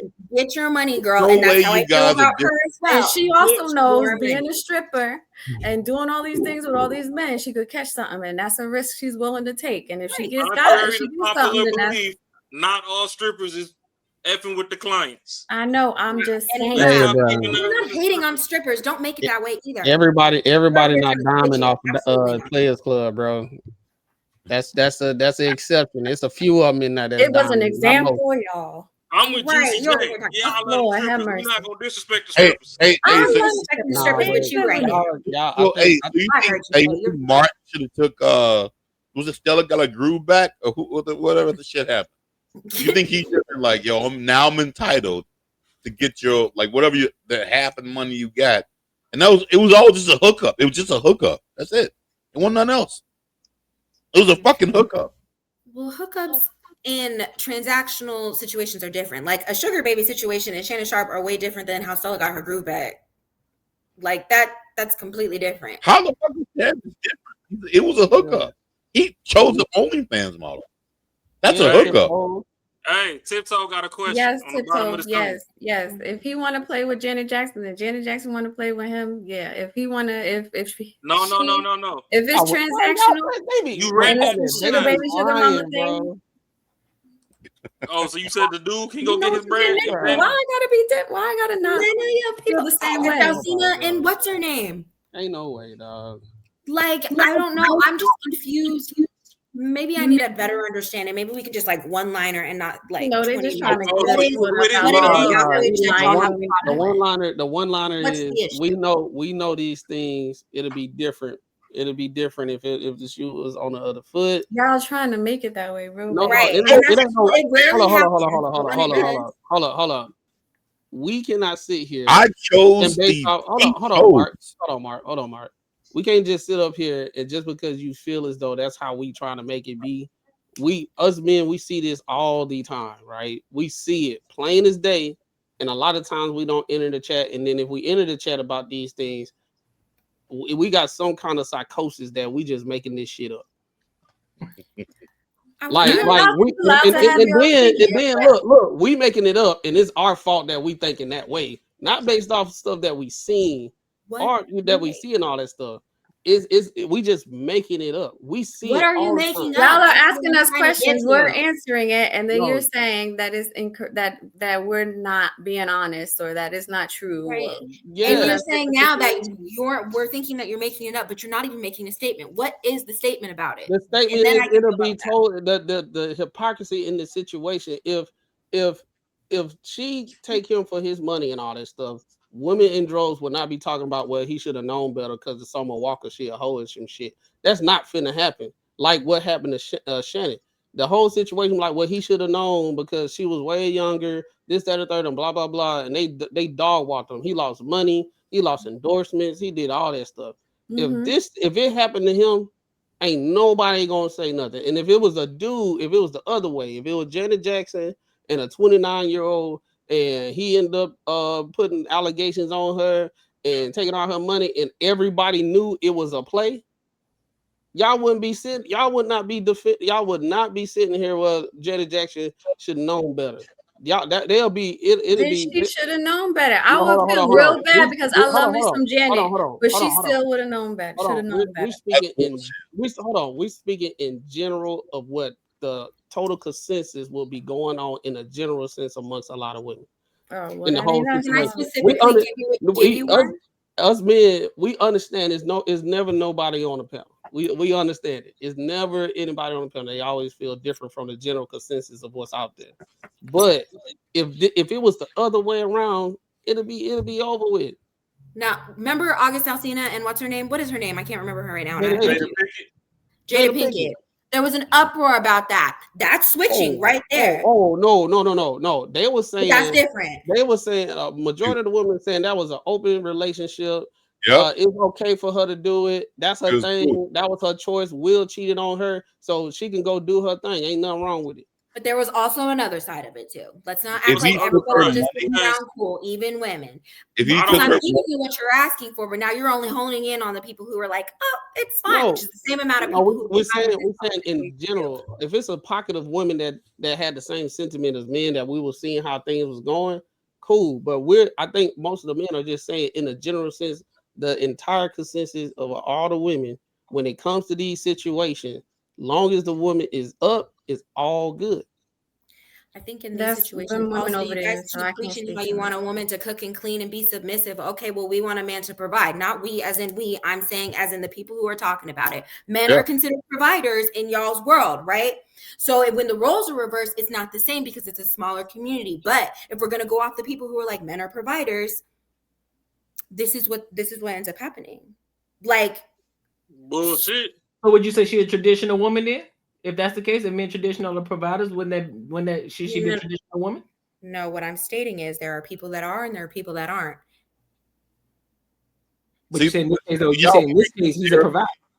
And all this other shit. No, I'm grouping together how we're grouping together things right now. I got you. Yeah. That's what I'm trying to say. I don't know what she is, and I don't know what she believes in. But what I'm saying is, it's going to happen less in the women to men ratio due to society. I got you. Don't hold on. Let me ask you this. The whole provider situation. This situation is abundance. It's not a provider. It's like abundance. She won. In general, a lot of men probably would be able to provide, right? But the way things are today, the economy is totally different from what it once was, when most people was being providers. They can have one job at the plant and have 6 kids and take care of every goddamn thing. Right now, us in general as men, we make more than our predecessors, our ancestors. In general, like even if you was to do the formula or the math of how much we make right now, how much was that worth back then? We are making more. We are more college educated, we doctors and all that type of stuff. The economy has not even caught up to the goddamn to the spending. So it's totally different. But if you want to rock with your boy Rick James and he make goddamn $50,000, in general, a lot of women say that's not enough. So it's different. It's a totally different kind of plane of trying to be about. Most men want to be provided. Most men will be provided if they can afford it all the way in the way that a lot of women want it these days. Mm-hmm. So that whole provider situation, I understand, but this dude, this man rich, like rich. That's old money. Yeah, that's old. And look how old he is. He got to that point, right? Which means he's at least logical and smart because he knows how to make money and make choices. And I think most men know how to do that as well. But we got them 30 years old, 29 years old, and we just ain't got there yet. But women want us to expedite our earning potential as if we 50 years old. I think specific ones, because I think that there are a lot of people that are married right now that don't have that problem. Even we're going off of what is on the internet, because the T app lets you know that women aren't asking for that. Women they're not going for that. So like we go off of what the internet is saying about like what women are asking for, because in real life that's not really happening. What were they asking for on the T app? Right. No, what I'm stating is because we keep going on with this narrative about how women want, you to expedite your funds, and we want, all these things, and you to be 6 foot, that I fucking hate high value. I hate that word now because it is trying to be something completely different. Hey, you want to do this? The T app literally lets you know that is not what we're really like. Society is not happening on the ground. Now on the internet, sure, but in real life, that's not what's happening. The girls that you're encountering, the majority of them aren't asking for that. The people that are married in this panel, that's not what's happening. So it's just kind of like, doing this society and what the internet says, but that's really not what the fuck is going on. Most girls aren't asking for that shit. When the marriage rates, one of the highest reasons why they divorce or whatever is financial. So okay, we take what you said for a grain of salt, whatever, if that's true. But then as time start going on, we have to see if they are able to withstand the test of times of that man making that much money. But if they're getting divorced, and one of the highest things is financial, can we safely assume that might be a correlation? I know causation does not create correlation, but would you say that might be a situation? Could that be a little truth? Financial stress is definitely a cause, but it doesn't necessarily mean that it might be because they're not handling their finances properly at all. It has nothing to do with whether the man can pay for the woman or not. It's not always the man only being the only provider. So there's multiple factors that go into people divorcing because of finance. I mean, it's multiple factors, but a lot of the times when we a lot of the times when we having conversation amongst each other, I'm not even talking about the internet. I done been at kickbacks, I done been at barbecues, I done did all this, been around a whole bunch, and a lot of the women were saying, I just couldn't do it no more because he wasn't able to provide what I wanted. Well, if she could do better by herself, In a then why general. stand? And that's typically what it is. Right. Because I specifically, for me personally, I'm not going to date somebody who makes less than I do. But can we all do better by ourselves? I'm sorry? Could we all do better by ourselves? I mean, less headache, bro. I'm good. Possibly. Yeah, I mean, I love love. So, but you don't. You said like if you no, do not correlate because I won't lower my standards to lower than me, as in I don't love love. No, I've dated men that were less than me, and I have learned to myself that a man who is jealous of me and dating me is one of the most nastiest relationships to be in, and I will refuse to I'm not going to do that again. And so that is why I'm choosing to only date my level or above, because I have dated people who are unhappy. I really want to know is what is jealous? Okay, so a person, so sometimes when you aren't making enough money, and especially for certain men, when they're not making enough money, they don't feel like they are worthy, right? And when you're in a relationship with somebody who is making more and happier, and you know, and as a giver, but you see that you can't provide what they are providing to you, or you want to be better than, so that you can help provide too, you're now unhappy. And an unhappy man in a relationship is not a good relationship. Oh, it's terrible. It's usually the men that feel like they should be the provider and they're not owning that. That is so, and that's when it becomes an issue. So he's Mac, jealous. Mac, let me go, Mac. I'm not saying jealous, but that's when no, Ashley said jealous. Hey, yo, Ashley said jealous. hey, you guys are so fucking wrong. You're so wrong. Because that I've experienced it, but I'm wrong. Got it. And because of what I've experienced, I no longer want to do it. And now you're trying to convince me you should just date a man who makes less money than you. I'm not trying to convince you. I'm just gonna tell you.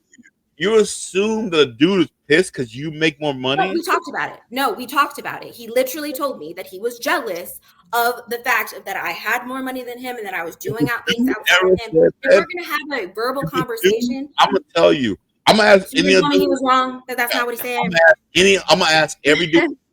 I don't care about what the panel and how they would move. If a person directly in my I just want to ask. Tell me why. Man, that'd be crazy. I'm going to go with how that was. If a dude said, I'm just gonna ask you the panel. Y'all gotta talk one at a time. Said, hey man, I am so jealous of you because you make so much money. I would think for me, I would like, man, this would be the easiest way to get away from this bitch. Like that'd be hell yeah, because that's easy to fucking get away with. Because she gonna eat that shit up. Well, like you can do it. Like I'm not. Relationship though, so that's not. You're trying to scare me to be like, that man can be jealous. But a lot of girls' minds, like y'all like you're talking directly to me right now, Marcus. Huh? Yeah, you talking specifically her situation because you can't talk in general. Right. Oh, you're talking about my situation. Sorry. But I'm saying, like any other dude, like I think we all think alike. I'll say most dudes think alike. Okay. And most dudes think. If I told a girl, I'm like, man, it's me. That means Jesus. I don't fucking want to fuck with you. Like if I say, yo, and I totally get what you're saying. That's not how it went. He'd be with me right now if I let him. So no, it's not that. I decided to leave. Not like I hear what you're saying, but you're not thinking about when you are broken inside and there are things and traumas that you've experienced that are playing a role into your relationships. And it's also outside factors as well as you being unhappy with yourself. You're unhappy with yourself. You're unhappy with your finances. You're unhappy with your job. You're unhappy with your family. All of these things play a role in it. And so when we're talking, and so when the things that he's telling me because of the things that I've experienced in our relationship, and I'm sitting here like, what the is going on, bruh? Like, yes. And what now has led me to where I will not date now a man who makes less than me. And I don't think that's asking for too much when I'm asking you just to meet me where I am.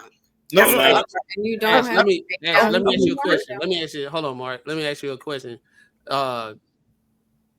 If he said that, I mean, I believe it, you know. If he said he felt jealous, let me ask you this. Was he an effective communicator when it came to how he felt and stuff like that? Of course not. It took a long time to get to that conversation. I had to pull a lot of shit out to get to that. All right. So I'm gonna tell you something that I will say men struggle with, right? Communication. Right. A lot of guys are not. They can't communicate effectively. Let's give it to you, right?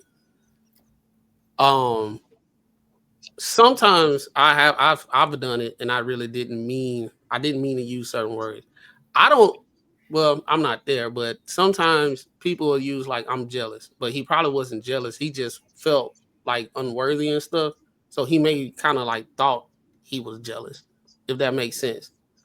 But in all actuality, like what you said, most men want to be providers, and if they feel like they're not bringing things to the family, to the house, and all that stuff, they feel unworthy. I think most men have a national like habit of that, a proclivity to do that, to be that.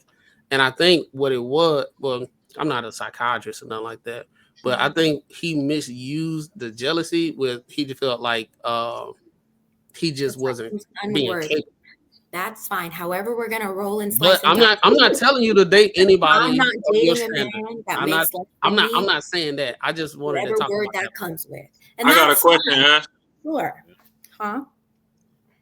So when he brought this to the table, did you at least try and give him avenues he could utilize to upgrade his financial situation? Before we even got here. So I'm a person that before I used to stay way too long.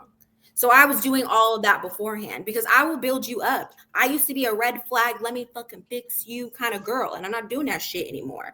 So that's where I'm at with it. So yeah, I gave plenty of avenues. I even helped him get the fucking job that he had. Like, no, I was your damn mom. Not yours, his. But like, so no, I'm not doing that shit anymore. I don't give a fuck what any man has to say about that. Was he always like that? Or it just like kind of like started getting bad down towards the end? I think there were always little cues, but you know, when you're like young and dumb and in love, like you just you pass over all the little red flags and the things that he was that's doing. Why you gotta I played a part in that I stayed, so I take accountability for my actions as well. Yeah, for sure. And that goes to show that women don't just leave after one argument. Oh, is that?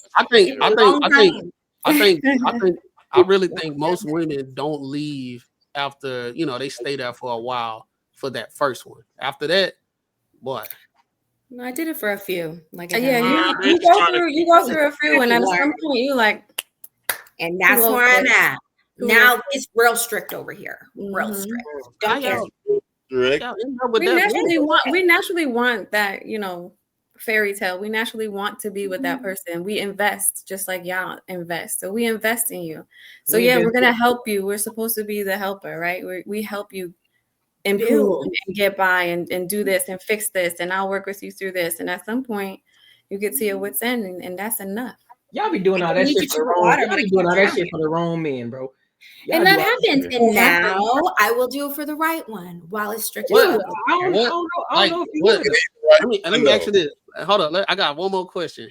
Okay, so they're not be trying to convince me to date a broke man. No, not at all. I would never do that. I think most men understand women don't want to be with broke niggas. But they do end up smashing them though and get pregnant by. But that's another conversation. Yeah. What outside of like your basic, needs, your minimum, right? Yeah. What that dude has to possess now that's different from the dudes that y'all gave a lot of chances to. Emotional intelligence, communication, action, as well as words. Emotional intelligence. Oh, hell yeah. I need somebody who understands and can logically communicate and emotionally communicate and know how to level that as well. Like you need to know both sides. You have to agree with intelligence. So with emotional intelligence, you have to agree with intelligence. Like you have to sign up on intelligence. Like you have to be like, yo, that dude makes so much sense. Yeah, so like if he's telling you something you don't agree with, obviously, like, and if he's but is he intelligent or what is he? No, you can still be intelligent, and I disagree with you. I don't expect somebody to be the same exact as me. It's that when you're guiding, because I do want my man to lead, And I need to know that when you're leading, you're not going to lead me into the pits of hell. But you have to emotional intelligence. With emotional intelligence, you got to drive through hell to get to heaven. Let's say you in a situation, y'all. Let's say y'all in a point of contention, right? Mm-hmm. And you know he gets to a point where he just want to be by himself for a second, while you really, really want to talk. Do you think he's practicing emotional intelligence at that point in time? Absolutely. There's a difference between ignoring and needing a moment. If that is his language on how he fixes, he needs to converse with himself and take a moment. I'm totally fine with pausing our relationship or pausing the conversation and coming back to it. I don't need to be immediately resolving something if that's not how he operates. I can respect that. Do you think in general a lot of women misunderstand? There's a lot of women that's not emotionally intelligent. Yeah, so I can't speak on that. Do you think most women can tell the difference between what you just said? It depends on if they went to therapy or not. That's also emotional intelligence. Like let's say they didn't. Let's say they didn't. Let's say the ones that didn't go to therapy. Do you think most women can identify if he's shutting down?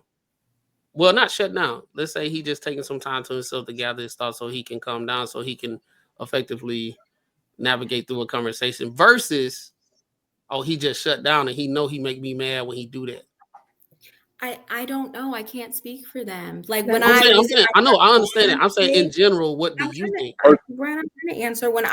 Before I started going to therapy and stuff, because of my childhood, I had traumas and triggers, and so I had more of an avoidant attachment style. So for me, I was fine with that. But some people who have more of an anxious attachment, they need that immediate connection to feel needed. And so I don't know what style they have, and I don't know what they've been through. So it's like, just depending on the style is depending on how they're going to operate.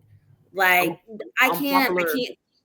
Unpopular opinion. I think in general, more men are more emotional intelligent than a lot of women. Disagree. And I'm gonna tell you why. Because the situation I walked you through, a lot of men actually do that, and women miss. They think that he's just shutting down and he's trying to use it and this, that, everything. But I hear a lot of times with a lot of men, when they are having a point of contention with their significant other, right? And when they go try to talk to them, it might be the third time something happened and they didn't address it. They say, you know what? I'm gonna see if this keep happening. And if it happened this fourth time, I have to talk to him. And usually what they do is they go to him and say, hey, babe, I got something to tell you. Don't get mad. Most men do this shit, right? I find it very intriguing that you think most men have the actual capacity to come to their person on the fourth time to be like, let me talk to you and actually use their words. Hold on. The capacity? Yes. Okay, Charlie. All right. Okay. Oh, don't do that. Don't ever include me with that, man. Okay, men, we don't have the capacity. Okay. Yeah. And that's a lot of people. A lot of people don't have the emotional capacity. Don't walk back. Don't walk back now. Don't walk back. I'm not walking anything back. I'm standing exactly on what I said. There are a lot of men out here. You literally just said that most men don't know how to talk about their emotions, which means they don't know how to communicate, which means they don't have the capacity and the emotional capacity to actually say their feelings. So then you're now telling me that most men actually do have that, and they come to the women and then tell them. But we just stated that a lot of men don't know how to talk about their feelings. So which one is what are emotions? Hold on, Mark. We having something right now. This is great. When I said about communication and everything, I was talking about emotional intelligence, not communication. Emotional intelligence is being able to not be emotional when you conversate with somebody, but at the same time understanding what you say or may not, what you may say what you may say or do may affect that person's emotions. So a lot of times, I might not know how to communicate effectively, right, or like better than most people, right? But at the same time, I still practice emotional intelligence because I'm not getting out of control out of my body because you did something that I didn't like. And I'm telling you, and then men have different communication styles than women. Y'all like to talk about the flowers, how something that you did in 2022 reminded you of something that you did today, and that's the reason why it reminded you about something about when you was growing up and stuff like that. Men are kind of like more direct, and we just want to fix the problem. So what tends to happen a lot of times, women mistaking men just trying to solve the problem and being straightforward. Then we're not trying to actually have a powwow and having a whole like a whole like powwow type of thing that we bouncing how we feel about each other, going back and forth and stuff like that. Men usually don't do that. I can go to Courtney right now and say, "Hey, bro, you good?" And he'd be like, "Yeah, I'm good, bro." To me, I'd be like, you know what? He not, but I ain't gonna press it because he probably don't want to talk about it. So I'll wait till he come talk to me about it. So that's how direct we are. A lot of times with women, when y'all get here, girl, you okay? You know what? No, I'm not okay.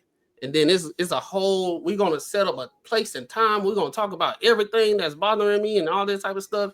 We just kind of different. So when I say I think men are more emotionally intelligent, I'm not saying that because they can communicate like, you know, how women would want to be, how they receive information. I'm just saying they do things and we just do it in a different way. And we practice emotional intelligence because we do not want to upset you, because we know we probably gonna get put in the doghouse. We ain't gonna get no goodies. You ain't gonna cook. You just gonna be stubbing around the house and all that type of stuff. So we be walking on eggshells. So we be like, you know what? I want to keep the peace. So hey, babe, I got something to tell you. I'm not mad. I love you. Don't take this the wrong way. But X, Y, and Z. You know what I'm saying? You don't think that happens a lot? No. I think that there are men that do know how to do that. Absolutely. I do think that. I also think there's a lot of men that don't. And I don't think that most men are going around doing that. But when I say that, if it triggers somebody, then that's who I'm talking about. But for the ones that know that they have emotional intelligence, no, I'm not talking to them. And I also just want to dabble on, when you were mentioning about emotional intelligence, you were talking about regulating your emotions. When emotional intelligence has many factors in it, and that also includes communication, knowing how to communicate. All right. So who has the actual correct way for the communication based off the how two people conversate? Is it based off how you want it, or how you, like what's the actual where it's supposed to be at the qualifier that you're doing it effectively? Right. I think that depends on each person. I don't think that that's a one shoe fits all. I think that everybody has a different way of receiving, and you need to find the person that you can receive in that same form. Everybody's got different ways of doing things. So that's why I was hitting towards, because a lot of times when it comes to communication and everything, women say you don't know how to communicate, but I do. You just, the way you communicate, we actually have to break those barrier downs that we have, and use that rubble that's on the ground and make that as a structure that whenever we revisit this again, we have this structure in place, so we don't have to, we just learning each other. So I think sometimes, a lot of times, it don't get to that because this man don't have no emotional intelligence. He don't know how to communicate, but he is. It just looks different how you receive it. Right, absolutely. For me personally, I can say the men that certain ones previously dealt with, did not know how to communicate at all. Didn't matter if I didn't understand it, words weren't being used. And that's what I mean about lack of. If you're not even capable of using words in the sense of to be understood by either party, because words would have to be used to even be on that level playing field. And that's just not something that I experience in some of them. But others I've had some healthy ones as well. Again, can I say something real quick though? Yeah. You guys are really good at arguing. Like, as far as like, no, I mean, like, I'm just saying, like we are terrible. Men are terrible at like bringing points up while you're mad, like this, and we seem like we're losing, but we're like, Jesus, that's not even any. It doesn't even make any sense. So it's almost like you think you won, but it's like, what the fuck? Like, I don't even know what the fuck we were just talking about. Like, Jesus, but you did. You want obviously you fucking hit me in a whole bunch of words, and I'm like, Jesus, I don't even know where to pick it up at right now. But I mean, because like I said, we kind of more straightforward communication style. I'm pretty direct. Yeah. But I'm just speaking personally for me. You know, other people are completely different, and so I can respect it. And I understand exactly what you're saying. When I'm speaking back to you is on my personal experience, not exactly for what you're saying, because you're not wrong. I want to let you know what you're stating are facts. I'm just giving my experience, but I'm not saying you're wrong. Hey, Marcus, he be having a time like Kevin Hart. He was like, you ever been in a argument with your wife and she pressed that button? You're like, what? Bitch. Can't say shit, bro. You're like, woo! And she got everything in the arsenal, bro. Like, she has. Oh, you remember when I bought this? I did this, this, and you're like, I wasn't even thinking about all this shit. Yeah, but you already lost arguing with the motherfucker. Yeah, you've been prepared. Like, Jesus. I don't argue. I don't argue with nobody.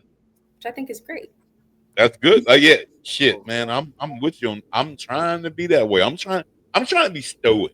I'm trying to be like, you know what? Woosah.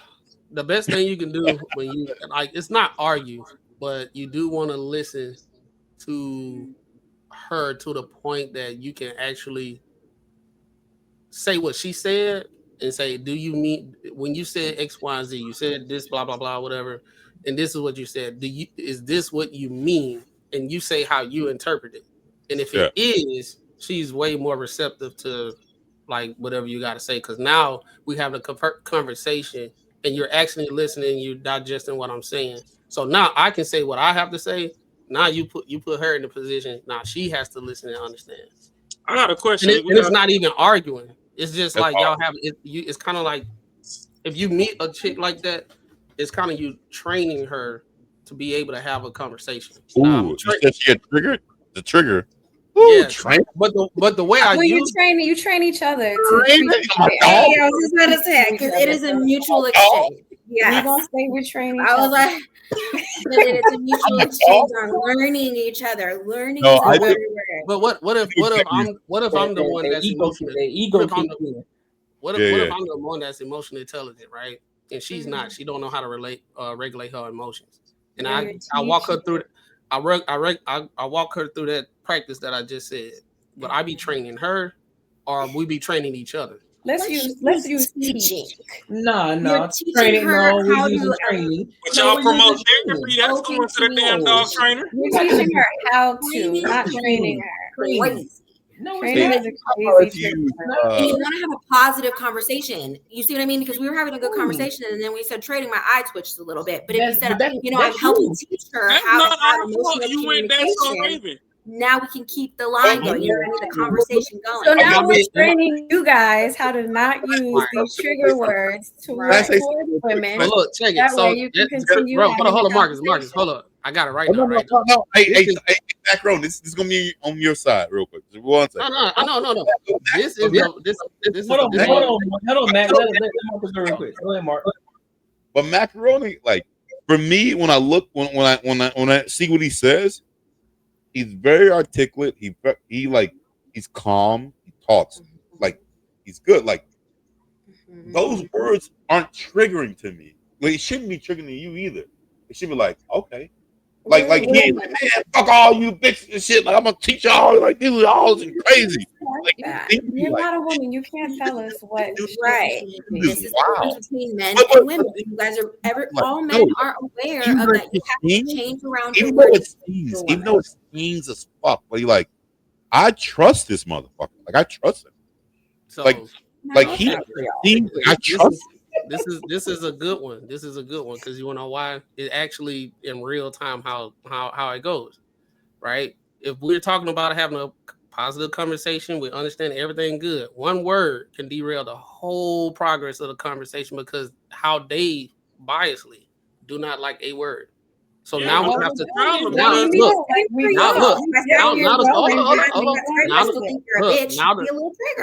now the conversation has went away from being emotionally intelligent and how to go through a conversation. Now we have to talk about how they feel about the word training. Yeah. You can still have an emotionally intelligent, as you're saying, conversation and still be slightly derailed to then have the regular conversation. Not either one didn't mean all of a sudden we're not having an emotionally intelligent conversation. We are having a conversation point blank because both of us are emotionally intelligent. It doesn't have to be labeled as such just because my eye twitched when you said that you were training me. But hold on though. But you do know 55% of communication is body language, right? So just by that eye twitch, it can derail the conversation. So that also includes emotional intelligence. So just by the word training, and you did the eye twitch. So what was that eye twitch?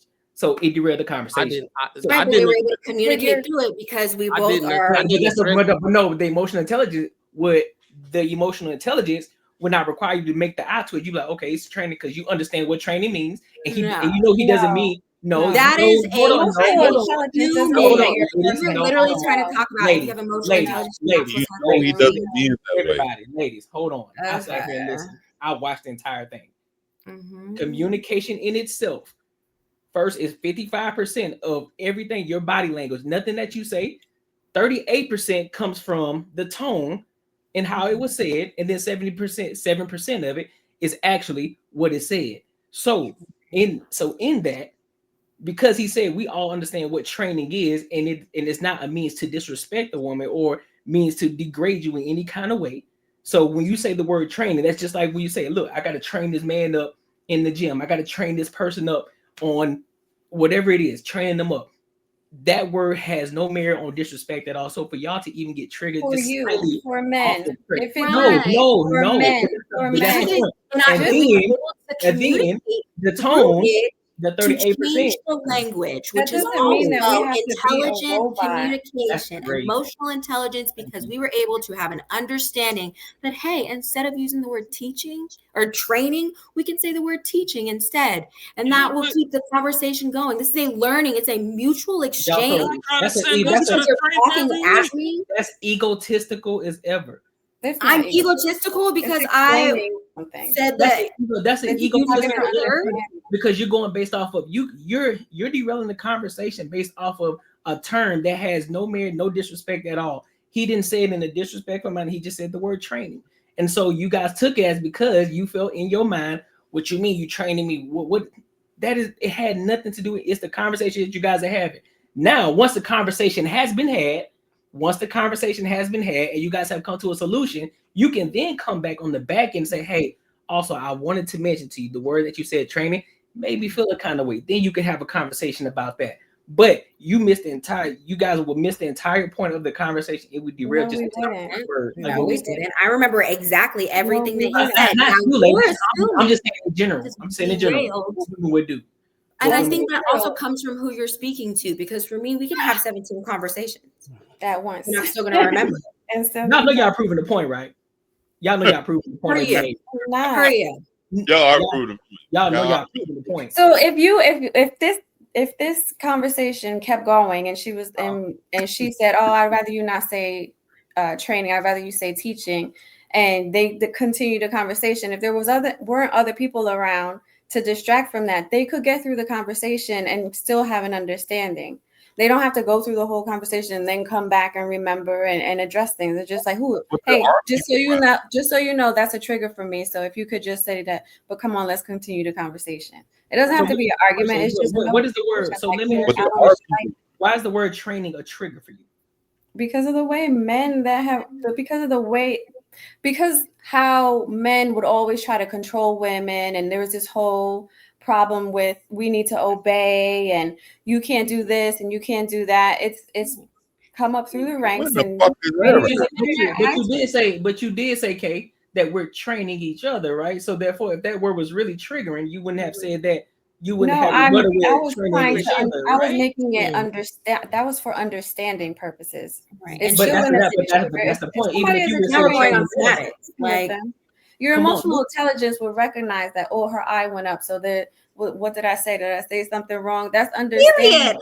Clock that shit. So it's like, okay, then you're like, oh, okay. And then you continue the conversation. I'm not going to be disingenuous and say that if some girl says she's going to train me, that I wouldn't be like, what the fuck are you talking about? Okay, I'm not going to be disingenuous. I'm not going to do that.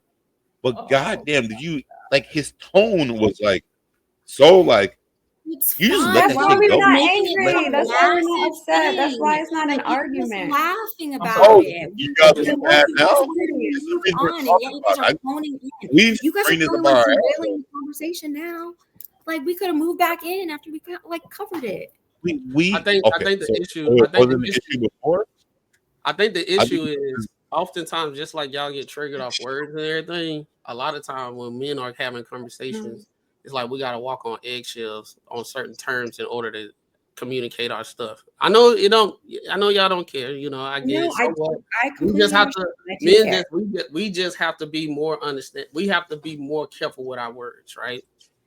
You didn't have to be careful. It was an easy correction. We laughed about it. We made a joke, and we could move on. No. I didn't cuss you out. We're not arguing. Yes, you cannot talk to women the way that you I'm talk speaking- to your male friends. You cannot talk to us the same Why way. not? No, hold on. Because of exactly what's happening right now. I don't give a fuck if I'm protecting the provider. Listen what the fuck I gotta say. Y'all trying to send us to the trainer all the damn time. Hold on. Speaking in Nah, general. man, why they always trying to send us to the trainer? Speak. They come You up here and say literally said therapy they're different, all the damn time. That's a damn trainer. Speak. God, So we was speaking in general. I was just trying to paint the pictures. Like sometimes when you're in a relationship or dating or whatever, how it could be repetition.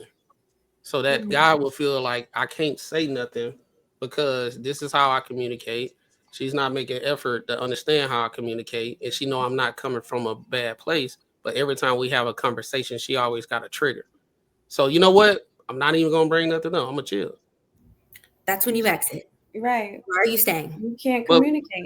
well, okay. If we have to make exceptions for the terms that we make, why can't y'all kind of like beat us halfway and be like, I'm gonna do better with not getting triggered for certain words because I understand he's not coming from a bad place. That's what Right. she should be doing. Right. For the ones that will, and for the ones that don't, exit. Yeah, so what's the point of this That's whole what was conversation? the whole point. We were both talking about the same thing the whole time. I don't understand. I'm confused then what the whole point of the conversation was. I agreed with what you were saying on how some people communicate differently. And those of you can't communicate with, you need to exit. I agree with what you're saying. I also agree with what I'm saying. You got mad. It's the The same thing is, you got mad. You shouldn't have gotten mad. When did I get mad? What do you mean? She ain't get mad. She ain't get mad. Thank you. I'm like, what do you mean? It's just it didn't get mad. It's just a point of contention happened. That's all. You show like, yo, that's not cool kind of thing. And that, but I also follow body language. I said, ha ha ha ha. We should go with teaching. She wasn't bad on that. Yeah, she just hit us with the That's So Raven, and then we derailed into an alternate dimension. And then we circle back. We're completely circling. Macaroni, I agree with the things that you're saying in certain relationships for certain people. Absolutely. I'm going to go in my lane for what I want. You're going to go in your lane for what's good for you. And everybody else should also go in the lane that works for them. If you want to compromise on certain things, sure. If you find that compromise isn't working and you're not getting what you need out of that relationship, exit. Don't stay and think that things are going to change because they're not. And that's what it is. And if you need more help beyond that, go to the trainer. Go to the trainer. But what's your change? Yeah, y'all promote the trainer all the damn time, but once the trainer get brought up, now it's a damn bad thing. What's your change that much though? Like if you like, I don't know. Like I'm with them. I'm struggling now. Like I don't know. It's crazy. Like if you engage in a relationship with someone, then you know like shit. You like this person. Like, you fucking make it work. I don't know. It is what it is. To each his own on that. Absolutely. But okay. At this point, if you get in a relationship, pull their resume. If they ain't held a job down for more than 5 years, don't even worry about a long-term relationship. Why are you dating them? Yeah, absolutely. It's all commitment. Y'all just quick to run away from shit. Don't nobody want to work through shit no more. I'm too old for that. I already did that in my 20s. Oh, well, I want somebody now who has it before I have I don't know who was what and where was why. I respect it. Do your thing. I respect it. You know what I'm saying? I just hope that the same thing is being so reciprocated, which I'm sure it will though. You know what I mean? So ain't nothing wrong with you wanting the best. Ain't nothing wrong with you wanting the best. So I respect it with any woman who wants the best. Oh no, she gonna get the best because I need my wedding invite. You should strive for it for sure. I like that. So shit. I got you covered. Yeah. Y'all gonna And get the best. what's the best for me is the best, like I'm not expecting perfection. What works for me, what works for me. You know what I mean? And that's for everybody. What works for you works for you. I feel it. She would put that boy in the collar and walk him straight to the trainer. Absolutely not. It's gonna be a mutual. Straight to the therapist. He's already been to therapy, so we don't. Oh Lord. Next topic. Yeah. Last topic of the night. Oh Lord. Next topic. Who been to therapy? I don't know. Who been to therapy? Send them jail. Hold on, Courtnee. Nah, Clem. We going to the next topic, bro. No, I gotta ask a question. Bro, we go to the next topic, bro. Hey, Abby Swanson, player. Abby with the white. I'm gonna put it in the back chat. I'm gonna put it in the back chat. All right, go ahead. Put it in the back chat, bro. And let me know if it's a kid-friendly wedding or not. Hey, Macaroni, you got D. Charleston, bro. Listen, make sure you like, comment, and subscribe to the algorithm and hit the bell notification, bro. Listen, man, we got one more topic of the night. We're gonna switch gears a little bit. We're gonna talk a little bit about making money. You know what I'm saying? So for those of y'all, who making less than you, you can try to figure out how to get your money up so you can, you know what I'm saying? You feel so you can get you an Ashley, all right? And the K too, because K she hypergamous too. So you know what I mean? What you say? You heard. Look, let's go ahead and get into it. Yeah, let me just play the video, man. Exposes how blacks are taught not to work together. Listen to what he got to say about it, and let me know if you agree with him or not. Wesley Snipes, Denzel Washington, Magic Harlan, by themselves, they millionaires. Now the Waltons who own Walmart, that's a family. And all of them billionaires. The Hunts who own ketchup and all that, Campbell Soup, family. Spielberg's family. Mark Cuban and them, family. Balls together, family. We'll be billionaires. Growing up, we taught as black folks to be that one Mike Tyson, one Michael Jordan. Everybody taught to be by themselves. We got number one rapper in the hood. We made it out. We that one because we taught to be one numero uno. Now, what I'm trying to instill in a lot of folks is, let me show y'all what happens when a black family sticks together. Watch this empire we build, and it's gonna bring the narrative. Now, a lot of black folks, man, I'm gonna do it too. We gotta stick together. And the only way you're gonna get to be in the billions is you gotta own something. The biggest illusion in the black community is black success. Black folks want to be in competition with each other while other races work together to have cultural wealth. Not just generational wealth, but cultural wealth. Competition is a cancerous mindset in the body. When cells forget their purpose and want to be in competition with other cells, that's literally what we call cancer. So in the black community, it's a whole lot of cancerous activity because we're trying to fight for a false sense of power while being ran by another group of people who display power over us systematically. Whole time, the true power comes from us just working together. Did you know that during Black Wall Street, the black dollar stayed in the black community for over a year? Now, fast forward present day, it only stays in our community for 6 hours. Yeah. So outside of just the black aspect of making money, but just overall making money in itself, what are y'all thoughts on this? See, the propensity of how my clarity is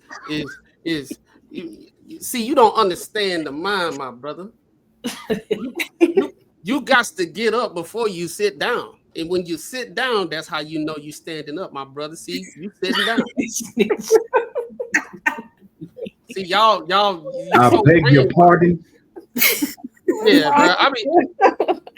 I be tired of these type of people, bro. Like, it's like I get what he's saying, but and all that stuff. But like, let's be real, bro.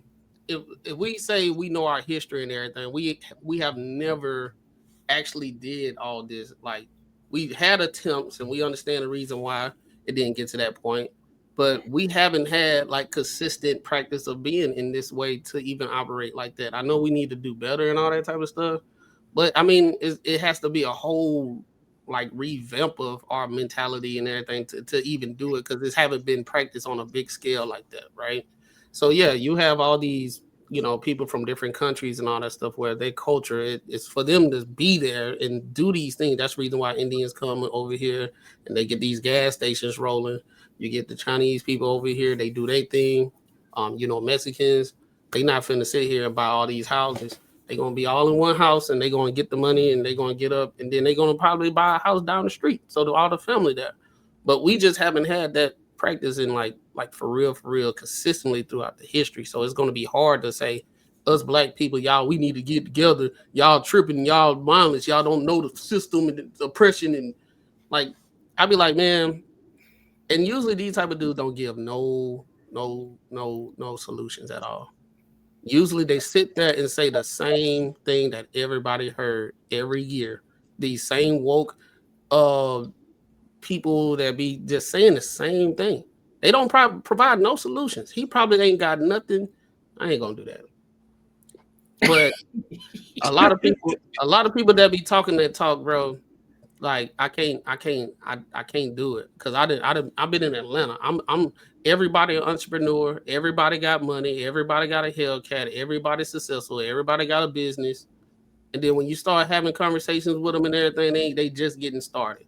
Or they've been working on their website for 5 years. They've been working on their logo and this, that, and third. It's like you're not just putting out a lot of information that everybody been saying the same is not going to do nothing. Like you literally have to provide the blueprint, get you a mentor, somebody that's doing it how you want to be when you get to that person age, because there's going to be some hardships, there's going to be some difficult stuff you're going to have to do, sleepless nights, mind shift, and all that type of stuff that's going to happen. Just telling people the black dollar used to stay with it. Oh, cool story, bro. Like, okay, what now? What we about to do? You about to lead it? Oh, I was just giving y'all information. I'm about to run my monetization up. Like if we're gonna do better, if we want to really want to do better, we have to actually start taking action. Everybody start taking action. Everybody getting put in uncomfortable situations so you can grow mentally, physically, and just overall your well-being of life. Like that's what needs to happen instead of just doing the same stuff, bro. Dame Dash, he do it all the time, but he actually be trying to give solutions. LeVar Ball, he actually doing it, right? And he's putting game, I guess old buddy ain't black. I don't know. But I don't see how this dude, LeVar Ball, is talking to this white dude about the, this, that, and third. And then you got the black dude showing how he talking to the white dude, how we supposed to be doing stuff. Why you not? I don't know, bro. Like, I don't know. I'm just kind of like tired of it for real. We live in an individualistic society in America. So most of the time, everybody's out to do it for themselves. Overall, not just in the Black community. So when people from other countries, they operate as a community. You operate with your neighbors, you work with your family, and you kind of build your community. So they have more of a sense of that. So when they come over here, they know what their goals are. They have no problem living with each other and living in one house and paying all the bills and saving money. And I think that's a big thing that our community refuses to do, probably because we all can't get along and whatnot. But I think that's probably a good place to start so that people can actually afford to live where they need to live in a good area, put their kids in good schools. Do you think that's something we should do? Live together and share like a lot of stuff like together? If you have the capacity to do that, yeah, absolutely. That's a great way to be a big family, to save money. You personally. Me personally, I try to do that. I asked my family if we could move into a home together so that we could save money on bills and we could all grow our own, grow our savings and then buy a home.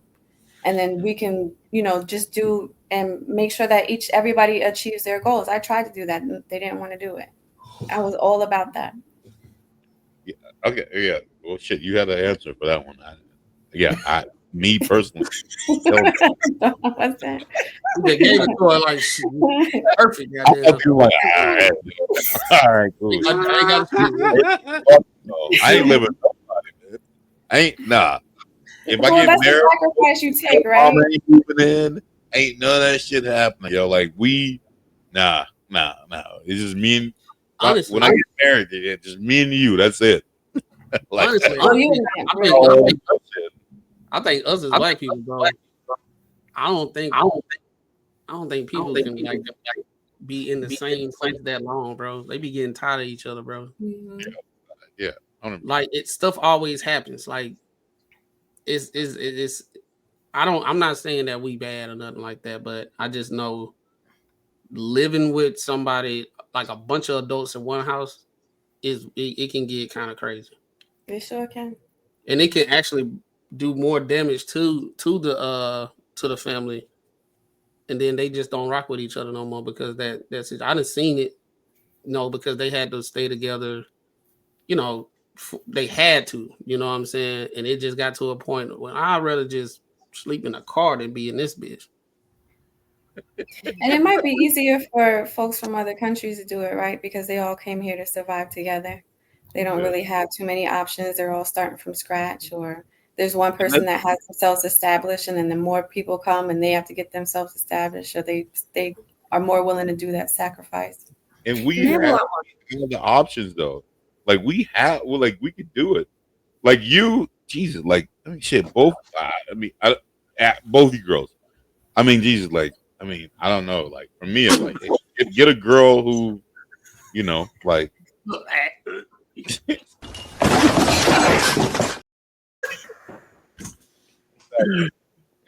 hey, it ain't like girls are like ugly, so you can get a dude. Y'all share the finances. Dog, play it one more time, dog. Hey, fuck you guys. Play it one more time. I'm gonna say some. This is my birthday weekend. It is. Happy birthday! That's it. I do think too, in other cultures, they definitely have more of a community that really isn't built like on what society's America is. Like other cultures are definitely like you live with your mother and your father when they're older and they're cheating babies, as actual community. Here, like if a baby cries, most people are irritated. Like, we're pissed if we hear a baby crying on a plane. Not all of us. That goddamn baby up, bro. So it's I'll be back. They come here, they just bring already what they were doing over there. Like here, we have homes. We have nursing homes. In other countries, they don't have that shit. You're moving in with your children, so it's kind of like that too. We're just very individuals here. Oh, I love it. I do think it can work though. But of course, it has to start somewhere. You can't like Max said before. You getting a whole bunch of grown people in the same house. There's going to be some issues because everybody has their own way of living. People want things a certain way. Everybody's going to be arguing over something. Somebody's going to be complaining about something. But if you're starting at a point where right now, so let's just say you have your own family. You start with your kids instead of kicking your kids out of the house at the age of 18 and letting them go to college. Letting them go do their own thing to get in an apartment. You actually enforce the fact, listen, I want you to be good out here. So stay in the house. I've been taking care of the bills anyway, so I don't need you to pay rent in the house. I've already been doing that. So what I want you to do is focus on stacking your bread up, making sure that you're not in the debt, making sure that you're putting your money into the proper investment so that way you can make your money while you're sleeping. You can grow your money and your income. So when that time comes, because if you have a daughter, it's like, you ain't leaving the house until we find, till you find the actual guy to move into another house with, and which means you're gonna get married and then move into the house. We ain't talking about moving out of your first. Is that what you want? What if you have a son though? Oh, 100%. 100%. You don't want to ever live alone? Yeah, like she needs to have that type of. Why would I want that? Courtney, okay, that's important. Huh? If you had a son, would you do the same? So if you would you do 18 years old? Nope. Okay, so kick his ass out, right? You gotta go. No. I'm not kicking him out. No, he gonna stay too. I want him to stack up his money. I'm gonna have him work. I'm gonna make him work. I'm gonna have him do. Of course, I'm gonna give him a little rope to hang himself too. But I still want him to go out there and get it. I'm gonna teach him how to say. I'll teach him the same exact thing. I'm not gonna send him out at 18-year-old and hey, bro, just go out there and get it. You're gonna have to figure out your own. I'm not gonna do that. But I think this is the same thing that like I was going on with Matt Cronin before, bro. It ain't no way your son is gonna be that way though. What you mean? Yeah. Like he ain't gonna be. Foundation. Yeah, no, he Be gonna have. what way? What are we talking about? Be In what the way? sense that you're gonna have to Or like make you him do anything. No, Yeah, but it's not. But I'm taking into consideration the fact that it's instilled in him from a young age. Well, yeah, exactly. So like, I guess it's like that. That's not a scenario that's gonna happen. Your son is either probably going to college, or your son's probably going to like, if he just say he's going to trade school, he's gonna have some shit going on. Yeah. Just because your Do dad, all you know, that from the house. That's the point that I'm saying. Like you can still go. Y'all act like y'all act as if the school there ain't no schools in the same city that you live in. no. But what I'm kind of saying is like I think like a lot of people might get it as more like if you haven't figured the shit out yet, then I'm gonna house you. For me, if it was my kid, like, well, that's not even an option. That shit won't even fucking happen. You don't have a fucking you. Something's going you're gonna be working on something. Yeah. That's what I'm saying. That's the point. Like you still gonna be living with me, but you're gonna be working too. But I'm not gonna make you pay rent. I'm not gonna tell you, hey, bro, I'm gonna need you to give you half of the mortgage. No. I want you to keep your money, but I also want you to be smart with your money. And I'm gonna teach you responsibility while you're here, so that way you can fail in a controlled environment. And when it's time for you to get out here in the streets, you already done stacked up. You've already stacked up over 500K or more, and you ain't in debt. You're not in debt or anything like that. So then, when it's time for you to actually move out, you straight. And you already know how to operate your money. That's what I'm talking about. Yo, like you going to trade school, you're doing something. You doing something. Right, of course. Yeah. Do you feel that your son also can't live alone and that he should move in directly with his wife? Do I what now? Do you feel also that your son shouldn't live alone? You shouldn't live alone and should move in directly with his wife. I personally would believe if I did have a son, right? If I did have a son, I would want him to move in the house with his wife. Okay. Together. You know you gonna let your son have girls in your house?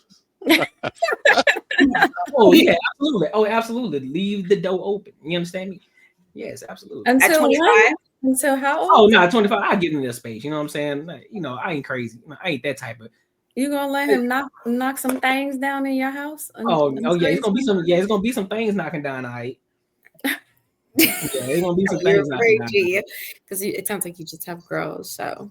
Uncle Elroy, hey, nephew, yeah, none of that. Ain't none anything in my house.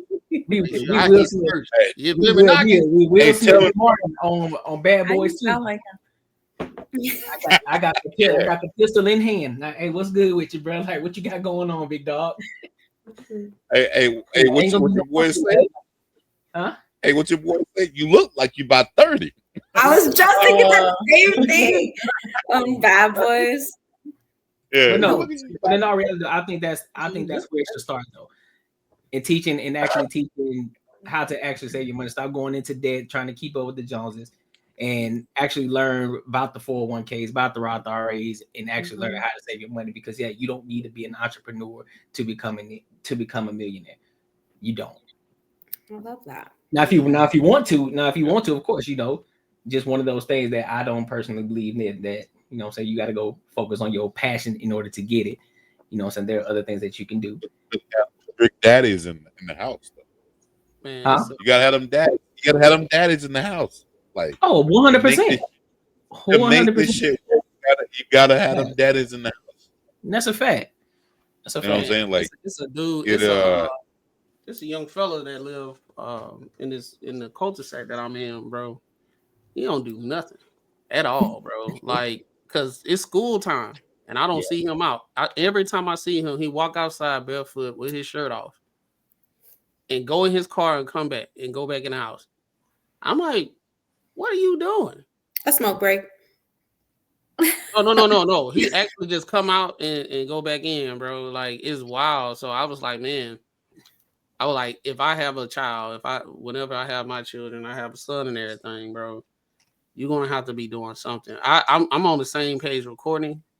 I'm gonna have my child with me, but if he goes off to college, my door is open for him to come back until he get on his feet. If he don't get a job right out of college. Hopefully, he could get something, rather close to where I'm at.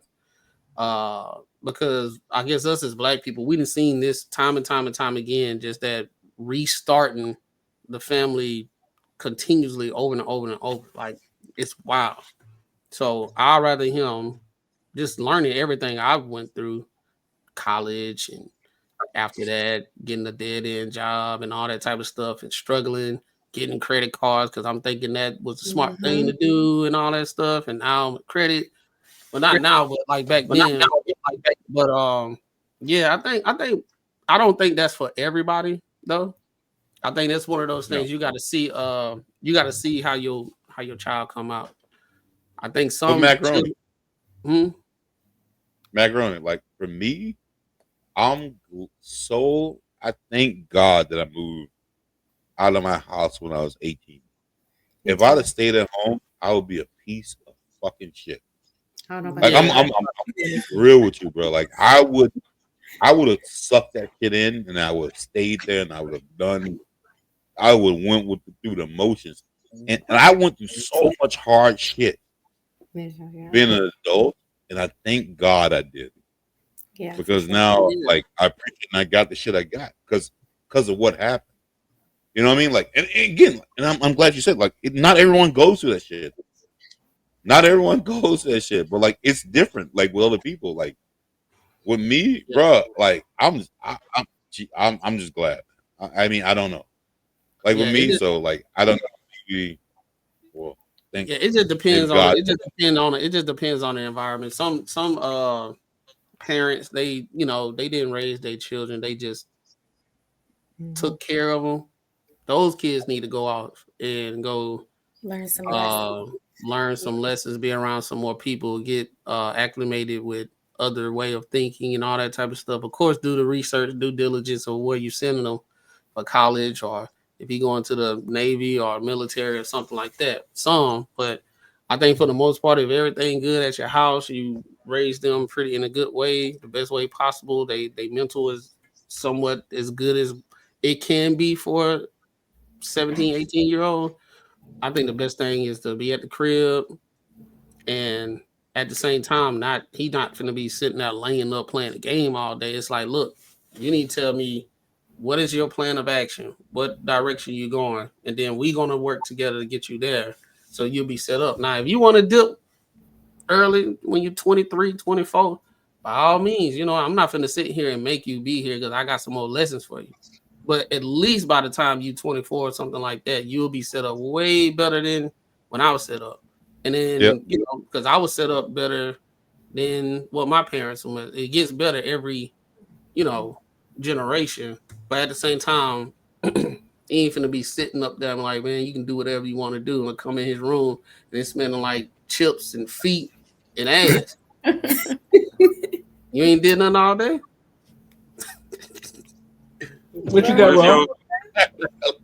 Well, I got a question before I get into my semantics. What if your kid is actually good at the game?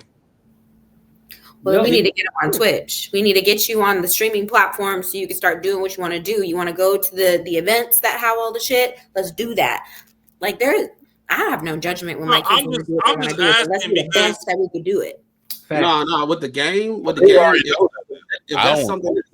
if that's something he's working on, right? I think right now, us in our generation, we have enough understanding of this could be something. Our parents didn't know. I supposed to be a Tekken master right now. I tell you, I suppose. Nah, my boy beat your ass. Boy, you lying, boy. We can set it up. That boy Look, I'll set it up. Marvel versus Capcom, Tekken. Oh, I don't play that. I'll say Tekken. Y'all get into Mortal Kombat. I'm in there. Even got the floorboard at the crib for that Dance Revolution with the feet. Oh, I smashed y'all on them Dance Revolution. I heard you in some Guitar Hero. I was better than all y'all. And I'm good on Fire in the Flames. You don't want to play that Madden though. Yeah, I'm good on that. I'm gonna clip this shit. I gotta send this part to him. I'm clipping this. Not on duty. It's a VIP clip. Not on duty. But nah, man, if they want to do the game thing, bro, I have to see how serious they taking it. If they BSing with it, I'm like, dog, this ain't yours, bro. You might pack it up. You ain't serious about it. You just gonna kill his dreams. Kill it. Straight up. I'm gonna talk to him. I said, dog, you gotta treat this like a job. Like, if this is what you want to do, you gotta treat it, because by the time it get to when I have my son or whatever, and that's what they want to do, ain't no telling what technology gonna be, bro. Whatever, what other means of making money that even us right now, like, you can't make no money in that. It might be something in that. So whatever he do, as long as he working towards it during that period before he get out the house, I'm cool with it. As long as he got a plan. Now, if he want to do basket weaving and he just want to follow his dreams and his passion, and I'm like, yo, I get it, but you gotta be a man. You gotta make some things happen, because I know what my dad taught me. He said, son, when you get a certain age, you're gonna have to make impossible things happen. So back then I didn't know what that means, but basically you gotta do what you gotta do when you get to a certain age. So now you at the age, you gotta make some stuff happen. That follow your dreams. Get to the bag first so you can do the dream. Matter of fact, get to the bag earlier so you can have time to do your dream. Like, supplement so your job can supplement your dream and you can offset it later if you want to do it. But if he ain't serious about it, like he playing a game like an hour and he ain't streaming like how he's supposed to be streaming. He's streaming once a week and stuff like that, and he doing it for like 30 minutes and stuff and smoking and all that stuff. Like, dog, you gotta going to the army, boy. Straight up. Because if he's like that, right, and you send him off to himself, he ain't gonna do nothing but fuck everything up. Yeah. If you in a house and you ain't gotta pay no bills and you ain't got nothing to worry about, and I send you on your way, it's like a 50-50 chance you'll snap out of that. But here's a question though: what are we teaching though? Like, what are we teaching? Because Varbaugh says this is how we create the wealth. How are we doing that though? What are we doing? What are we teaching them? What are we teaching them while they're in the house? What new ways, from the things that we've learned and the things that we've experienced, what are we teaching them, and how that way they can level up and how we can continue to get this wealth going? What do we do? I would say you already gonna have stuff set up. So, like, having his credit already good. So you put him as put him on your credit card. He has a spending limit on it. And you kind of set him up for success, so he'll have a good credit. Now, when he gets to that age, now you can sit down and at the table and tell him how it works at a very simplified level in the confine. Like, you said controlled environment. I ain't finna let him have a $2,000 limit right off the rip. So let me ask you this though. So outside of the credit aspect though, are you putting money aside for them when they're young? Are you putting not just regular putting money in the mattress type shit? Hey, Courtney. What's up? Hey, did like you think your dad was like focused on making you like that dude, or he went through life, and then you picked up on it? My dad taught me lessons and I learned it, so I learned new things along the way, which now I can teach and pass on to my daughters from the things that I've learned. Also, it's still the things that my father instilled in me. So that's why I asked for the solution. Like, okay, outside of just making them work and just my daughter just seeing me doing what I gotta do, I also gotta be able to teach them as well. Like, hey, this is what we're doing. This is where I was. This is how we're moving, and this is how we're keep this thing going. And I'm doing it in different ways and what my parents didn't know, I learned. And so each one teach one. Now the things that I've learned, I can teach my daughters, and I can already set my daughters them up for success. But was it intentional, or you think like it happened? What you mean? Do you think it's intentional? Him being a father, that's intentional. I don't think my dad was intentional when he taught me what I learned. My father was intentional though. My father was intentional when he did certain things. When he did things, he taught the lessons behind it, and so that's why I learned. Now, of course, when I did some fucked up shit, he would then just tell me like, "Hey, son, this is you'll get those lectures that was unwarranted. Like, damn, bro, like I ain't even did nothing. I just went in there and got a snack out the damn snack bar, bro. But when I say that, like you'll see what when most people make it, then they make it intentional to like talk to the kids about shit. They make it like intentional to be like, I don't want my kids to go to the same shit that made me a great person. I don't want my kids to do this shit. And that's kind of like what I mean. Like I think my dad was just figuring it out, and he was a great person. I just fucking like I got it. You know what I mean? Like it's one of those things. Like I think when you try to do it, it fails. But I don't think so, because I'm not forcing it. Me saving me putting money away from my daughters is not me forcing them. That's something that I'm doing. I know I'm getting to that point, but that's not something that I'm forcing, because I already understand what it's like to grow up and not have that type of bank account already set up for me. But I knew other individuals who were set up like that. It's like, damn. So now since I've learned how to do it, I can do it with my daughters now, and I can set them up, right? But I'm not always just I'm just gonna walk past my daughter and say, hey, let me teach you a lesson real quick, young blood. It's not gonna be like that, bro. But there are gonna be different instances in their life, because as kids, you grow fast, and there are gonna be different things that's gonna happen in your life that you're gonna experience as you're growing up. And so that's when those life lessons will come in, when it's warranted. I'm not just always gonna be sitting there, hey, let me teach you something, let me teach you something. But if she asks, Daddy, what are you always doing? Because she always asks, Daddy, you streaming today? Ooh, Daddy, I want to stream one day. Okay, cool. One day I'll teach you. If you're serious about it, I'll teach you how to do it. And so that's what I mean by that, bro. I'm not just gonna be randomly just, hey, bro, let me teach this real quick. I don't think that like the way you're running your shit is different, but like I'm trying to say, because you see like a lot of people who are successful that will roll up and say like, I want my kids to grow different than I did.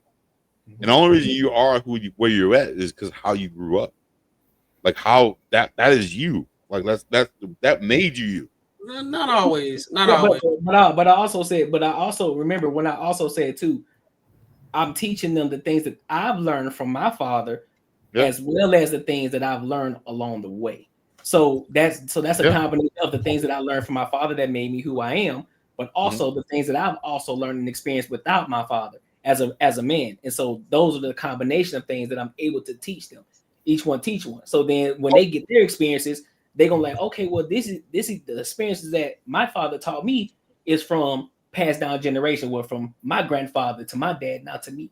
I can do the same thing. Each one teach one. That's all.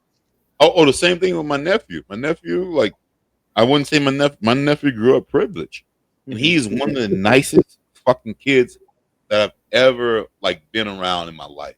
And it's because of my brother, how we grew up. Right. So no, it's not a bad thing, but like this is one of those. This is just life, just life shit, bro. Like that's all I want. I got you. I got you. I know. But yeah. So my thing is a lot of from what I've gathered in all the creative spaces and whatnot, it just seems to me as if in America everybody's scared. It's too much fear. So motherfuckers ain't got shit, but they scared to lose shit. Motherfuckers don't want to work together because they scared of what, I hate to drop this in there, but what the white man gonna do. Like, it's too much fear. Like, go do something. It don't matter if the last 10 times it failed. The 11th time might stick. If we've all evolved and climate's changed and everything, then, there's a reason why Black Wall Street got blew up. Motherfuckers was popping their shit. They got wealthy and was outside and was like, hey, if we quote unquote owned you and we couldn't afford a Bentley, how the fuck y'all get free? Y'all been free for 3 to 5 years and everybody over there got a Bentley. That's a level of jealousy or whatever too. You probably got to take them to the trainer. Like, I actually got to send everybody. But nah, on some real shit though, realistically, I just think everybody too scared and motherfuckers need to come together.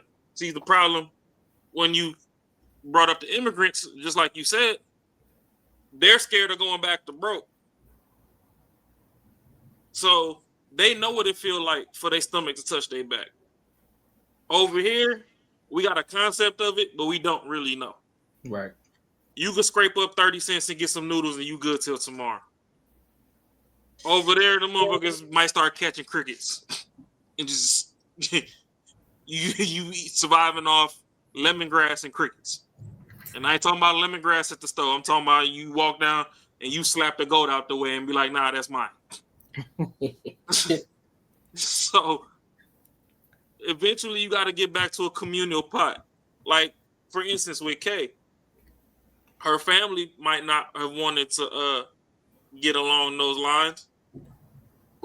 Well, that's when you start trying to find like-minded individuals. You know, you might have had a friend or two that could have went down that path with you. And that's another thing I don't understand is everybody keep doing this great divide with race and all that out here when it's really a class war, because two of my homies that were roommates, they bought a condo together. And it was literally yin yang in the house. One was white, one was black. And honestly, the white homie did some of the quote unquote blackest shit he could do in life versus what the other one did. But they had a condo together. The shit appreciated in value after like 8-some years. They sold it, broke bread. Now the homie, the white one, he moved back to Missouri, got married, got a kid. Another one on the way. And the other homie, he's still out here. He's doing his thing, and he bought another property and, you know, running it up. So either way it goes, yeah, you could do me all you want. Motherfuckers know how to come together to buy a section in the club. They know how to come together to split bottles. It ain't always about buying J's and stunting on the next person. So if you could do all that in the club or whatever to go show off, to go get these bitches or impress these men or whatever, secure whatever kind of situation you trying to secure, you should be grounded enough to where, I mean, let's face it, you know, some people's families were inferior as well. So, you know, I'm not going to put a shadow over their quote unquote traumas. But if that doesn't work out, you still have people around you. Everybody that's blood to you isn't necessarily family. Family are the people that have your back, rain, hail, sleet, or snow. You know, you might have to go catch a body. The person that helped you bury that body and won't tell on you, that's family. I mean, just like with this situation we talked about earlier, his daddy gave him up. Yeah, that's true. And the little boyfriend. So, you know what I mean? I mean, that's his relative, but family with it, I ain't seen, bro. Worst case scenario, we're going down together. And that's what original gang culture, that's what that was. Y'all were the neighborhood protectors, and whatever you had to do to protect the neighborhood is what went down. And hey, if shit hit the fan and some outside forces come, we all going down for whatever we had to do to keep this place safe. So my thing is, we have the blueprint, because anytime they want to bring something up, oh, we can't build back no Black Wall Street. They bombed it last time. Or, you know, Seneca Village got turned into Central Park, in the Central Park 5. Or, you know, Lake Lanier. Our whole village is underwater, and that's why every time them people try to go out there and celebrate, the ancestors pull them under. You never see them again. They do. I mean, you know, the blueprint was there. If it's been done once before, we can do it again. We got technology now. We can cut down the time it takes to do it. True. You can go on fucking Google Maps and just do a 10-year spread on Dubai and see how that shit just fucking grew out of the dirt. So realistically, we had a blueprint. We need to implement it. All these white people, instead of demonizing all the stuff that they not even knowing that they doing to you, look at the blueprint of what they doing to be successful with their kids. Oh, okay, this dude might have started a business or whatever. He done got his kids on payroll since they was 5 years old and had that running into accounts and stuff, because technically you can't be on payroll because they can't legally work. But, you know, there's structured means of like 401ks and stuff that you can do to where, oh, this is still an employee of the company, so you pay them through that, and there's a max on that. You know, it's like $12,500 or something a year. Just putting that on their books ahead of time, you still giving them a head start. Then while you're there, you start coaching them up. Let's say you have a successful business that's expanding and growing. Your kid don't have to go to college, or if they do, go get a business degree or something. But as you growing, hey, guess what? On Saturdays, I need you to make sure all your homework and everything's done. You ride with me on Saturdays. Boom. This is what I do during the week for the business. I know we closed right now, but this is the order of operations. We go do this, we check on that, whoop-de-whoop. When it's summer break, hey, I get you want to go see your friends and shit. This is the day you can go to the mall with your friends. These other 4 or 5 days, you was going to be in school anyway, so bring your ass down to the shop. You start, I don't care if you fucking dusting the corners from cobwebs and sweeping the floor. Every once in a while, when you look over your shoulder, you see what I'm doing. So you still getting business knowledge, even without me directly telling you. And all those things, we got to bring community back. Everybody worried about me. And, oh, I get it. There's some people out there that's just deranged as fuck. That's cool. But when I was growing up, wasn't a parent on the street that couldn't whoop my ass. And if it was justified as to why they whooped my ass, I was getting the second one. If it wasn't justified, my mama was going batshit crazy. She's Jamaican. So let's just say 9 times out of 10, the whoopings I got was warranted. But nowadays, nobody wants you to touch their kid. You can't even talk to correct somebody else's kids. Hey, I think that community shit gone, bro. I ain't gonna it's gone. I don't think it's come back either. But at the same time, what's stopping the 6 of us from go buying fucking 30 acres and putting some houses on there, and you know the bills is reduced? You know what I mean? Like, there's still other means. Your mom and dad might not be working them when you get older, so you can't do it with them. You might have been stealing your brothers and sisters' cornflakes in your whole childhood. They don't like you no more, so now they're not gonna get on the same page with you. You know what I mean? But there's still other people in your circle that can get on your page, and if you put the vision down on paper, hey, this is a 5-year goal. Boom. This, and this. If we do this right now, this house right here was $80,000 5 years ago. We gonna buy it for $180,000. In 5 years, it went up $100,000. If we buy it in right now, and you know the forbidden flu's on the way or whatever, in the next 5 years, this shit might be worth $400,000. If we stay here 5 years, by the time we move out, if we bust the bag down in the middle, we could damn near triple or quadruple the money we put in to get here and branch out our own ways from there. But everybody's like, what's wrong? Hey, Rob, what's wrong with us just being like at a point that we're just separate? Like, I want to do my own shit. I remember telling what the fuck are you being separate for? Because I like my own shit. I love my own shit. I remember telling Courtnee. You like fucking bitches. I like fucking bitches. Just text me and be like, "Hey, bro, pick up an extra shift at work. I'm trying to put a fucking head through the headboard." Like that video I sent that video I sent y'all in the group chat when Carl Weller was like pumping up Rocky. Yo, like he was the best at the shit, but he saw something. He's like, you know what, dude, you got it, bro. Like, I want you to be better. I'm gonna fucking make this shit work. I remember talking to Courtney about the shit when we used to work together. And I'm like, bro, like, you got certain shit that's good that you can make this shit fucking pop. And I think that's what we need to look at. Fuck versus like, I don't need you to help me out. Like, we all gonna be good, but like we need to start looking at shit like that individually, how we can help shit make shit work individually. I'm out of here, y'all.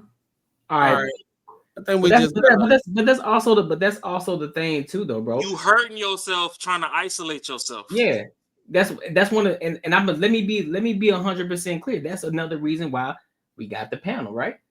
I can easily do it by myself. I got the Courtnee Edgar Show on Saturdays and Wednesdays, but I realize as well I can also each one teach one too, because I know a lot of people got shit that they want to get off. You You got shit. You got one. You want to get off. Ash got shit. She want to get off. Matt got shit. He want to get off. Raw got shit. He want to get off.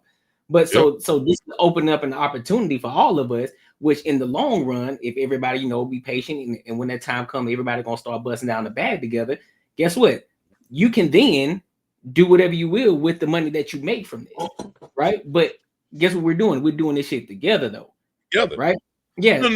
we're doing it together. So yeah, individualistic, we're coming together, but we're going to be breaking the bag down together too. And so also there may be other ventures as well. Where you know what? We get into a bag. What if we start investing in X, Y, and Z? So that way we can then make this shit grow exponentially faster.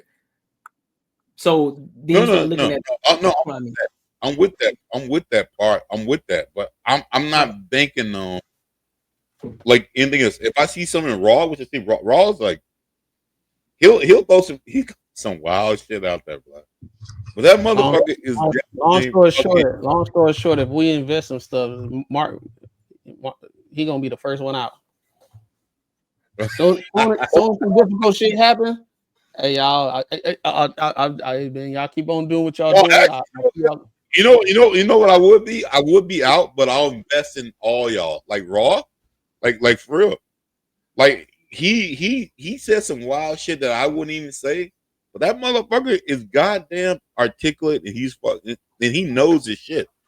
Like legit, like I pick up on so many things that we all got like that. That's dope. You know what I mean? Like so. No. What I'm trying to say is, no. I think that you need people.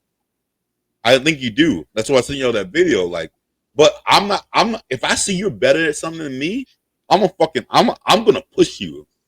I'm gonna push it, even though I won't. Even if I wanted to be like the best fucking podcast in the world, but I see that you got that shit, bro. I'm pushing you on it. I'm pushing you. I'm getting that shit out of you. Because you know it's gonna make me better. Because now you understand, like, hey, we're still together though. We're good. We're together. You guys kind of follow what I'm trying to say a little bit? I get what you're saying, but my thing is, why would you? Okay, so from a FBA standpoint of America, why would you beat slavery to just enslave yourself? Because you're better at it. No, but I'm just saying though. When we talking about, pooling money together and whatever, if we all move into one big house. For me, instance, I know what works for me though. I know what works for me, and there's nothing else that I can't explain. I just like for myself. I have to be. I get what you're saying. Yeah. You know what I mean? It's just me. Low me, risk. my family, my shit. That's it. Bam. Yeah, but what I'm looking at now is, okay, boom, we on this pod, we doing our thing, whoop-de-whoop, right? Bet you look over in the streaming community, Amp ain't the only people that got a house. Yeah. But if you look, the motherfuckers came together. Each individual person got their following, but they came together. That's what made all them people blow up so quick. If you go to Amp right now, by this time next year, by proximity alone, you that dude.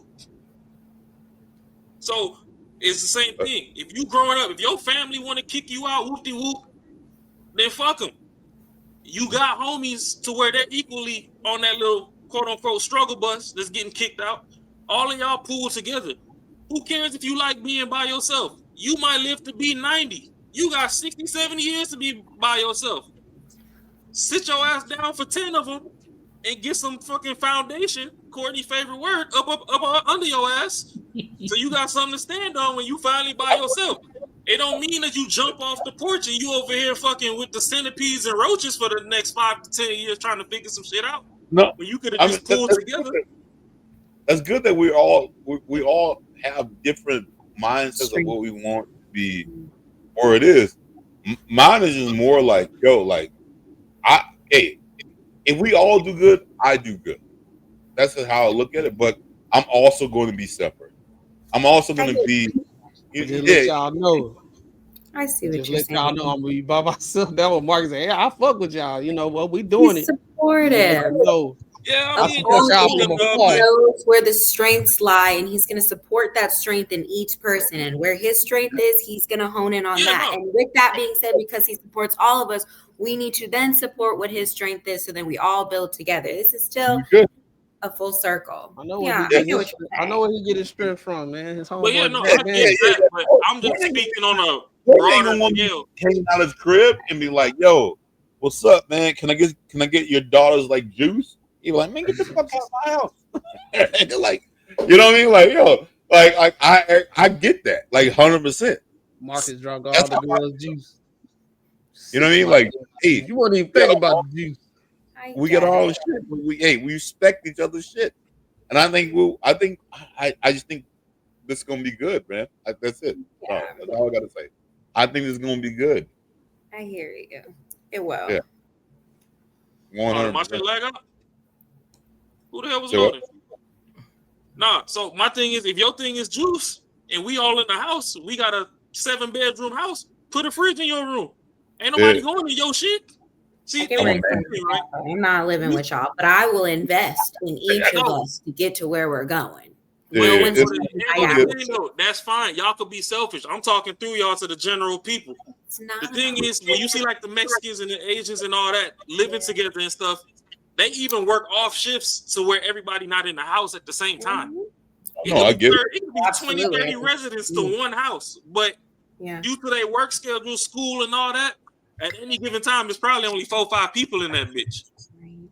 So the thing is, you can struggle and go pay fucking $4 a month on some shit because you just want to be all this whoop-de-doo, up-de-dee motherfucker, and you blaming your struggle on everybody else, or you can sit your ass down for 3 to 5 years and pay, $350, and then that other $3,700 that you saving or whatever, you could put that up in the bank to where when you finally do jump off the porch, you could buy a house and have that bitch half paid off to where your mortgage is still fucking $400 a month or whatever. Instead of coming out here like, oh, you was paying $4 in total on some rent type shit, you can buy a house.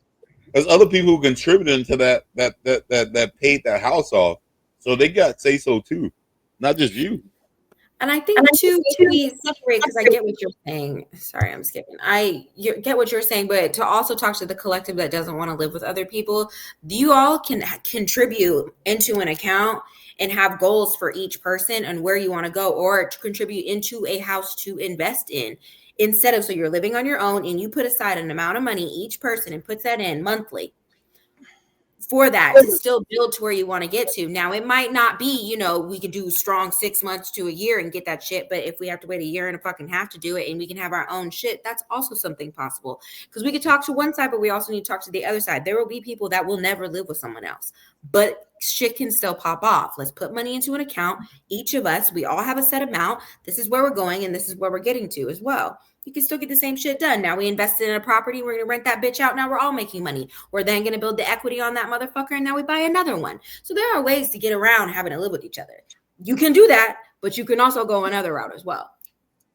Yeah. Or you could buy the bitch, live in it, pay it all the way fuck down, then move out. And then now you getting the maximum return on your money and split from there. Like, what's the point of buying the shit? And then everybody's still paying these egregious ass bills, and then something break in the house, and now nobody out of the collective that even put in to buy into the shit got money to repair the shit when shit breaks. So now your tenants are looking at you all fucked up. No. I get you, bro. And out. I hear what you're saying. It couldn't be me. It couldn't be. I couldn't do it. And that's why, we have to speak to the people that are also like him. I respect the way you do it. Like I would, Jesus, bro. Like I don't know, man. Like I just couldn't do it. But like, growing up, like I respect that shit, bro. Like I'm with you. Yeah. At the end of the day, bro, just what you got to do is find like-minded people who are trying to go in the direction that you're going. Y'all figure out what's gonna work best for you. I know, like some people, like even myself, I would leave my house today and go back and live with my parents in Atlanta. Sure, today. I wish I had that option. Today, you feel me? I would 100%. But just other things that's going on. But I would definitely do that. I'd be a But podcasting motherfucker if I can move my but who business. you understand me? You feel me? And I'll just rent this house out. I would not. I know you went, but what I'm saying is to get to the point. Courtney, you seen my brother's crib. Yeah, I wouldn't do it. Shit, I've seen the crib. Nigga, you would never. I would never. Gotta learn to put that pride There to the would never side, be a bro. point that I would see your brother. Your brother, bro. I would never, bro. The house that your brother live in. What is it about, Ash? Fam, his house is huge. I probably wouldn't even bump into your brother not one time. And we could both be in the house at the same goddamn time. And the thing is, the reason I wouldn't is because, man, I'm just a different cat. Like, what does that mean? What does that mean? Who hurt you? What does that mean? What is that? You want to go deep, player? What does that mean? He likes private property. I mean, that's fair, but look, that's fair. But that's fair. Like Ashley said, there's different ways to skin a cat, right? Yeah. Different ways to skin a cat. Some people don't like that, but at the end of the day, you can still figure out a way to get to it. It may be slower, still a way to do it. You know what I mean? So many different ways to skin a cat, but the ultimate goal is, if you're trying to build this community back up, if you're trying to just build this wealth overall, you got to do things a little bit different than what we've been doing. Stop spending your money on bullshit that you don't need. Stop focusing on the Joneses. Stop focusing on all this extra shit, because you can buy all that shit later once you get your bag. Once you stack your bread up, you get to a point where you are out of debt. You know what I'm saying? You got a couple of investment properties. You know what I'm saying? You making money on one end from your stocks and investments. You got your 401k. You got your Roth IRA. All that shit squared away. If you got kids, your kids are squared away. And if you got a little money left over that you can play with, boom, then you can go have your fun with your money. You can go buy the Rolex. You can go buy the J's. You can go buy the Bentley if you got enough money to do so. But ultimately, this is how you start to do that, is investing your money, not just saving your money and it's not working for you. That's the ultimate thing. And you start to find different ventures and put yourself around people who are doing things. If you can go find somebody who has 20, 30 fucking properties, like, hey, bro, I need you to teach me how to fucking invest in a property and what's the right way to go about this. Teach me how to do it so I can buy my first property and I can do it the right way, so that way I can then build on that. Or I can go invest in smaller business, because that's another hidden gem. You can go invest in businesses where the business has been around for a long time. You got this old owner, he getting tired of it, he getting too old, he just want to sell it. Boom, sell it for cheap. You buy it and you can turn that shit out and turn it into something huge. So we're in the middle of that right now. You feel me? Like, there's so many companies out here. In the middle of the biggest wealth transfer you're gonna have in a while. Facts. So you can do that. You can do that right now. There are many companies that people are ready to retire. They want to give up their businesses, and you can go and purchase a business. You know what I'm saying? Hey, Courtney, I'm asking real quick. So, like, what you just said, like most, like, it's almost like the same thing when girls say, "I want an intelligent, like a intelligent man," to like hit me with the shit that's gonna resonate with me, right? Right. So like you just said, like what you said was fucking dope as fuck, like 100%. Right. So to do this business, like to run it, you say, hey, you know what? Like what are the questions you ask? What do you ask them? Like what kind of, like, what are you looking for? Like, what do you mean? What am I asking who? No. Like, when you're trying to get into this space of like, hey, I'm gonna buy this business, or like what are the questions that you are going at? Like, well, first, if you don't know about the business, there's so many there's research that you can do online. You can figure out what businesses that are for sale, because they do have them online, or you can do even more research. That which I actually follow this chick. She's out here in Arizona. She buys businesses on a regular. So you can figure out different ways to reach out to people. You just got to be resourceful. Yeah. Is it Shorty with the smoke shop? Huh? Shorty got the smoke shop? Nah. I know a different one then. I know someone just like that out here too. Yeah, that's what I'm saying. Like, there's so many different people that you know, and then there are other businesses that you may not even heard of that you can get into as well. You just got to get in the right circles. You got to go where the money's at. Find out where the money's at. Start asking questions. Start talking to people. What do you do? Because people love talking about themselves. So therefore, when you ask them about them, what gets them into certain things, guess what? They're gonna start having conversation with you, and you're gonna figure out some new shit. So yeah, but so all at the end of the day, you just got to be resourceful. And right now, I just gave a little bit of the solution, right? But only 1% of the people gonna listen to it. But that's all I care about. Is if only 1% of the people actually hear what I got to say. That's all that matters to me. And they're the one that's gonna take heed. I did what I was supposed to do. And things like more like how easy, just what you just said, easy. Like, hey, ask the questions. Yeah. I mean, like that, and for some reason people don't want to ask those questions. They don't want to be. I think a lot of people don't. They scared of doing the work, man. Yeah, that's it. Well, that's what it is. Because I mean, I remember I was on my little entrepreneur. I had all this new information. I had a mentor and all that stuff, and I was like seeing things differently. Mm-hmm. I was doing. I had 3 car dealerships that I was doing service for with ads and advertising. I had 3 other clients. Everything was just good, bro. And I really wanted to get the information out, bro. I almost got into a fight by trying to give somebody some information, bro. And I told my mentor, and he said how it happened. Well, I was like, bro, I literally was just talking to a dude that, you know, I saw around campus way back when I was on in college, and then ran into him. We just talking and all that type of stuff. And I started telling him about things because he said he wanted to do something similar. So I'm giving him the game and everything. And he just was like, bro, it's not possible. I'm like, it is possible. You know how I go. And then he was like, no. And then we got into it. I'm like, well, he got into it. He started getting aggressive and stuff. And I told him, he said, man, it's people out here that's not receptive to things that they don't know. It seems too far out of reach. You really have some people that really feel like they too far away from even achieving those things. And then they can't even grab the concept that is like right there. You can start doing it. Like literally, like I got a lawn care service business right now. And Courtney, he know I just went on the app and posted one day. And now I got my bookings are full. Like I do 1 yard a day and it'd be full. I done did some pressure washing stuff. And it's just me like I could literally, like, you know what I'm saying? And if my son stay with me, I teach them the game. I'm like, no, you trying to make some money? We can make some money like today if you want to. If you sit there and tell somebody, look, you can make some money today. They were like, oh yeah, I gotta get my website and I gotta do this and this, that, and they'll never do it. But I also look at it like this too, though. I think we're in this culture where we see so much of social media, and a lot of people want the fast success. A lot of people want the microwave success versus everybody think you have to be an entrepreneur, become this multimillionaire, whatever the case.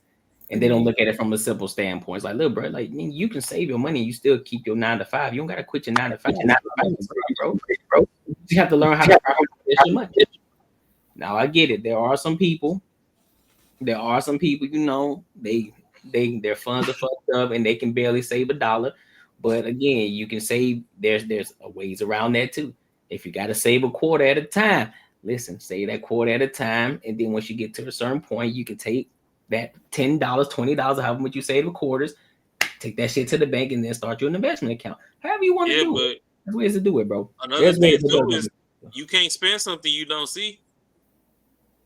A lot of jobs have the 401k that you can just sign up and it come out your check before your shit get deposited into your account. That's why you get that. That's why you get the ebook. Earn while you save. I'll teach you how to do it. You feel me? Hey, I'm just saying though. You feel me, bro? Yeah. So I mean, you know, it's a million ways to skin the cat.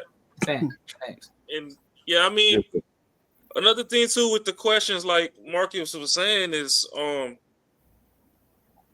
at some point, folks just got to wake up and realize, like, we are heavily being distracted with skin colors when classes are the issue. And I don't know about white people in other people's areas, but I know the ones I talk to, those motherfuckers are overly joyous. Like, if you get them to talk about shit that they doing, you damn near got to run away from their ass to end the conversation. You were like, damn, I shouldn't even ask nothing. Right.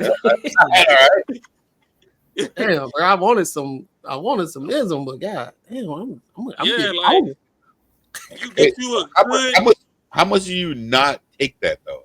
How much do you not like accept what people are saying to you? I learned The from other time everybody. I listen a lot. I had to get to a point where, kind of like, okay, I'm just gonna sit down. I know I can tell how he wrapping up. It's gonna take a while. So I just make sure I just be patient and just take the things I need from it. And but yeah, man, sometimes you gotta learn how to learn. Yeah. Because That's a bar right there. I had a mentor, and I had my last mentor. He taught me how to learn. I like when you actually engaging with people that got information. Like everything that they saying, sometimes when you kind of new to it, what you kind of new of getting this newfound information, it's kind of hard for you to grab the concept because you have no understanding from it. So what you do is he taught me how to like apply things that they saying and put it in some type of way, shape, or form of what you got going on right now. Yeah. So, time management, this, that, and third, blah, blah, blah. Get up every morning. I know you don't be making your bed up. Make the bed because now you're forcing habit. It's going to be the same situation when you have your own business or something like that and you don't feel like doing it, but you got your deadlines within your customers. Get up and do what you have to do and create that routine, and it'll help you out in the long run and shit. Hey, Macron. One thing. Would you accept that that advice for someone that you know or someone that you didn't know? Like someone you love. So like what? I do both. I do both, but I have my discernment of the new person. If they greatly associated with somebody that I do trust, I probably listen a little bit more.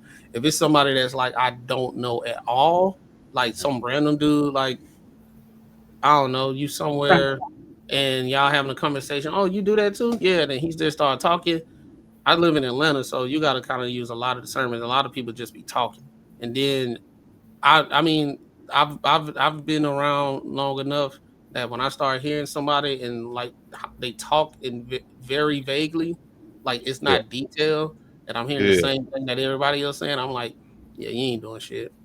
In fact, bro, that is crazy. It's crazy because like it depends on like I think that'd be a different conversation too because it could be like a father, could be a mother, could be whatever. Like sometimes you just don't get you don't understand that what they're trying to tell you. You know what I mean? Like you just like for some reason you just don't get it. I say sometimes if I can't understand what you're trying to tell me, I kind of lack faith of like what you're talking about. Because if you do it at a high level on a day-to-day basis, I'm pretty sure you didn't practice how to speak to it effectively. Like your elevator pitch, right? You always got it just in case something happens. So if I know, me where I work at now, if somebody asks me what I do for a living, I didn't practice enough that I can't go into detail because they're not gonna understand what I'm saying. If I can say I'm a budget analyst, I have our customers, they get paid incentives for them to pour our product, and I make sure those payments go out instead of going all the way in detail, right? And then he'll be like, "Oh shit, I didn't even know it worked like that." Yeah. Well, I'll say like for me personally, like I told you guys, I live with a victim mentality. That's how I live. Lord, you talking about you? I'm gonna go with it. I'm gonna go with it. And my brother would tell me. That's why you can't live with nobody. That's why you can't live with nobody. You 100% right. Y'all gonna fuck on me. I already know it. But my brother would tell me. Y'all gonna fuck on me. Hey man, fuck all this shit. Who drank all the goddamn milk, bro? He'll tell me so many ways how I can improve shit. And for some reason, like I don't know how I cannot see it. Like you know what I mean? Like and I try like even though like right now, like it was worse like now. I understand how I am. But like Jesus, like I'll be like, do I not perceive like information from like? Do I need to receive information from other people? Or like I don't know, bro. I don't know. I'm still trying to figure that shit out too myself. You just Like, need to explain in the way that you can understand it. You could say it 17 different ways, and that 18th way will be the way that you get it, and then it'll make sense. It's my bro. My brother's hella talented, like really talented. For me, like I'm like, geez, like it might be you, but it's not easy. You might got a key root of something that's blocking you from being able to even think about that. Whatever you telling me right now, I can do it like right now. And 100%, he's trying to help me out. Like he's trying to like, yo, I'm trying to give you this information to help you out. And I'm all like this. You know how I didn't have a victim mindset, but I did have a kind of thing where it was difficult for me to like do things just like what you're saying. Basically, I just said, fuck it, I'm just gonna do whatever you just said. And I just no matter how I felt about it, I just did it. I need to do that. That's what I think. That's what I need. Then once you'll start getting primed into the way you like, you know what? Damn, I could have been doing this shit. Yep. And then I'll see like later on, like, shit, what the fuck, bro? I should have did it. And then are you scared of failure? Oh God, yeah. That's what it is, bro. Mm-hmm. You afraid? I guess you're afraid of like, okay, I'm gonna do it, and it ain't gonna work out. The thing what you do, just do it. You'll feel good that you did it, even if you fail. I always try to find a way to be better at it. So just the bigger problem is failure don't exist. Right, because you did something. Because not starting is technically qualified as failure. It's failure. You didn't do it. Yeah. And then in your head, but when you do start and you quote unquote fail, you learn something. So you technically failure don't exist. Yeah, no. Your mind. Yeah, he'd be like, "Yo, you should do this. This one thing, like a business kind of thing." I'm like, "Yeah, I could probably do. Yeah, we can talk offline off this shit. We'll do it. Just like your 3D printing thing, bro. Just like try it out. Just start. Just get you a little concept. Do a little research. I can help you out with doing that Deadpool mask that you made from there. That shit dope. Yeah, I can show you. I can show you how to like do some like research so you can see what's popular and all that type of stuff. And then you real shit. I do want to get into what you do, Macaroni. Like an analysis. That's kind of what I want to get into. Boy, there you go. I ain't gonna lie, but that's offline. I love it. Yeah. We'll talk about that. I will talk about that offline though. We'll talk about that. That might be Patreon level content that we're gonna have. That sounds like a bear and wings day. Bear and wings. No Jack. You ain't gonna remember none of the shit I tell you. Not wasting my damn time. Like real shit. I'm like, man, what you say, Tony? Next day he gonna be like, I totally forgot everything. Hey, put him in jail. Hey, bro. For him, you got a recorder and put it on the table so you can play it back later. Hey, Macaroon, you didn't do your boy Charleston though. Oh yeah. No. Yeah, y'all.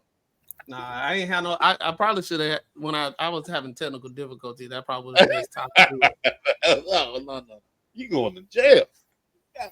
But listen, man. Tonight was fire. Well, we almost 5 hours in. God damn, boy. Y'all niggas talk a lot. I'm just playing. We were talking. Yeah. It's good though. It was the birthday bonanza. It's solid though. Oh shit, yeah, it was. Yeah, it was, bro. You know what I'm saying? So make sure y'all make sure y'all hit up Marcus. Y'all make sure y'all hit up Marcus's his Cash App, or you can just go to the Cash App and Banter Barter. We'll pay him out of there. You know what I'm saying? But this was dope. I appreciate y'all. Make sure y'all share, like, and comment as well. Let us know what you think. And until next time, man, I'll holler.